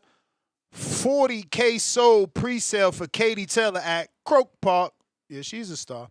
Billy Cruz, $5. Shakur by Masterclass. Again, Puerto Rican flag, American flag, 100 emoji, flex emoji, face with steam out the nose emoji, sunglasses emoji, 100 emoji, defense wins chips. And we got Caven Ray Ford. My head, Haney, my heart, Shakur, he's just better. Stock Chasers, Shakur is a softer version of Devin Haney with no heart emoji. Michael Daniels, welcome to the champ level. Salute. The champ is here. The champ is here. The champ is here. Jess Dre, $5. If we get Devin versus Keyshawn, the undercard should be Tio versus Brian. Then the winners fight next, and the losers fight next. I guess I like it.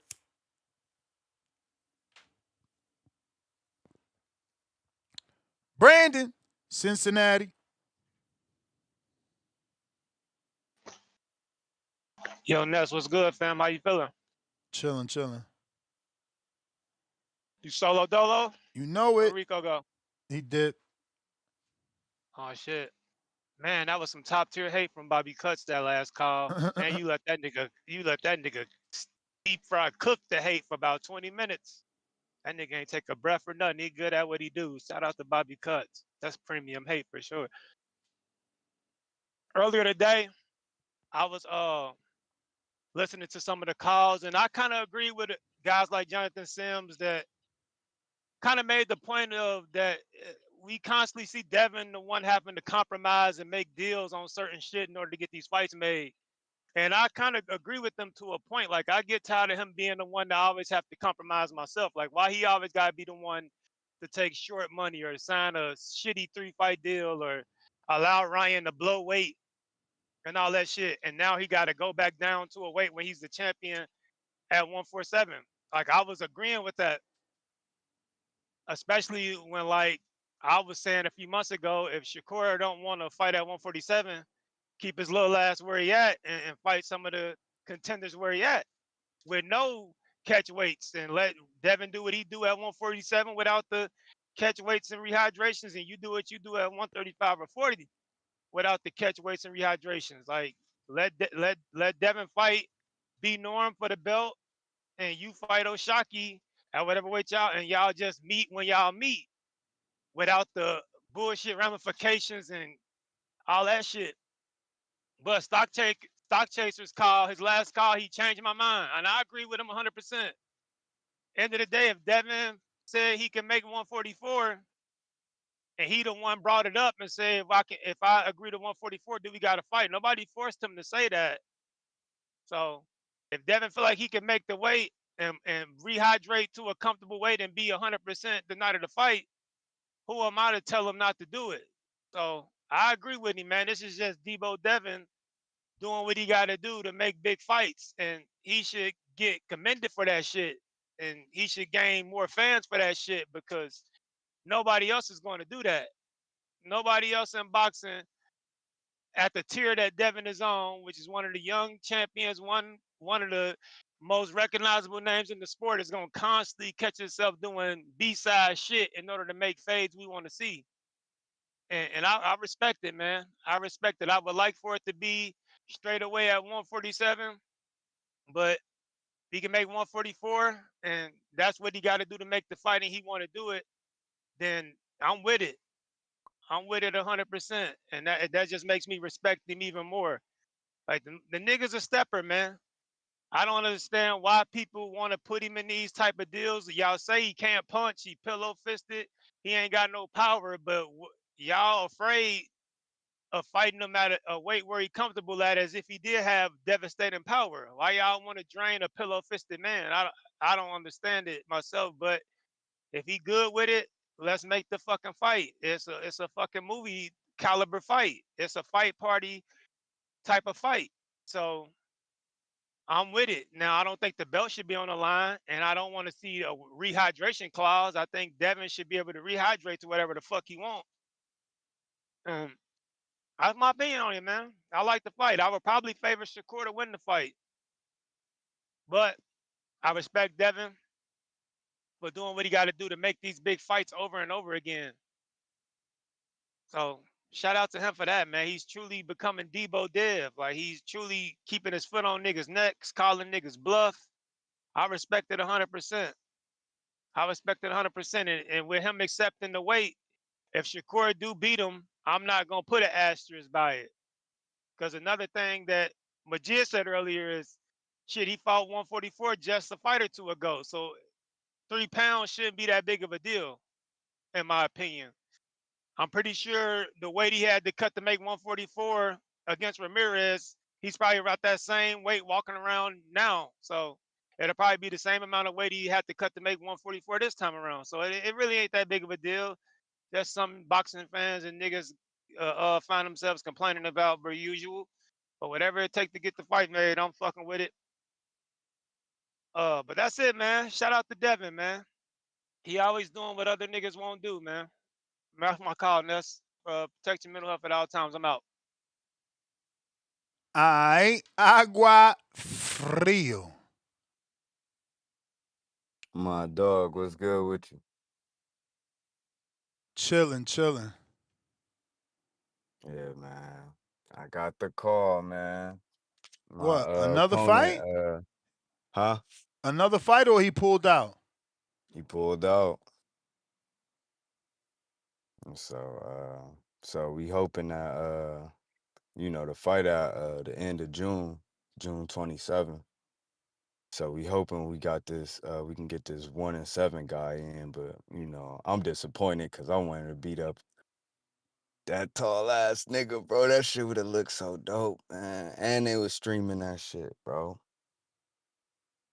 Like, what a better way to start a career, you know what I mean? But you know how the game go.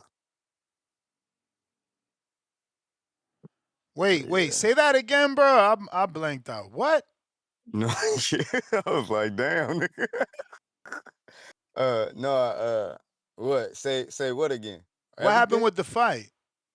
So remember I was fighting a 6'3" nigga.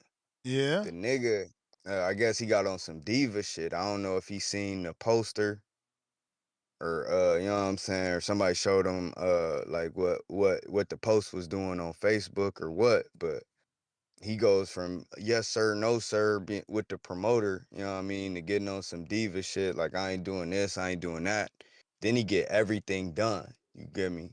So basically we both B-sides. So both of our A-sides fell out, they put us together. You know what I'm saying? Yeah. So I paid for my medical, he was supposed to pay for his medical. he like, man, I ain't fighting if I gotta pay for my medical. Dude pay for it. The promoter pay for his medical. Now he it's just a discrepancy on his physical. It's not even everything else is done. He won't go and get it fixed because it's 106 degrees in Las Vegas. And now he blocked the promoter, the coach blocked him. He Damn. not answering the phone. Like, damn, bro. I ain't think niggas would get, you know what I mean? I ain't think I was have to deal with ducking that shit this early in the game, bro. That's And crazy. so, yeah, so he said he got a 1-7 guy. He might be able to get up in there. And so, if not, just take a quick little trip to Minnesota for free. And call it a day, back to the drawing board. But we ain't losing faith. I knew dude wasn't gonna make it to the boxing ring, bro. You could see it, bro. It's these new age athletes, bro. They ruining sports all across the board, bro. You know what I mean? And so, but yeah, what's up with you? What's the topic? Yeah, man, we just talking this mega card, hoping that it happens. So Devin versus Shakur, Keyshawn versus Brian Norman. Devin versus Shakur, Keyshawn versus Brian. Yeah, I like to see both of them on life. What on Zuffa? Possibly. Okay. So what you rocking with Zuffa? I mean, I rock with boxing. Yeah, I know. I'm just saying, bro. Like, but do you know like the history of Dana White with UFC and everything, and how he came into power and all that shit? Yeah, I mean, I've heard stories, bro. We can't Yeah, judge people on their past, man. People change, and he got sued, so he obviously can't do the same thing. yeah, yeah, yeah. I don't know, man. He just something about Dana White, bro. He just make me uneasy, bro. I just can't trust it. But I guess that's boxing in general. So shit. Yeah, I like to see that. I just don't like I don't like how he just take the fun out of, you know what I mean? Like, bro, let niggas have they boxing trunks, bro. Like, why it gotta be so, you know what I mean, bland. But yeah, both of them. I think Keyshawn coming out the Brian Norman fight, that's easy. And who you say Devin? Devin is Shakur? Yeah, Devin and Shakur. Yeah. Yeah, I don't know. I think Shakur. You know what I'm saying? I think it'll go 12. But yeah, I think Shakur, bro. It ain't a lot of niggas that can beat Shakur. Like, you know what I mean? Like it ain't always gonna be spectacular, but it's hard to beat that nigga. But yeah. All right, G.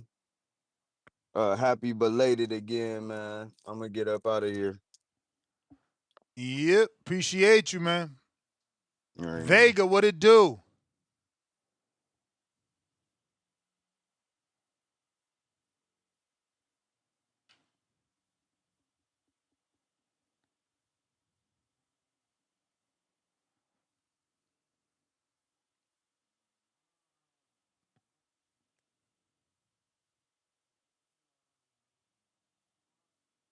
Vega,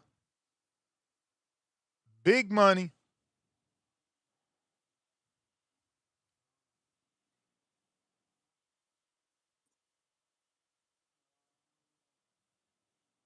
Yo, you got Yeah, me?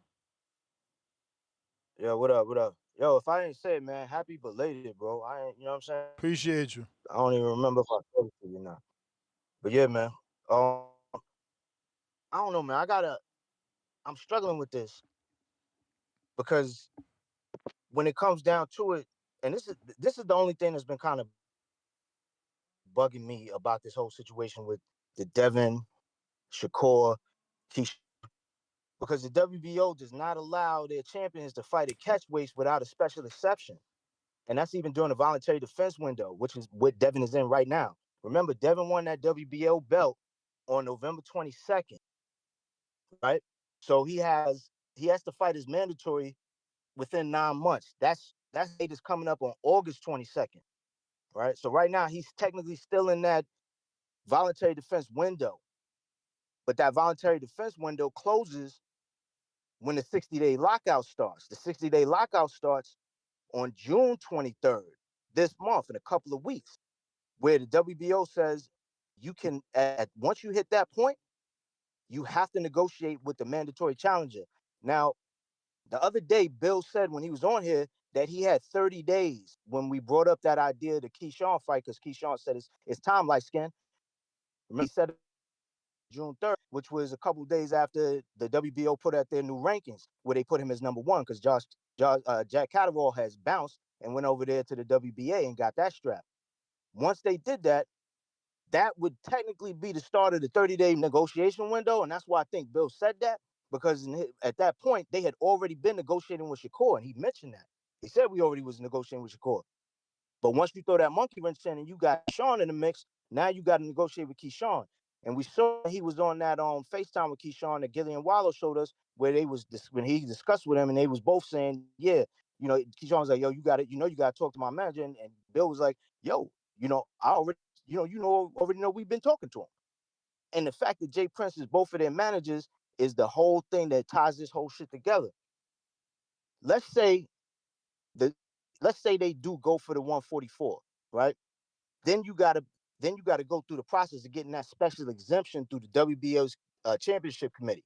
You have to make that request. You have to basically say that you got to argue this is an extreme good of the sport type fight. And it is to a degree. Watching Dev and Shakur, we know that's a great fight. And that is something that they could consider that for an exemption. But the thing with the exemption is that would have to happen right after the 60-day window starts. The 60-day window lockout for where he can no longer discuss fighting any voluntary defenses of his title aside from the mandatory on that date. He has 48 hours to file a petition with the WBO for the special exemption. Then in doing that, they gotta provide either fully executed contracts or at least a fully executed term sheet showing that the Haney Stevenson fight is a real viable fight as financially already secured. Then the WBO has got to give Keyshawn and the Top Rank a notice of this so that they could at least have a window to file a legal objection to it. Now, at that point, that WBO is gonna be like, yo, Keyshawn has been ranked number one. If you let him do this catchweight fight, it's gonna cause a delay that's a financial and professional harm to Keyshawn. So the next step, they're gonna be like, yo, maybe Bill and Dev need to offer him step aside money. Now, let's say he did that, then you gotta pay Keyshawn Mandatory ain't been to called. step aside. I know it ain't been Mandatory's called. I not ain't get to called. that Why, part yet. why, why would we pay step aside? Again, I'm getting to that. I'm going down one side of the rabbit. I'm gonna get over there in a second. But let's say he did that. Now Bill gotta come out of pocket, which I don't think Bill wants to do. And on top of that, legally, if he does accept that step aside money, he also gets to fight the winner of Haney versus Shakur. Now with Shakur and Keyshawn being Call of Duty Fruit Booty Brothers, I don't see that happening. Meaning I don't see them fighting even in that situation. But that's why I don't think you go down that rabbit hole of making them do the special exemption to have the Shakur fight first at a catchweight. To your point, they have not ordered the fight, the WBO. It's in a mandatory number one position where he can get it. So my best guess is they're gonna call that mandatory, or they're gonna make that call. And the lockout window starts, which is June 23rd. This is, I think, Bill has been scrambling and hustling to make the fight with both of them before that date. Because if let's say the 30-day window with him and Keyshawn started on the 3rd, then it ends on the 3rd of July. But the lockout window starts on June 23rd, where he can't talk to Shakur no more. So if he makes the fight with Shakur before that time, then he can get the ball rolling. But here's the other part. It don't matter if it's voluntary or if it's during the voluntary window or not. WBO does not allow their champions to fight at a catch weight. So he still got to make, they still going to have to make, it's kind of like, if you think about it, it's like a mind fuck, because if they can't do that without a special exemption, even now, and they have to go down that rabbit hole where you pay Key the step aside money, and Keyshawn has to fight the chick who has to fight the winner of Haney and Shakur. We already don't think that let's say Shakur win. Is he and Keyshawn gonna fight? No. So at the same, so this is why I'm saying this shit is fucking with my head, because I'm like, he's got the window to fight. He's got the window to negotiate with Keyshawn now. He's trying to work it out with Keyshawn now. He also wants to get it done with Shakur. But Shakur been saying since after he beat Tio, he got on Stephen A. Smith on February 19th and said he want to fight at 144. He been saying that. He said it on Ariel Hawani. He'll fight Devin at 144. But make Devin fight him at 144 means that he has to get the special exemption from the WBO. And if they do that, then they have to. Then if he beats Devin, he has to fight Keyshawn. And I don't think that they want that fight to happen. But otherwise, I think it's a beautiful chess move by Jay Prince by even putting this whole shit into motion, because it kind of puts Devin and Bill in that place where they had to try and hustle and try and get these fights down. And even with that, you still got to get Shakur on board without it being at a catch weight. I know he said catch weight. They were both, that one was both agreed to it, but the shit is just sticky, because it's like, how do you keep your belt? Because if he would have negotiated, if let's say Dev made the fight with Shakur and they didn't get the special exemption, then the WBO could go ahead and order. They could trigger the fight with Keyshawn and say, yo, you got 10 days now, bro. You didn't get you made this fight with Shakur. We didn't approve it. You got 10 days to make the fight with Keyshawn, or we're gonna make it's gonna make your belt vacant. And you already know that if that happened, Keyshawn and Top Rank is gonna hit up the WBO and order him to be stripped anyway. It's like they put that nigga Dev in a box. This shit that's what I'm saying, bro. This shit is fucking with my head, because I'm like, I don't see how you make this work. I don't see how you get Shakur to agree to a fight that's not at a catch weight so you can keep your belt and defend it and make the fight against Keyshawn, which I believe if he does make the fight with Keyshawn, that comes first. But to your point, they have not ordered it. But I think that they will order it on June 23rd when the lockout window starts. So that way he has to negotiate with Keyshawn only. He won't be able to negotiate with Shakur after that date. He has from when he talked to you the other day until now, until the 23rd. And that shit is going to be crazy.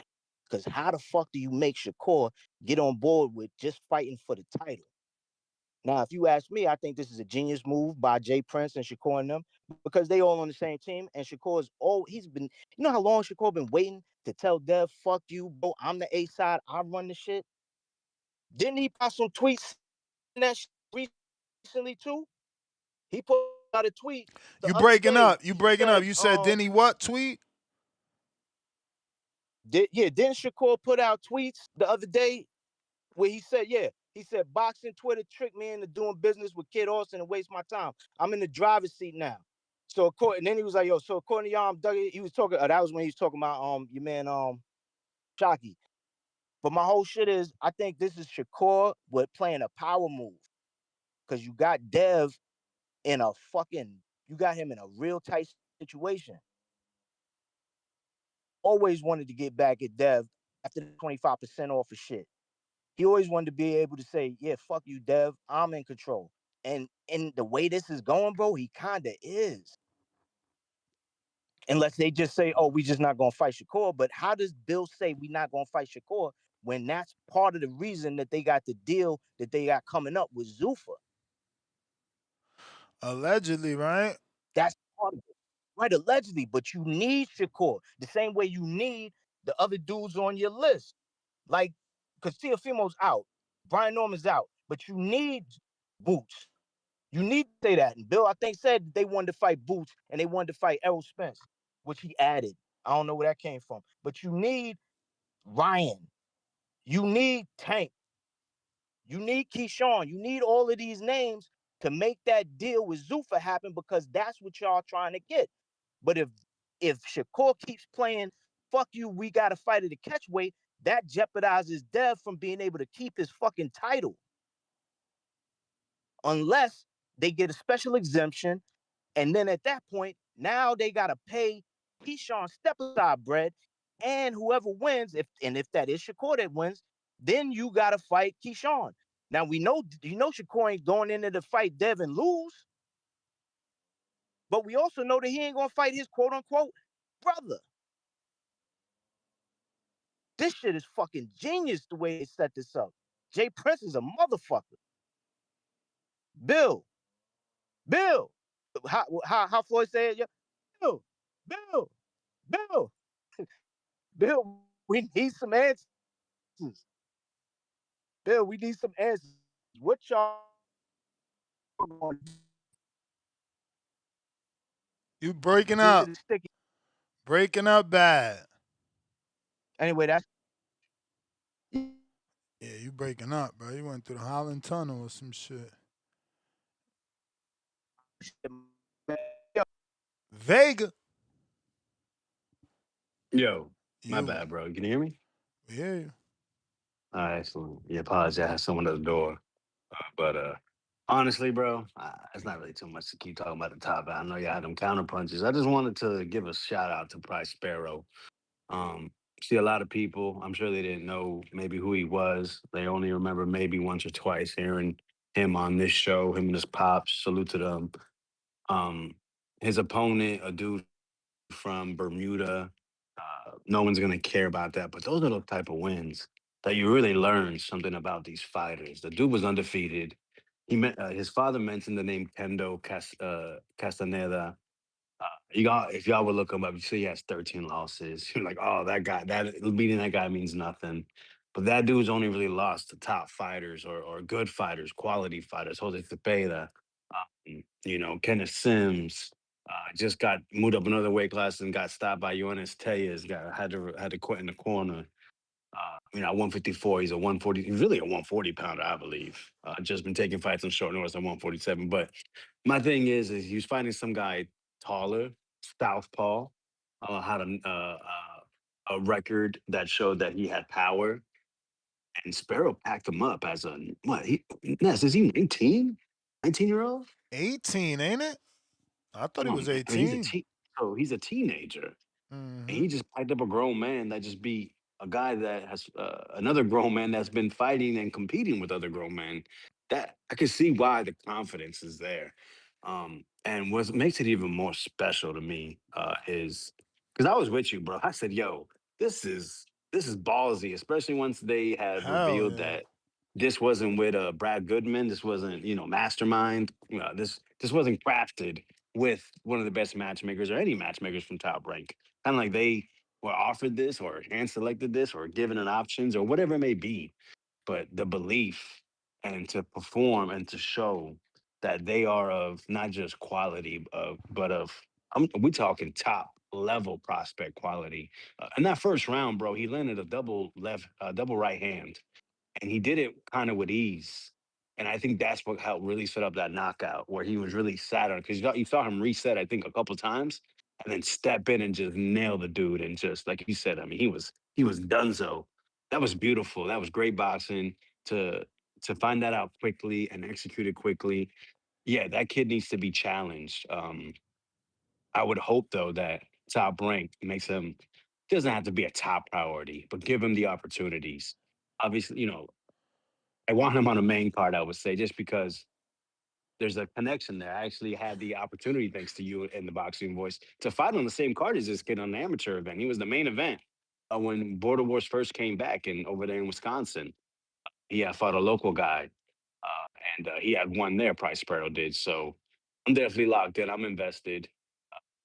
But yeah, Top Rank, please, man, give this kid the broadcast opportunities, develop him, whatever you guys do best. I think he's worth it. They have a just not a great mind, but great skills. And the confidence that I think fans, supporters, people that just like boxing are gonna tune in for. Yeah, man. I just wanted to get that out. And also, bro, I don't know if I'm guessing tomorrow you may talk about it. Everyone knows that pays attention to what I may say. I'm not a huge fan of women's boxing, but again, tuned in, man, this weekend. Got my girl, Elia Carranza, getting that rematch. Split decision lost the first time against O'Shea Jones. They call it her, that was her home turf because she was signed to OTX. But now we're running it back over here in Orlando, a couple, 3, 4 hours away from where Elia Carranza is from. Her her trainer passed away, unfortunately, a couple months ago. So I think Trinidad Garcia is going to be more of the chief guy this time. And I just watched, I think O'Shea Jones, I know she works with her dad and her brother, and I seen in the ring with Christine, I think her name is. I seen her rolling with her, with O'Shea. So I think these both these camps are pointing out every stop they can, leaving no stone unturned. I think both of them feel they won. O'Shea was the winner that night. I did agree with that decision, I must say. I felt Elia Peralta's defense was immaculate, but you got to throw punches and you got to land punches. I think that's where maybe the biggest adjustment could be made. O'Shea was able to push the pace, land when she could, and I think that's what won the fight. But I think if Carranza with Trinidad, she was in training with Stephanie Pinero, who just gave Lauren Price, who's one of the best female fighters in the world. Stephanie Pinero gave her a really, really tough fight that Lauren won clearly, but still she got pushed. And the girl only got 10 fights, 11 fights, Stephanie Pinero. So I think this is going to be a great women's fight to tune into. I'm definitely throwing the flag up for Elia. And I just wanted to give those two fighters a shout out. Those are two people that have been grinding. Two different paths. Price is on the beginning, and the Eliora Carranza is she said it. She only has 2 or 3 years left in the game. Salute to Level Up Promotions. She does a great job there. Amateurs, pro shows. I think she's going to be a big fixture in boxing, well beyond her fighting years. So I just appreciate the time, man. Good show. Appreciate everyone's opinion, and yeah, thank you. All right, Mr. Perfect.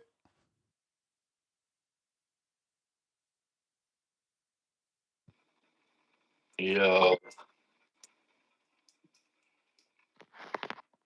yeah. Yo, Mr. Perfect. You hear me? Yeah, we hear you. Yeah. Well, yeah, man. It's gonna be a good ass fight, man. 44, no belt. I mean, this all on Devin, man. Like you a champ at 47, and he asked you to come down, and you come down with no problem. That's some Debo shit, man. So I don't really got a problem with the fight and shit. So, and we've been waiting on this shit. Shit, we was saying Shakur should have took the 25. This shit would have been over. But I think the reason Devin doing this, bro, he really want to beat Shakur. That's what I really get out of it. then you got he beat a nigga that been ducking him for years. So of course he gonna want to fight him. That's why he probably gonna take the fight at 44. So it really it really don't. I mean, I don't care if it's for a belt or not, because that's gonna be a great fight regardless. So fuck that belt.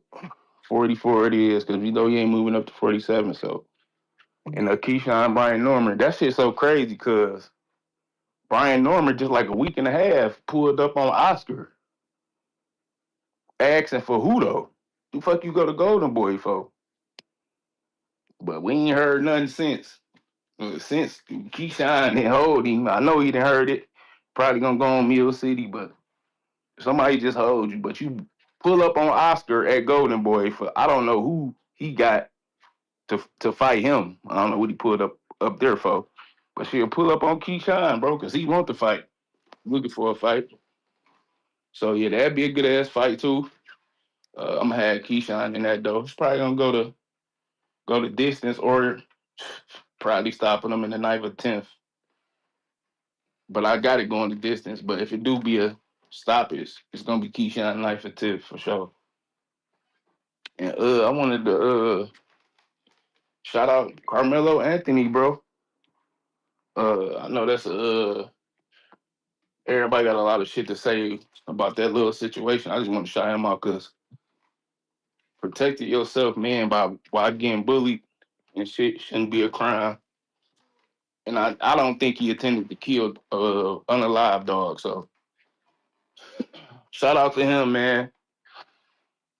And protect yourself at all times, bro. And we need to react better and not out of emotions, bro. So yeah, shout out Carmelo Anthony, bro. Big time boxing Detroit. I'm out. Alright. Chrome, what up?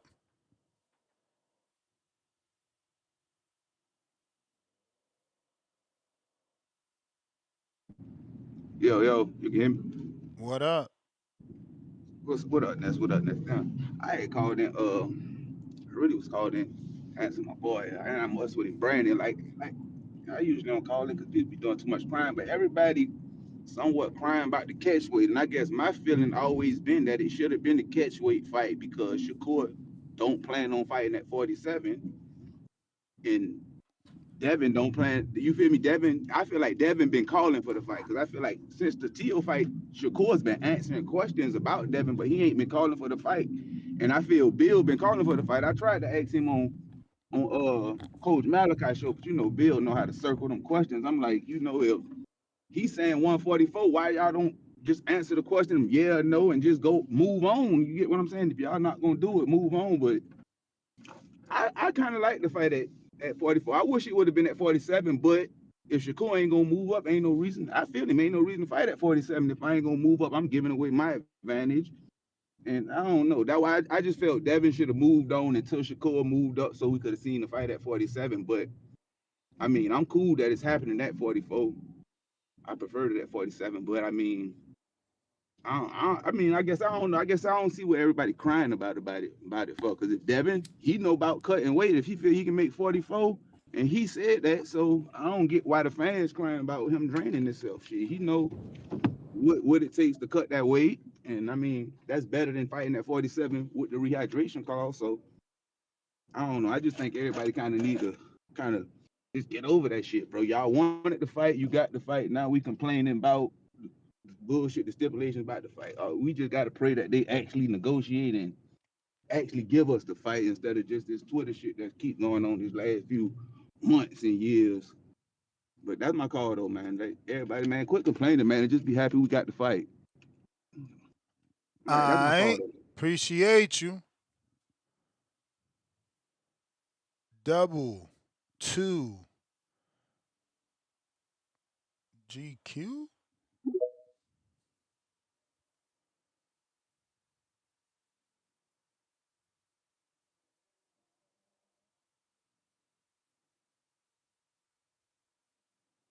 Here. Gotta unmute.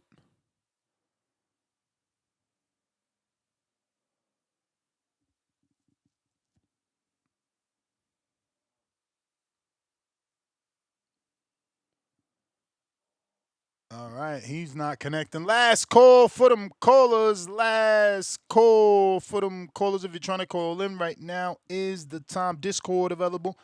X Space is available.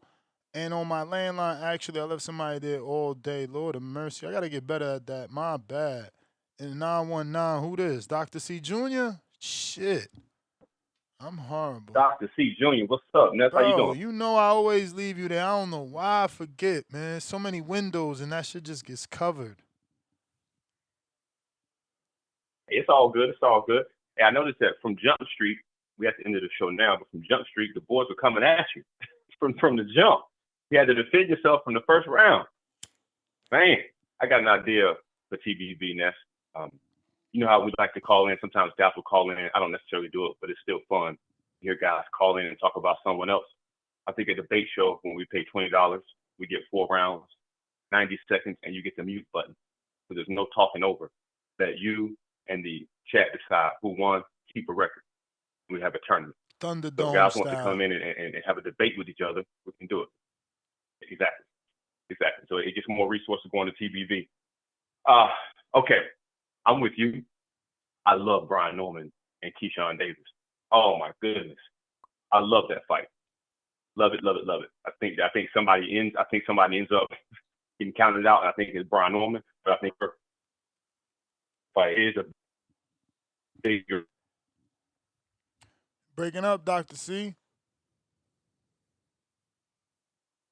Shakur. So what's it? Breaking up. Okay, hold on. Yeah, breaking up bad. Let me come off, Ness. Hold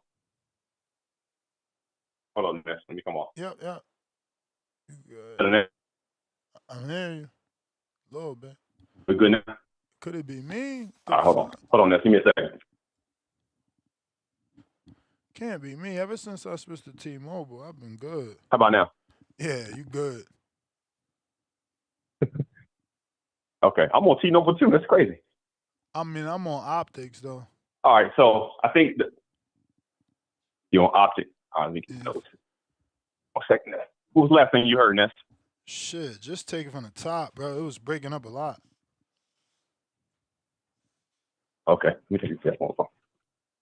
All right, so I was saying that you heard the part about the debate. And Dev and Shakur.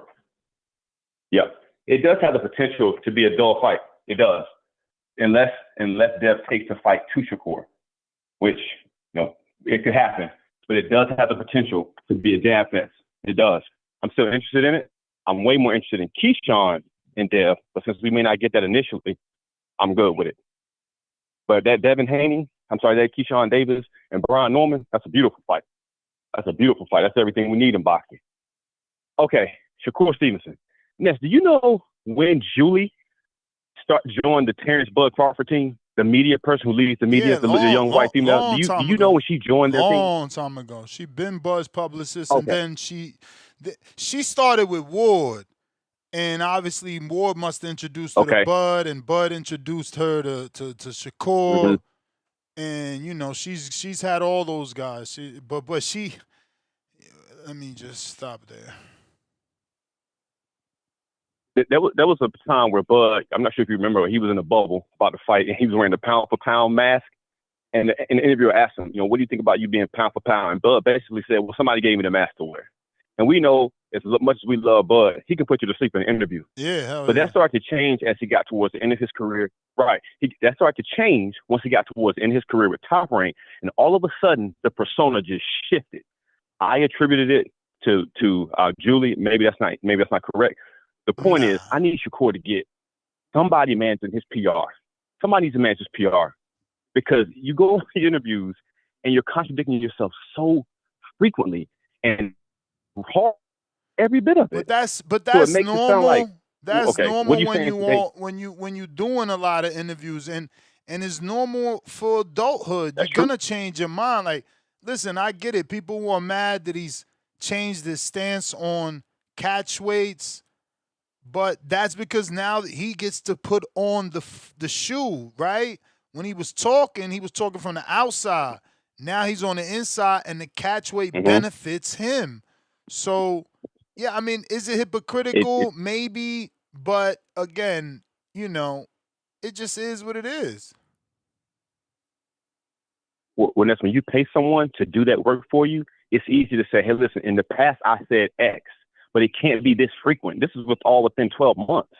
If you're going to change your mind and evolve, that's cool. That's human nature. But that shouldn't happen that quickly. And when you say, hey, you know what? I know what I said about Tank. Still think it's diabolical, but here's why. You lay it out for the people, let people understand why. But if you just shift, there's no qualifier. It just sounds like you're shifting, and people, you know how people are. We're very emotional when it comes to sports. And if you don't explain it, people are much more effective when you explain it to them plainly. I just feel like a good PR person that he allows to be a good PR person would very much help this situation, because I don't care if it's whatever the catch weight is. If Devin comes down, there are no caveats, obviously no belts on the line. But if Devin loses, Devin's going to say the same thing, in my view, as what he said after the Ryan Garcia fight. I lost, no excuses. I lost, perfect planner. That's the kind of fighter he is. But if he goes down in weight, there are no excuses when you show up on fight night, and I think he can make the weight. And then, lastly, I know we all want Tank to come back. We all joke because Tank could have fought everybody already. But Tank's resume is it's aging real well considering Rolly, Ron, and Barrios all became champions, and Isak Cruz aging well. Get him back in the ring. Good fight. Good show today. What else you got for me, Ness? Nothing, man. Nothing. I will holler at you next time. You the man. Champ. JP, rare occasion. My brother, what's up? What up? Yeah, man, I ain't hollered at you since you did your reveal. You know, I was talking some shit to you before, so and you went on and did your thing. But yeah, man, you looked amazing. You look like a surfer with guns. You got a surfer body. You know what I Now we mean? Like, working, man. We working. Listen, I ain't give up. We working. And I'm gonna get there. I'm telling you. I'm gonna get there. I'm nah, gonna you get are. there. You definitely are, man. It's inspirational. So I'm watching for sure. You look good. Um, Dev Shakur. Uh, You need to get this fight red or every. stop playing, man. Don't be just watching. You need to participate. Yeah, I'm gonna holler at you. I'm gonna holler at you today. Matter of fact. Yeah. Um, look though, as far as that fight goes, it's like all the stuff we've been talking about for years. One of the more interesting nuances to me is the God-given talent guy versus the hard worker. Who wins in the end? You got the guy that got the good dad. He's not as gifted, but he works hard and he's committed. And not to say that Shakur isn't, but he seems to have more God-given talent. And that's something that I'm interested in seeing. You can't imagine in the fight that it's going to be Devin putting on the pressure, kind of like we seen in the sparring. So I'm really interested to see how that fight turns out. And if I think most people are going into the fight are picking Shakur to win by points. Uh, but like the caller before me said, this fight has potential to be a nasty fight. So make sure the fucking email is sent to these niggas that the world is watching, and we want to see some leather. We don't want to see no. We don't want Shakur to turn back into Shabor. Shakur, please do us a favor, man. You get the spotlight is shining. You're gonna have to, put some leather on this guy. And I'm sure Devin will come, and I think he understands what he has to do to get it. He knows he's gonna have to be the guy bringing the pressure. I don't think he can out finesse Shakur. But here's one thing I think that could happen out of this fight. Um, you see Keyshawn over there. It seems like he feels like um, Devin has avoided him for Shakur. To some degree, Shakur has taken his fight. I mean, I always felt that Call of Duty brother shit, that's only going to last so long. I feel like these two dudes are on an inevitable path. I know a lot of people say, man, they friends. But they also men, and they also have big egos. And let's say hypothetically, Shakur loses to Devin and Keyshawn beats Norman. Dude, I can see them dudes having some words. Somebody gonna feel some type of way at some point, and inevitably, I do believe we'll get that fight down the road. But hey, shout out to boxing, man. Just when you thought it was low and it was kind of the year was on the low, and we've seen the best fight so far. We still got Xander Boots. Here we got something else coming, so I'm excited for it. Shout out. That's my call, this. Appreciate you, champ. Last call for them callers. Last call for them callers. If you're trying to call in, now is the time. Now is the time.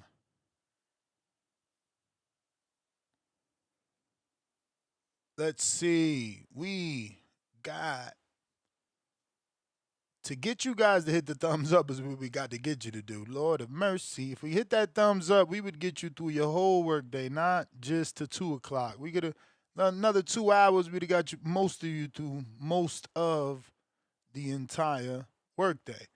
Huawei, 20 months on a prospect level. Dev Adir in lights, not more composed than Kerr.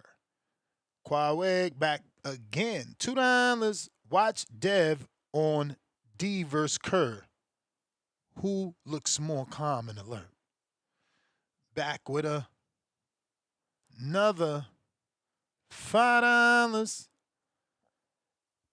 How is it key fight if the powers that be want Kerr?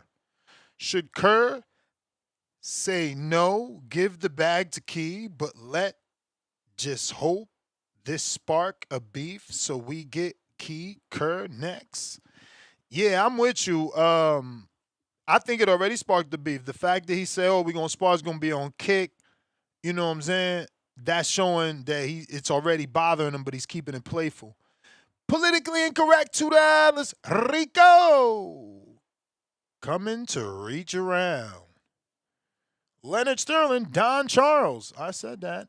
Big C, welcome to the prospect level.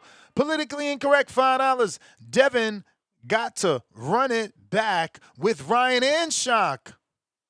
Huh? Oh, with Ryan and Shock is on Shakur's bumper. Make it Devin versus Ryan as the main event and Shock versus Shakur as the co-main event. JNKP773, welcome to the prospect level. Chuck Teller, welcome to the prospect level. Mike Wilson, member for 20 months on a prospect level. Debo, Dev, moving like Bud. Help is on the way. Shout out Mike Wilson. Kentrell, 26 months on that champ level. The champ is here. Let's go, champ. The champ is here. Let's go, champ. The champ is here. Why we acting Bam Bam ain't about to reach out, touch this boy this weekend? Bam is the most explosive little guy out there. I don't care about Devin Shakur. It's Bam fight week. All hail King Bam.